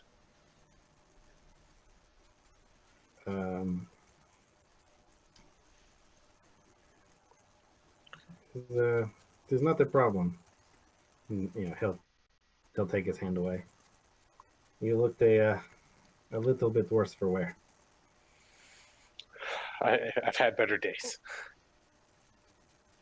Do let me know if there's anything that you or Grit need in the city in the next day before we leave. I do want to know one thing. Mm-hmm. Are you sure you're up for a journey like this? Is not one you may not come back from, and for someone who has so much to lose, seems like an unwise gambit. This is one of my is a fairly considered move on my part. Fighting a troll with nothing but a never used sword at my side in the middle of a bar, that was risky. That was foolish. As I said, I've learned much since then. But if I understand it correctly, that did not seem to help you in stopping Gerlaxel the first time. If I understand it correctly, you were taken out of that fight before it even began. This is true.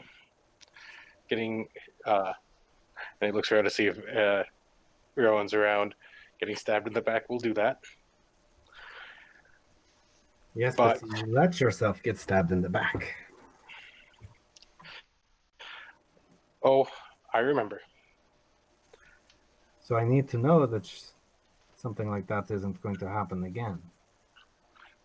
Well, since clearly you would not be planning on doing so, and clearly we can trust Ori without a doubt, and since Rowan has never betrayed me before, and since Grit has not one that can be swayed by coin, I can't see how you could possibly imagine that there's any potential for that here. You're saying Rowan never betrayed you before? I'm saying that there's reason to have your doubts about everyone here. From your veiled identity to my insistence on engaging in these activities despite my privilege, to Ori's own positions of power and uses thereof, Rowan having stabbed me in the back before, quite literally, Grit being a mercenary. We all have risk factors that if we can't, and he visibly grits his teeth, work past that, then this is going to go poorly. I apologize. I don't know if I'm maybe speaking poorly, but trust is not what I'm referring to here. I have traveled with Grit for some months now, and I have not seen him fall. And as far as I know, the stories they talk about Rowan, not the type to go down very easily. And our lady friend, from what I can see, has quite a bit of magical ability that helps her in a pinch. But you are a nobleman. You are not particularly strong or of notable physical gifts. I have not seen you do any magic. So I want to know that you are going to be able to handle this. That you are not going to go down when somebody inevitably stabs you in the back a second time. That you are going to be able to withstand such a thing. I'll be fine. I appreciate your concern. You'll be fine?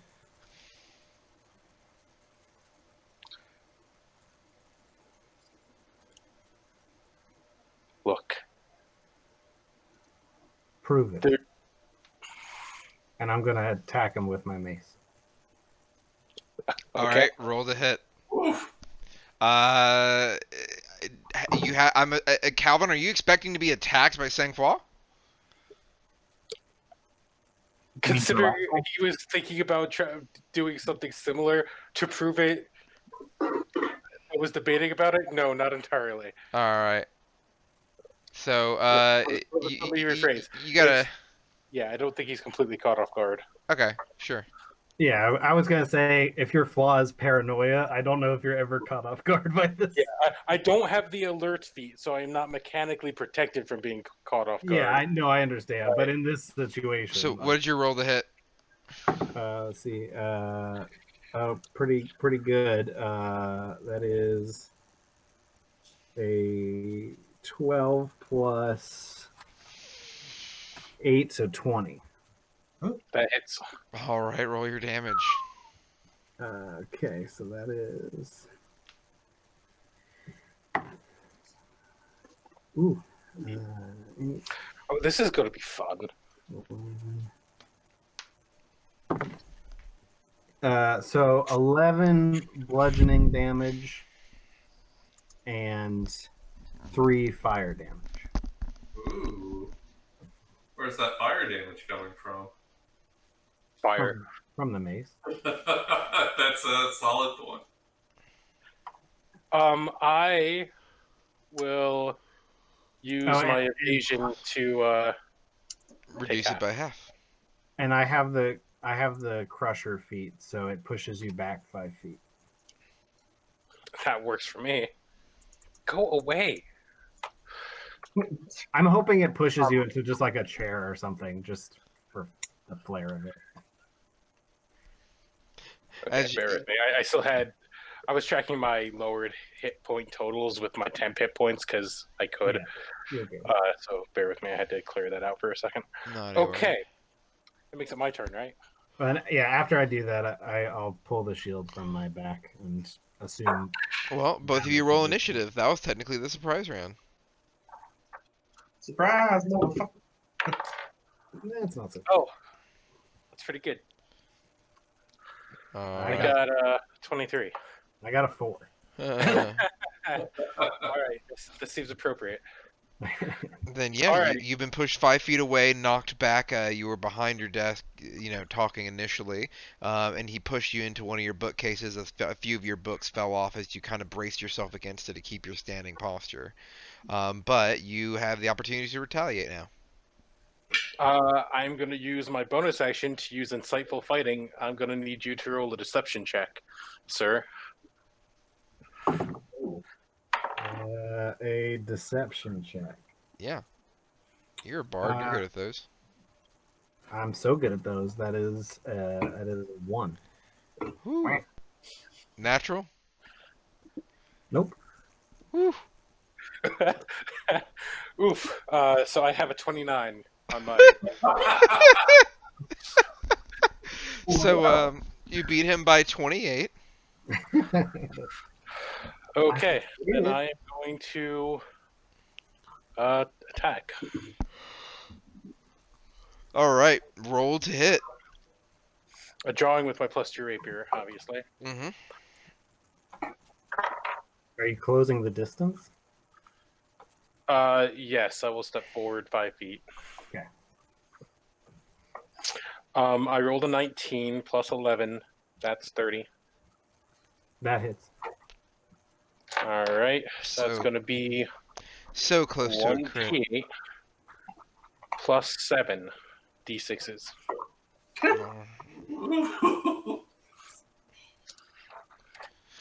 That's a lot of damage. And then plus 6, right? Yes, plus 6. That's a pretty decent roll.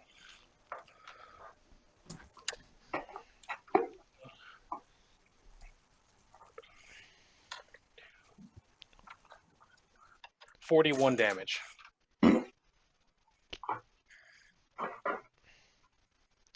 All right, so Calvin lunges forward at you. And I will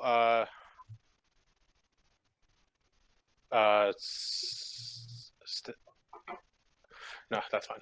I'll stay there and engaged. All right, so Calvin lunges forward at you. As he lunges, he jabs his rapier in between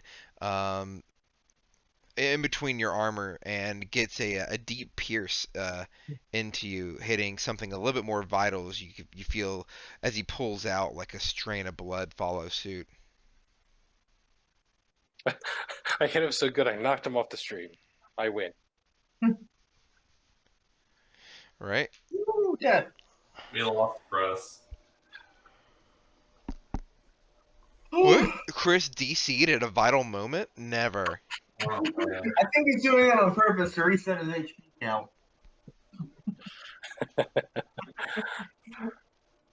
Well, what's everyone else doing during this time? I was thinking about going upstairs to talk to Calvin, but I mean, I'm sure you can go ahead and interrupt this here, whatever's coming. Okay, so what's everyone else doing? What's Rowan and Grit doing? Which I about said Gillen, but Don't say Gillen. Don't bring that creepy man back into this world. he's already back in this world. They talked to him. He's stressed out and living off coffee. I know. I feel bad. How could I have done that to my character? I mean, He could have been an adventurer I and dealing know. with a completely different stress. but you decided that he had to follow his career. Is that such a bad thing? I mean, Is that- I don't know. As it turns out, yes. All Looking of at the the results, yes. The answer is yes. out of the glory. Rowan, what's Rowan doing? What's Rowan doing? She's not connected. No. Oh, the only person connected in my household is me. It might be your internet. Uh-oh. I think it's just your house's internet. Yeah. I mean, I don't know. I never have any issues. Until earlier today. Yeah, but my issues are Roll20 centered. They were not internet centered. Sure thing, buddy. I mean, There's I no- literally had to just clear my cache on Google Chrome and it worked. No, well, Because it was just not one. Because what my issue was, that it wasn't recognizing my mic and it wasn't recognizing my webcam, and then it was turning all of your mics and webcams off for me. The moment I cleared my cache though and refreshed, it was fine. Welcome back, Virginia. Yeah, I DC'd. All right, Rowan, what are you doing? Is Grit downstairs? Grit's downstairs getting food. Arm wrestle. I'm gonna go up to Grit Mm-hmm. and I'm gonna be like, "Want to play a game?" game? What do you have in mind? What do you got in mind? I pull out some. I don't know what kind of games people play in Waterdeep. Who's the better biter? They played Three Dragons Ante. They have played Dragon's Chest. They play a menagerie of different Do games. they play marbles? Because I have marbles. Sure, they can play marbles. A game of marbles. They can play Mancala. Ew, I don't want to play Mancala. No one wants to play Mancala. They can play Jacks. Tic-tac-toe. Yeah, with marbles. Yeah, tic-tac-toes with marbles. That's what makes it unique in this world. No. All right. Do you want to play? What are the rules? Oh, I don't know how to play marbles. I mean, I know more of how to play Mancala, but I'm not going to explain the rules of Mancala on a fucking stream because that'll take forever. Can we just assume I explained to you how to play marbles? Well, if you don't know how to play. No, you need to actually play out an entire game of marbles right here on stream from start to finish. Go. Rowan knows how to play. Virginia does not. All right, so we're playing backgammon and we're starting now. So Rowan explains the rules to Grit and then asks Grit if he wants to play. First, you got to get your shooter. And then you Yeah, get your sure, why pooter. not? Yeah, sure, why not? All right. All right, so you play a game of marbles while eating some bar food. Some lovely fish and chips. I guess it's better than barf. That's what the other group eats because they're barf squad. And other than that, Sangfroid, it is your turn. I want to. After being deeply wounded. Yeah, I want to kind of, as his rapier kind of found a weakness in my between the plates. Just kind of look up at him and smile and say, "That was pretty good." And then I want to drop my mace, but it's got the strap around it, so it's just letting go of it. and reach out and grab the arm that he stabbed me with, and cast inflict wounds at third level. All right, make a spell touch attack. Do we hear any of this? Give some time. Okay, sorry. No, you're good. You're good. That's a 28. Well, Yep. I don't think you can avoid that. So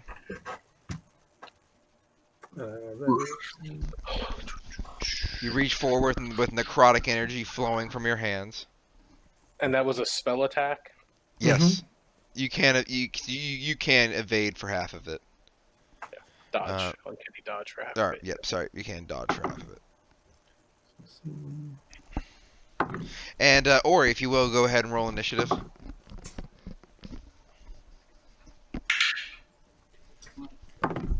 7. Okay.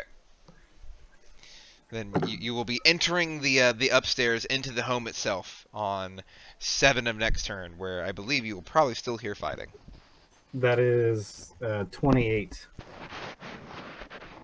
All right, 28 points of necrotic damage. I will Yeah, have that. as Sangfroid grabs your arm, you just kind of feel like someone's pressing like a brand to your flesh. It just burns the ever-living shit out of your arm with searing pain. I've been burned worse. One time. Ooh. And then, so that was my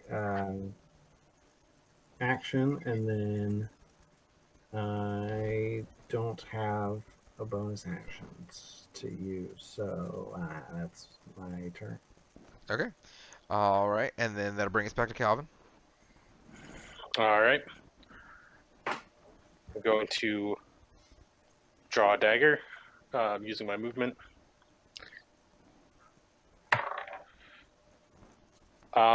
Does a 21 hit? It does not. Damn. So using my bonus action to attack with said dagger.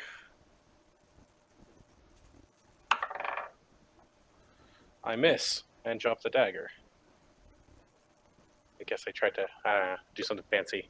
All right. So as you go for another attack with your rapier, it's deflected away by Sangfroid's shield, and as you try to like flourish the dagger to spin it, Sangfroid it smacks it with his mace out of your hand.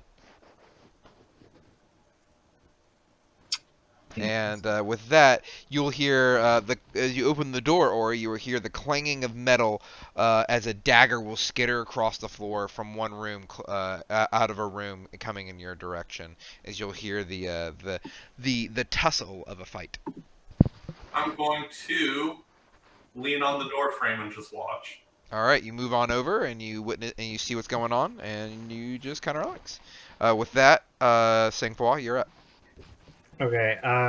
Do I notice that Ori's made her way in? Yeah.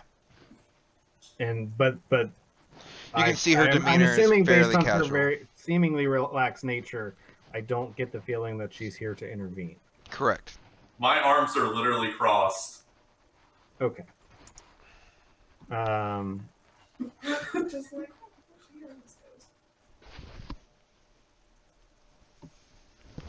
Let's see here. Give me 1 second.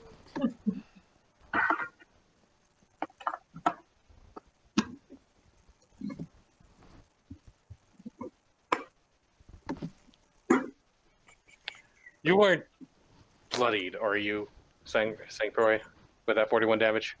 I am not. Yeah. Are you currently bloodied? I am not. I suspect it will be after this round. Let's see here. What fun stuff do I want to do? Ooh, do that one. It causes death. I will Cast Disintegrate. I will point my my mace at your rapier. And I will cast Heat Metal on your rapier. Okay.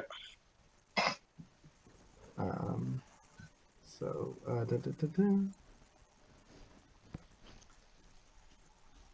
So, okay, there's no save for the immediate damage. So let's... I don't think it's a save that for was the. that was terrible rolling. So you take 3 points of fire damage. I don't think there's rolls for the damage ever, Or saves for the damage ever. If they want to hold on to the thing, they have to make a con save. If they just drop it, it's not doing damage anymore. But if they want to hold on to it, they have to make a con save to physically be able to overcome the. All right, and I'm assuming you're doing nothing with your bonus. Just kind of giving them another what you got. Bring it on. All right. Do you try to hold on to your rapier, or do you let it go? I let it go. I use my bonus action to withdraw. I go ahead and pull back a few steps, draw my pistol, and fire. All right. Take your shot.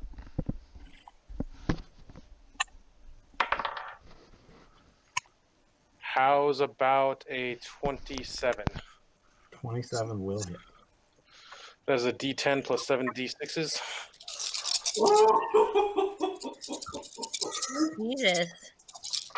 That's an average of 36 damage or 34 damage on this roll. Huh? 30 on the dice, 4 from the base. 36 damage. Above average. I am now bloodied. All right. So as you take that shot, well, I mean, I guess you won't actually see that you'll see blood splatter upon the ground, and you'll see Sangfroid breathing heavily. As much as you can't physically see the damage you're doing, you can tell that Sangfroid is feeling rough and maybe considered bloodied. With that, Ori, you have the ability to do something if you like. Nope, just watching. All right, cool. If you ever want to, just let me know and interrupt in between their turns. Will do. In particular, between Calvin going on to Temper. Or I will fucking say, A, Jesus Christ. Temper. I am positive if they weren't aware we were fighting before, a gun going off certainly alerted everyone else. All right, Yeah. so Rowan and My muscle. so Rowan and Gillen, you'll hear a gunshot go off. Rowan and Grit, you'll hear a gunshot go off from upstairs in the middle of your marbles game. And Grit, you were just getting the hang of it. Hey, I do have a question. Yes. Is heat metal a concentration? It is. So he will need. Yes, Sangfroid will have to make a concentration check. Oh yeah, good point. I pick up my axe and run towards the gunshot. I'm gonna grab a handful of marbles and run towards the gunshot. All right, Yeah. you both start running out the building to go up the stairs. That did how much? 36? Yep, 36. So the DC is an 18. I got an 18. Then Exactly. you will pass. Exactly. Like literally, that's why I was like, I was wanting to make sure. I was like, I think I just did it, but yeah. The metal This continues to burn the floor. Yep. With that, Temper, what are you doing? What the fuck is wrong with me? Why can't I fucking say people's character names? I've been calling Kris Temper all night. I've been calling Steven Gillen all night. Like, what fucking campaign are we in? I told you it's really hard when you have the other two characters from the same campaign. It so fucking is. Like, oh my god. I've only had to bite back one brachial so far tonight. Oh god, Yeah, right? I was gonna say, I've been good about that. Last game I was bad about calling you Baracchio, and I kept going like, "Buh, Calvin." Oh my god. I literally in my head was like Sangfroid, and almost still said fucking Temper. Oh, Sangfroid, it is your turn. The fuck you like to do? Before God, I'm losing my mind. Sangfroid's gonna hold the spot on his chest where the bullet found purchase. You know, I really fucking hate those things. And he'll pull that hand away, and he'll hold it out in front of him, and a glowing white light will appear in his hand, and then in an instant shoot forward directly at you as he casts Sunbeam. So I need you to make a Constitution saving throw. You're good at those. To beat a 18. An 8. God. I do not. I get a 1. Not a natural 1, but a 1. You rolled the 2. I rolled a 2. Doesn't matter. The odds of my getting that were really, really low. All right. So, Sangfroid Barek, I'm done. Fucking done. Well, One second. Hang on. God, my DM.exe has failed. error. I am experiencing a 404 error. Not found. Name Yeah. not found. All Is right. that still something I can uncanny dodge? Uncanny dodge? No. Evasion? I believe so. No, because it has to be a dex check in that case. Does it? I thought it has to be AOE. I mean, is this AoE? Let's find out. I mean, it's like a line beam spell. It's 5 foot wide, 60-foot line. It is not a targeted spell. Let me see real quick. Looking up the rogue. Technically, yes, it is. John. I got it right here. Uncanny dodge. No, it's gonna be under evasion. Yeah, no, it's a dex saving throw. Oh, really? Yep, so marked. Isn't uncanny Yeah. dodge? Wow. Isn't uncanny dodge any attack though? It hits you with an attack, but it is not an attack. It is a spell. It is not a. If it read a spell attack, then it would count. Yeah, it's weird. I understand, Steven, but it is Yeah. the way that works. Wow. Yeah, but the evasion does. That's wow. I didn't realize Rogue had a little niche way through their defensive armor, which is just AOE. That's not dex space. Yeah. Wow. Yeah. Which there's not a lot of AoEs. I mean, majority of spells that are non-dex based AOEs are mainly divine spells. Yeah.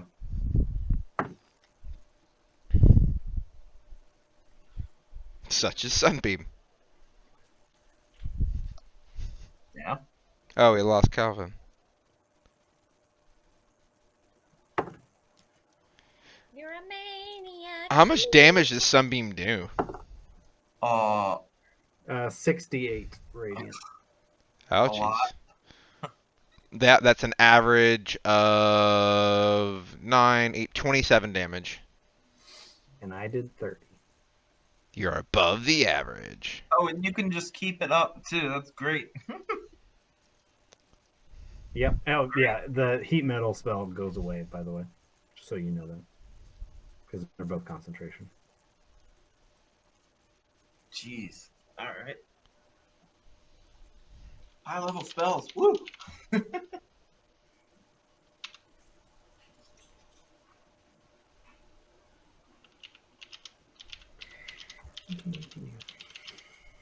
Oh, gee.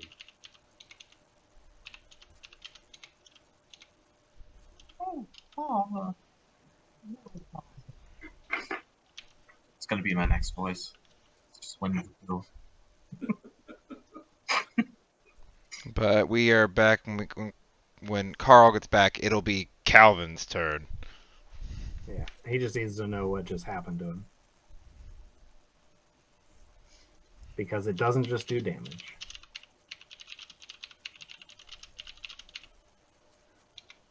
Oh. That's fun.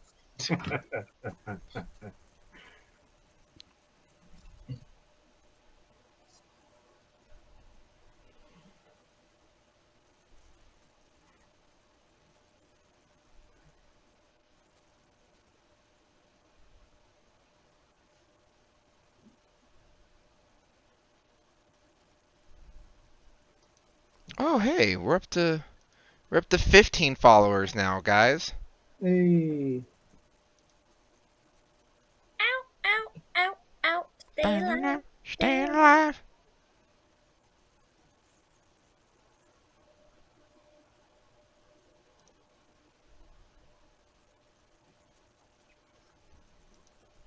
Oh, goodness.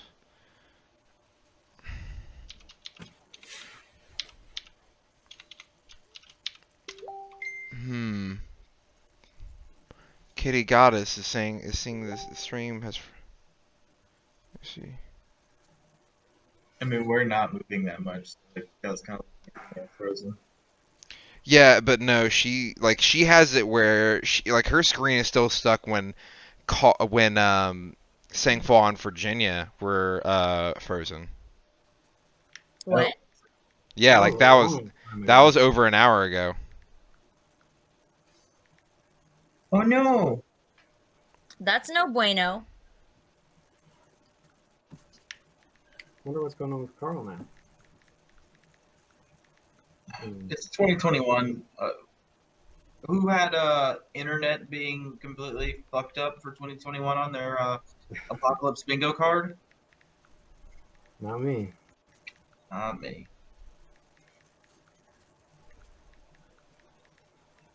Apocalypse bingo.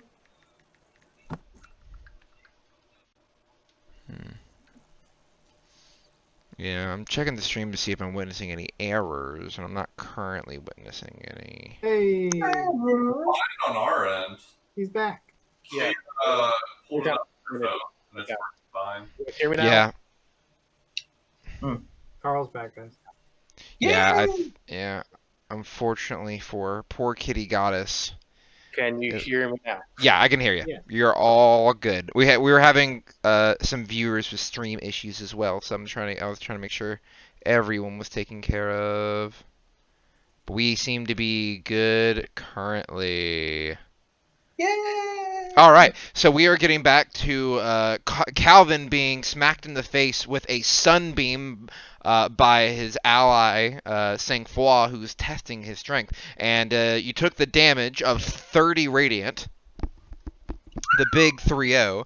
But that's not all. Sangfroid, please. You are also blinded until the end of your next turn. Okay. Your pride has blinded you. JK, it was sunbeam. That's what I call my sunbeam pride. Pride. Because my pride is so bright. With that, Calvin, you're up. Okay. Give me a second.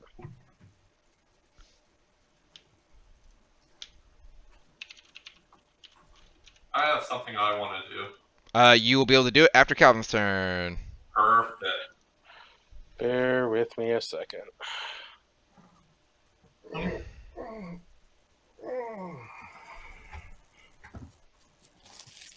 I assume you're bloodied now. Oh yeah. This is basically it. I get to do one more thing, and if I can't hurt you enough to make you, call it, then I'm fucked. Considering, yeah, I mean, I still have sunbeam up. Just get to do 30 it damage again. round. So that's a continued effect, but it only affects me on your turn. Yeah. Good, because otherwise I'm just toast. No. Or Nothing- actually, I would nothing- argue that nothing that on would your have to happen turn. on my you are, turn. You are free to. Okay, so you have this beam. And the On me, right? and the room is very bright right now. Does It's this shining brew bright light for beam 30 feel feet like around. anything? What? Sunlight. Bright sunlight on my face. Yeah, it looked like you were looking at the sun, and like for Ori, it basically just looks like there's just like a bright, flaming star being held in And what I would like to do is dash towards that light, the feeling of warmth on my face. Mm-hmm.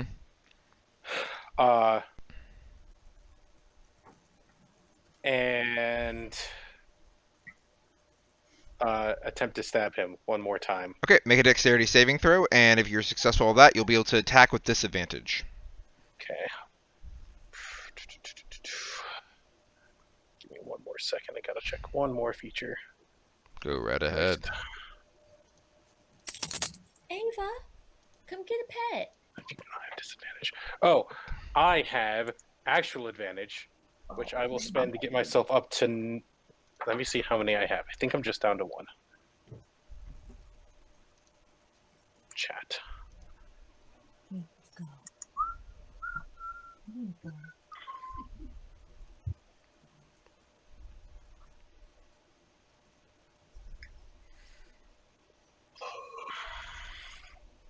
Didn't get any last time. Ooh, do I not have any at all? That would suck.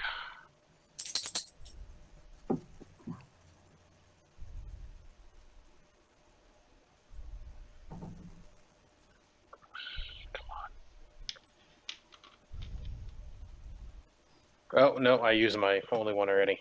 Fuck. Alright, well, that's going to be ball game then. But say lovey. Alright, so I'll roll that dexterity saving throw. 15. 15 will pass. Excellent. And then I will roll with disadvantage. Yep. I'm just going to try to shoot him with my fucking... Basically stab him with my pistol and pull the trigger. Hello. Are you kidding me? Is that what I...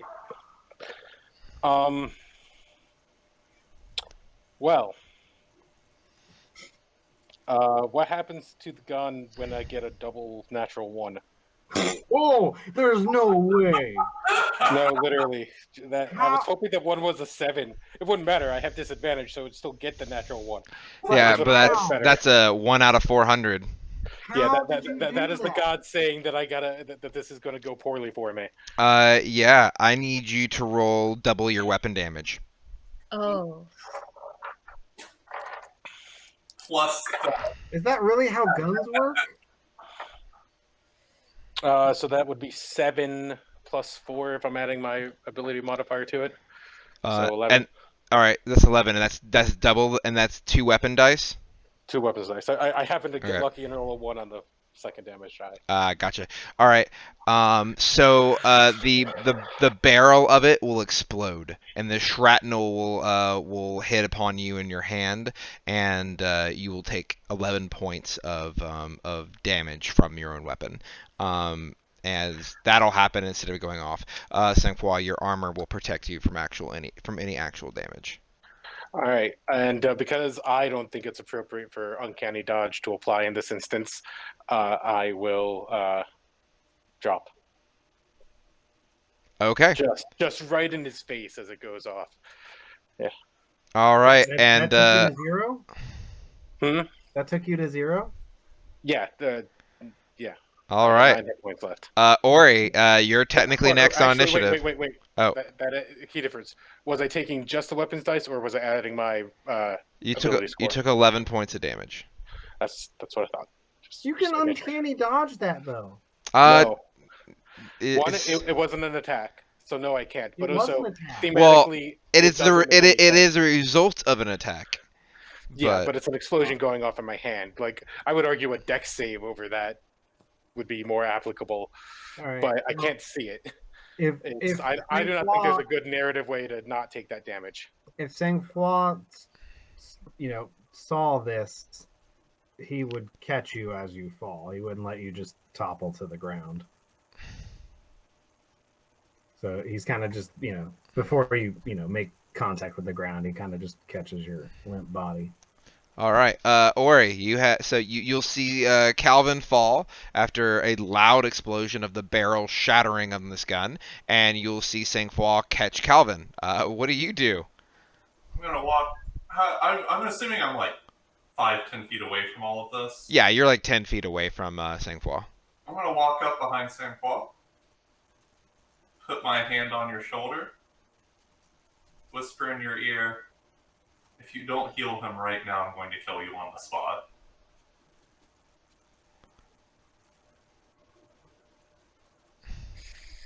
Having already killed Rowan. God, death by disconnect, man. That's the true killer today. I'll wait for Rowan to come back to respond, since it's a tense moment. Yeah, and they will all be tuning in pretty soon to this tense moment.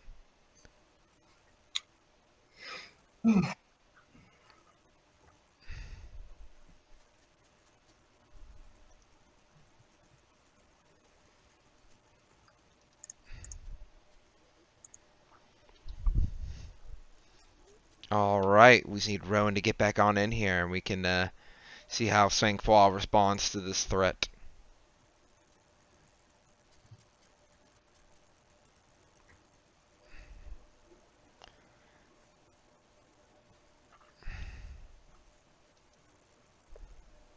Are you back, Virginia? Yes. Okay. You're going to feel my index finger go onto the back of your neck, and then you're going to hear, "Not even your God can save you." Wait, where's that coming? Like, I'm running towards the sound and that happens? I don't know if you hear it or not. It's directed at me. You're running up there, and what's happening is that Ori walked up to Sangfroid, put her hand that is a gun up to his head, and is telling him to heal me or die. Oh, I thought you said that to me. Okay. No, you don't even witness this yet. You haven't made it. You haven't made your way completely up. And yeah, it was basically just said for me to hear, not for everyone.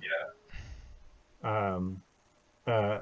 You won't really be able to hear it or see it, but you can probably kind of hear the kind of small half single chuckle under Sangfroid's breath as he's kind of breathing heavily after taking a good amount of damage. And the glowing, he'll take his hand that's got the glowing mote of light, and he'll point it down towards Calvin's chest. But you'll notice the light of it kind of dimming as it just kind of, as I press it down into his chest, it kind of just washes over the top of him. And I'll cast Cure Wounds at 5th level. All right, Cure Wounds at 5th level. So that is 5d8. Whenever you're...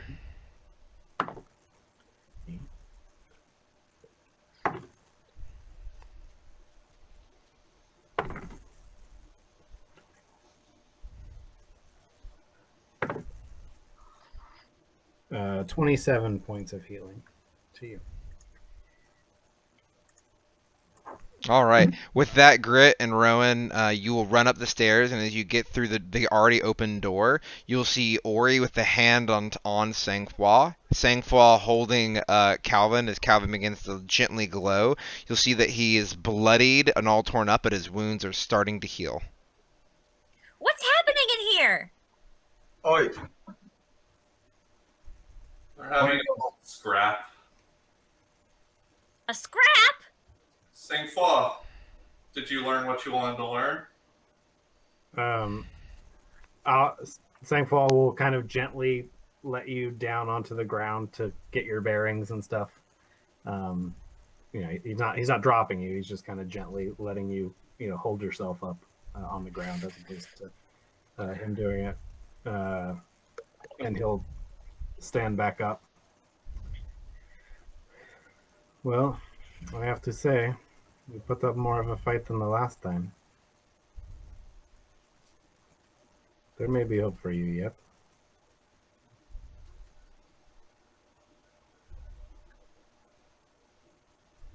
You can go out, Ava.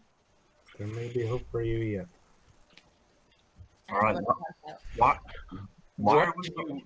And I kind of take a knee. What do you mean last time?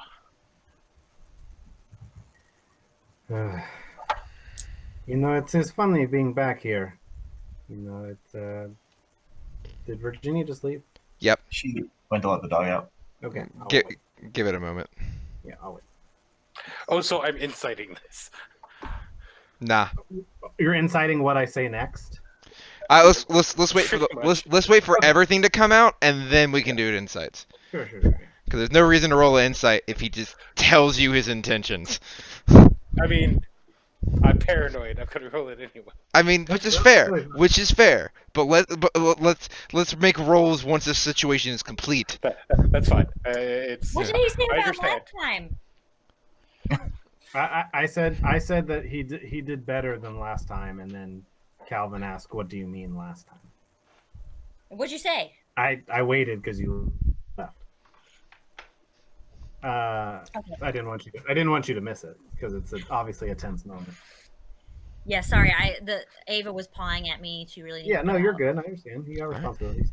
But Sangfroid will go back to kind of grasping his open wound that nobody can see at the moment. It is funny being back here. History has a weird way of repeating itself, doesn't it? You people were so much goddamn trouble.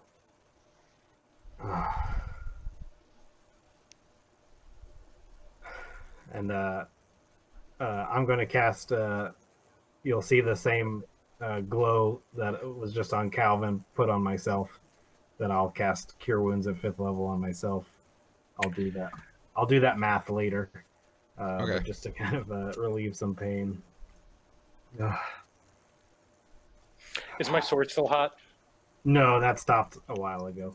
Okay. When I did Sunbeam. I'm gonna walk over and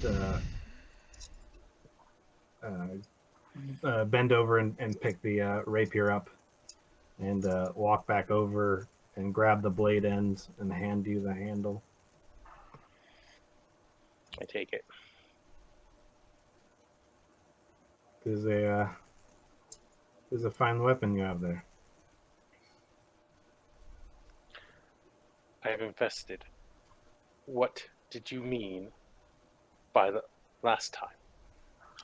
Who the fuck are you attacking my own goddamn house? You attacked him? Jacuz for Sunfraw. You know, I have to say I'm pretty disappointed. Not in the fight. It was a good fight. You gave me quite a run for my money. But you're supposed to be so smart. And you, and Sangfroid points over to Rowan. You used to remember when you were in the presence of a demigod. And I'll pull the ring off his finger. What? Bo, What happens? Bo, do you want to describe it? No, it's all you. Okay. All of Sangfroid's fine clothes will give way. The illusion will give way to a now battered suit of dark black plate armor with golden accents, heavy gauntlets with chains wrapped around them. His shield and weapon are much more ornate than their normal appearance led you to believe. He has his shield on the front of the shield is detailed with the face of a giant golden dragon. The mace that he has is a warhammer with either side, or the four sides of it being the face of some sort of a bearded, stoic-looking figure, and poking out of all that armor will be a dark-skinned figure with ornate golden skin details poking out of the neck of the armor. Hair, a fiery color, eyes golden, and before you will see a familiar face. No! It is good to see you with my own eyes again.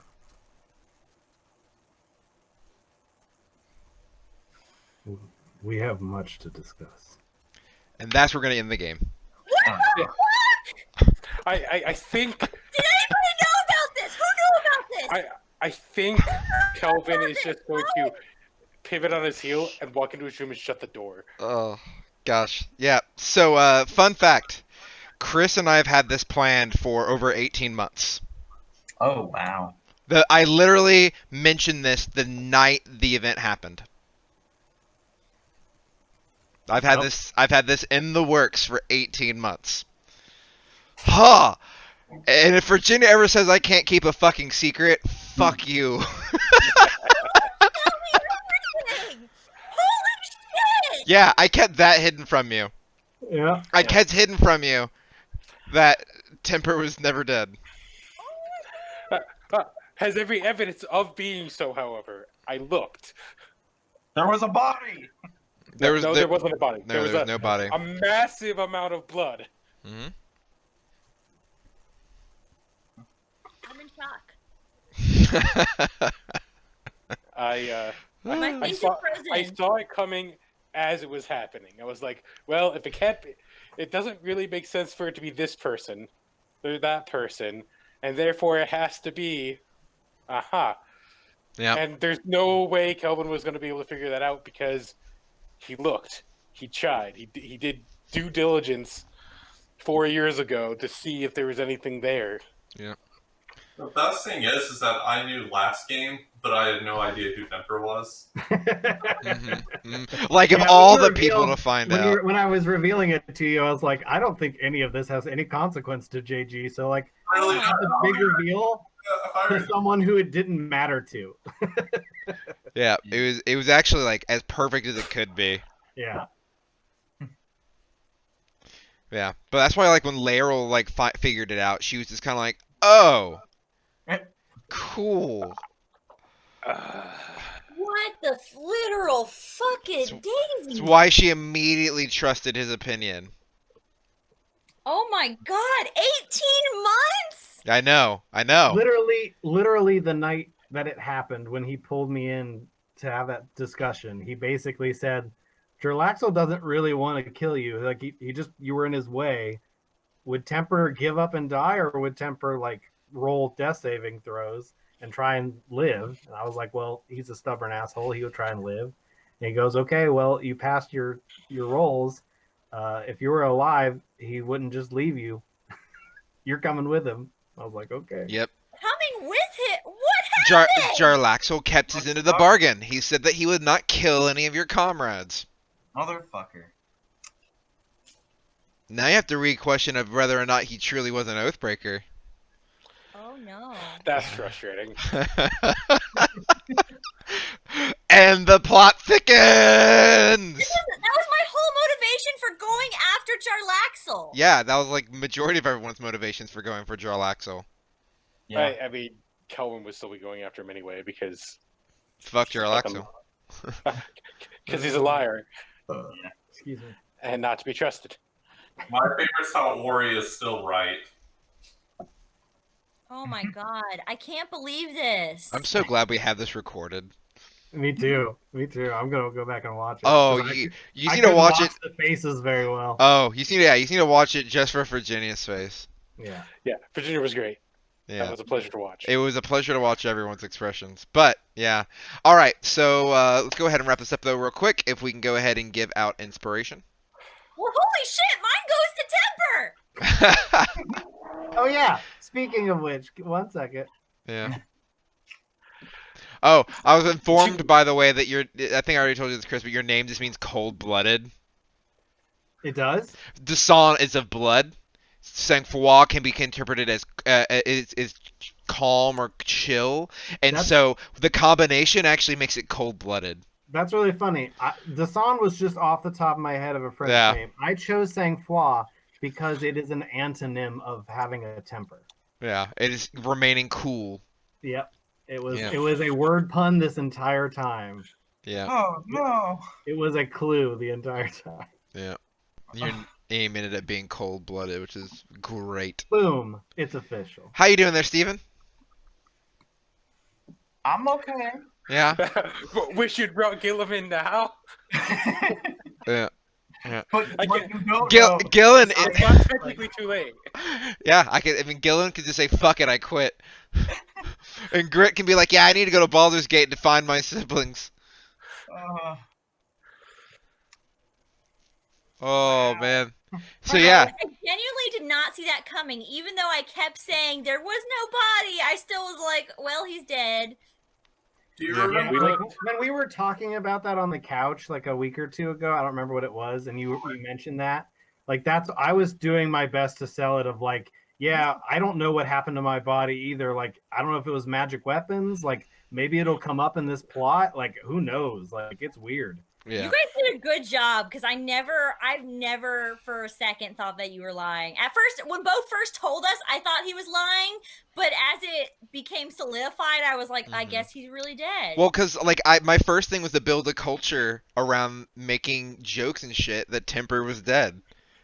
Like it was from the moment of silence to then like having the equivalent of a memoriam and then constantly and then having like and then making even on the quiz for Christmas like it had a question that the only answer was Temper is dead effectively. Oh. So I wanted to nail it home as much as I could out of the game. And I nailed it home that in every campaign I die, Hmm as We- well as having a relationship. Even Yeah. though only one of those is true. So we just made it a joke and we just kept it going. Holy shit. Yeah, it was a long con. My heart stopped when you said you used to know, you used to like recognize demigod. I was like, what? Good night. I knew if I had the chance to do the reveal myself, that was the specific detail I was going to bring up. Oh my god.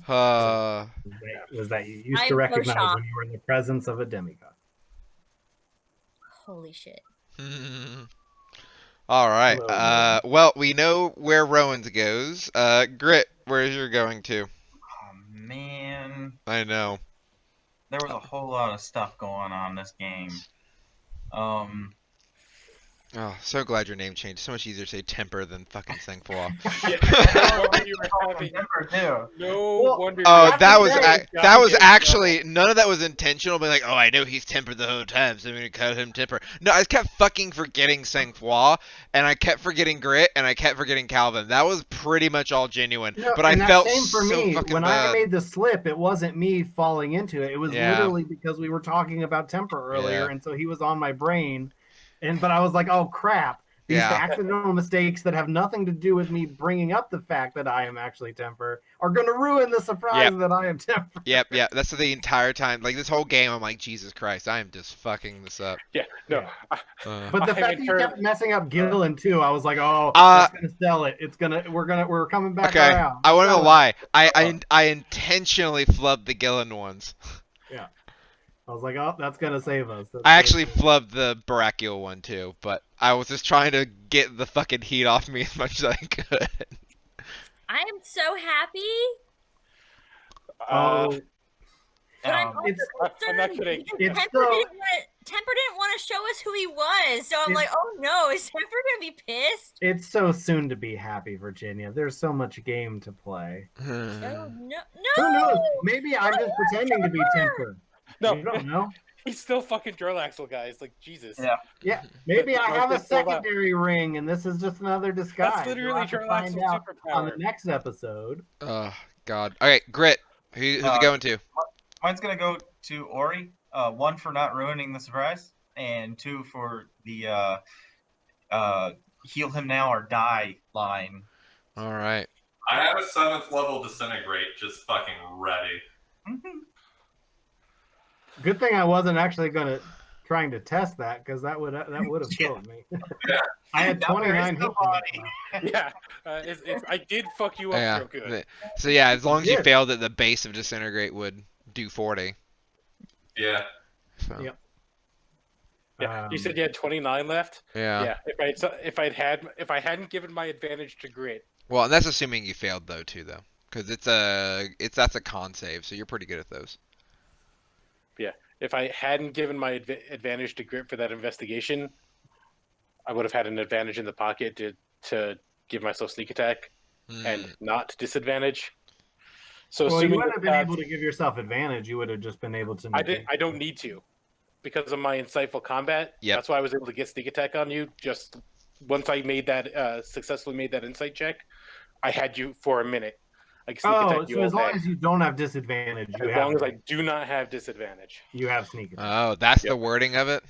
Yes. Got it. Okay. All right. Anyway, Ori, who do you want to give yours to? Oof. I know. Oof. Yeah. Honestly, Virginia for the interrogation.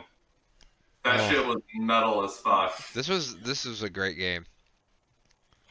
I really think it's funny that I had no idea who Temper was, but Ori was like, there's some fucking fire genasi, whatever. Yeah. It's like I'm having the grand truth revealed to me. I don't get it. What's the big deal? It is pretty fucking wonderful that you're the one who saw it, because you're the only one who would have saw it and would have been like end game and out of game been like. I will second Steven's kudos of not fucking giving it away. Yes. I did in the chat where I was like, who knows, maybe it'll be a flame romance, but that was as much as I was gonna.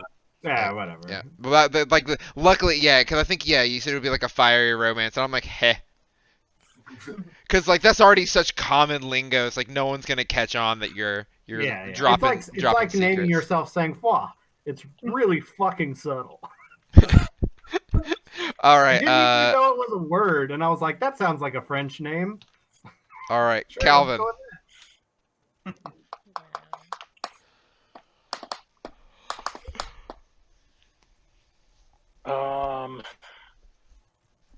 I'm gonna go ahead and cut our recordings and everything. I'll wait till the end. I don't know if people actually care about saying. It was gonna go to Virginia at first, and I still think that she earned one.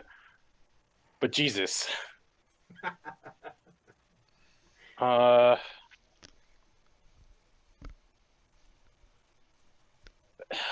let's go and give it to Virginia. That was independently pretty awesome. We're still one short. I hit enter too fast because we need tempers.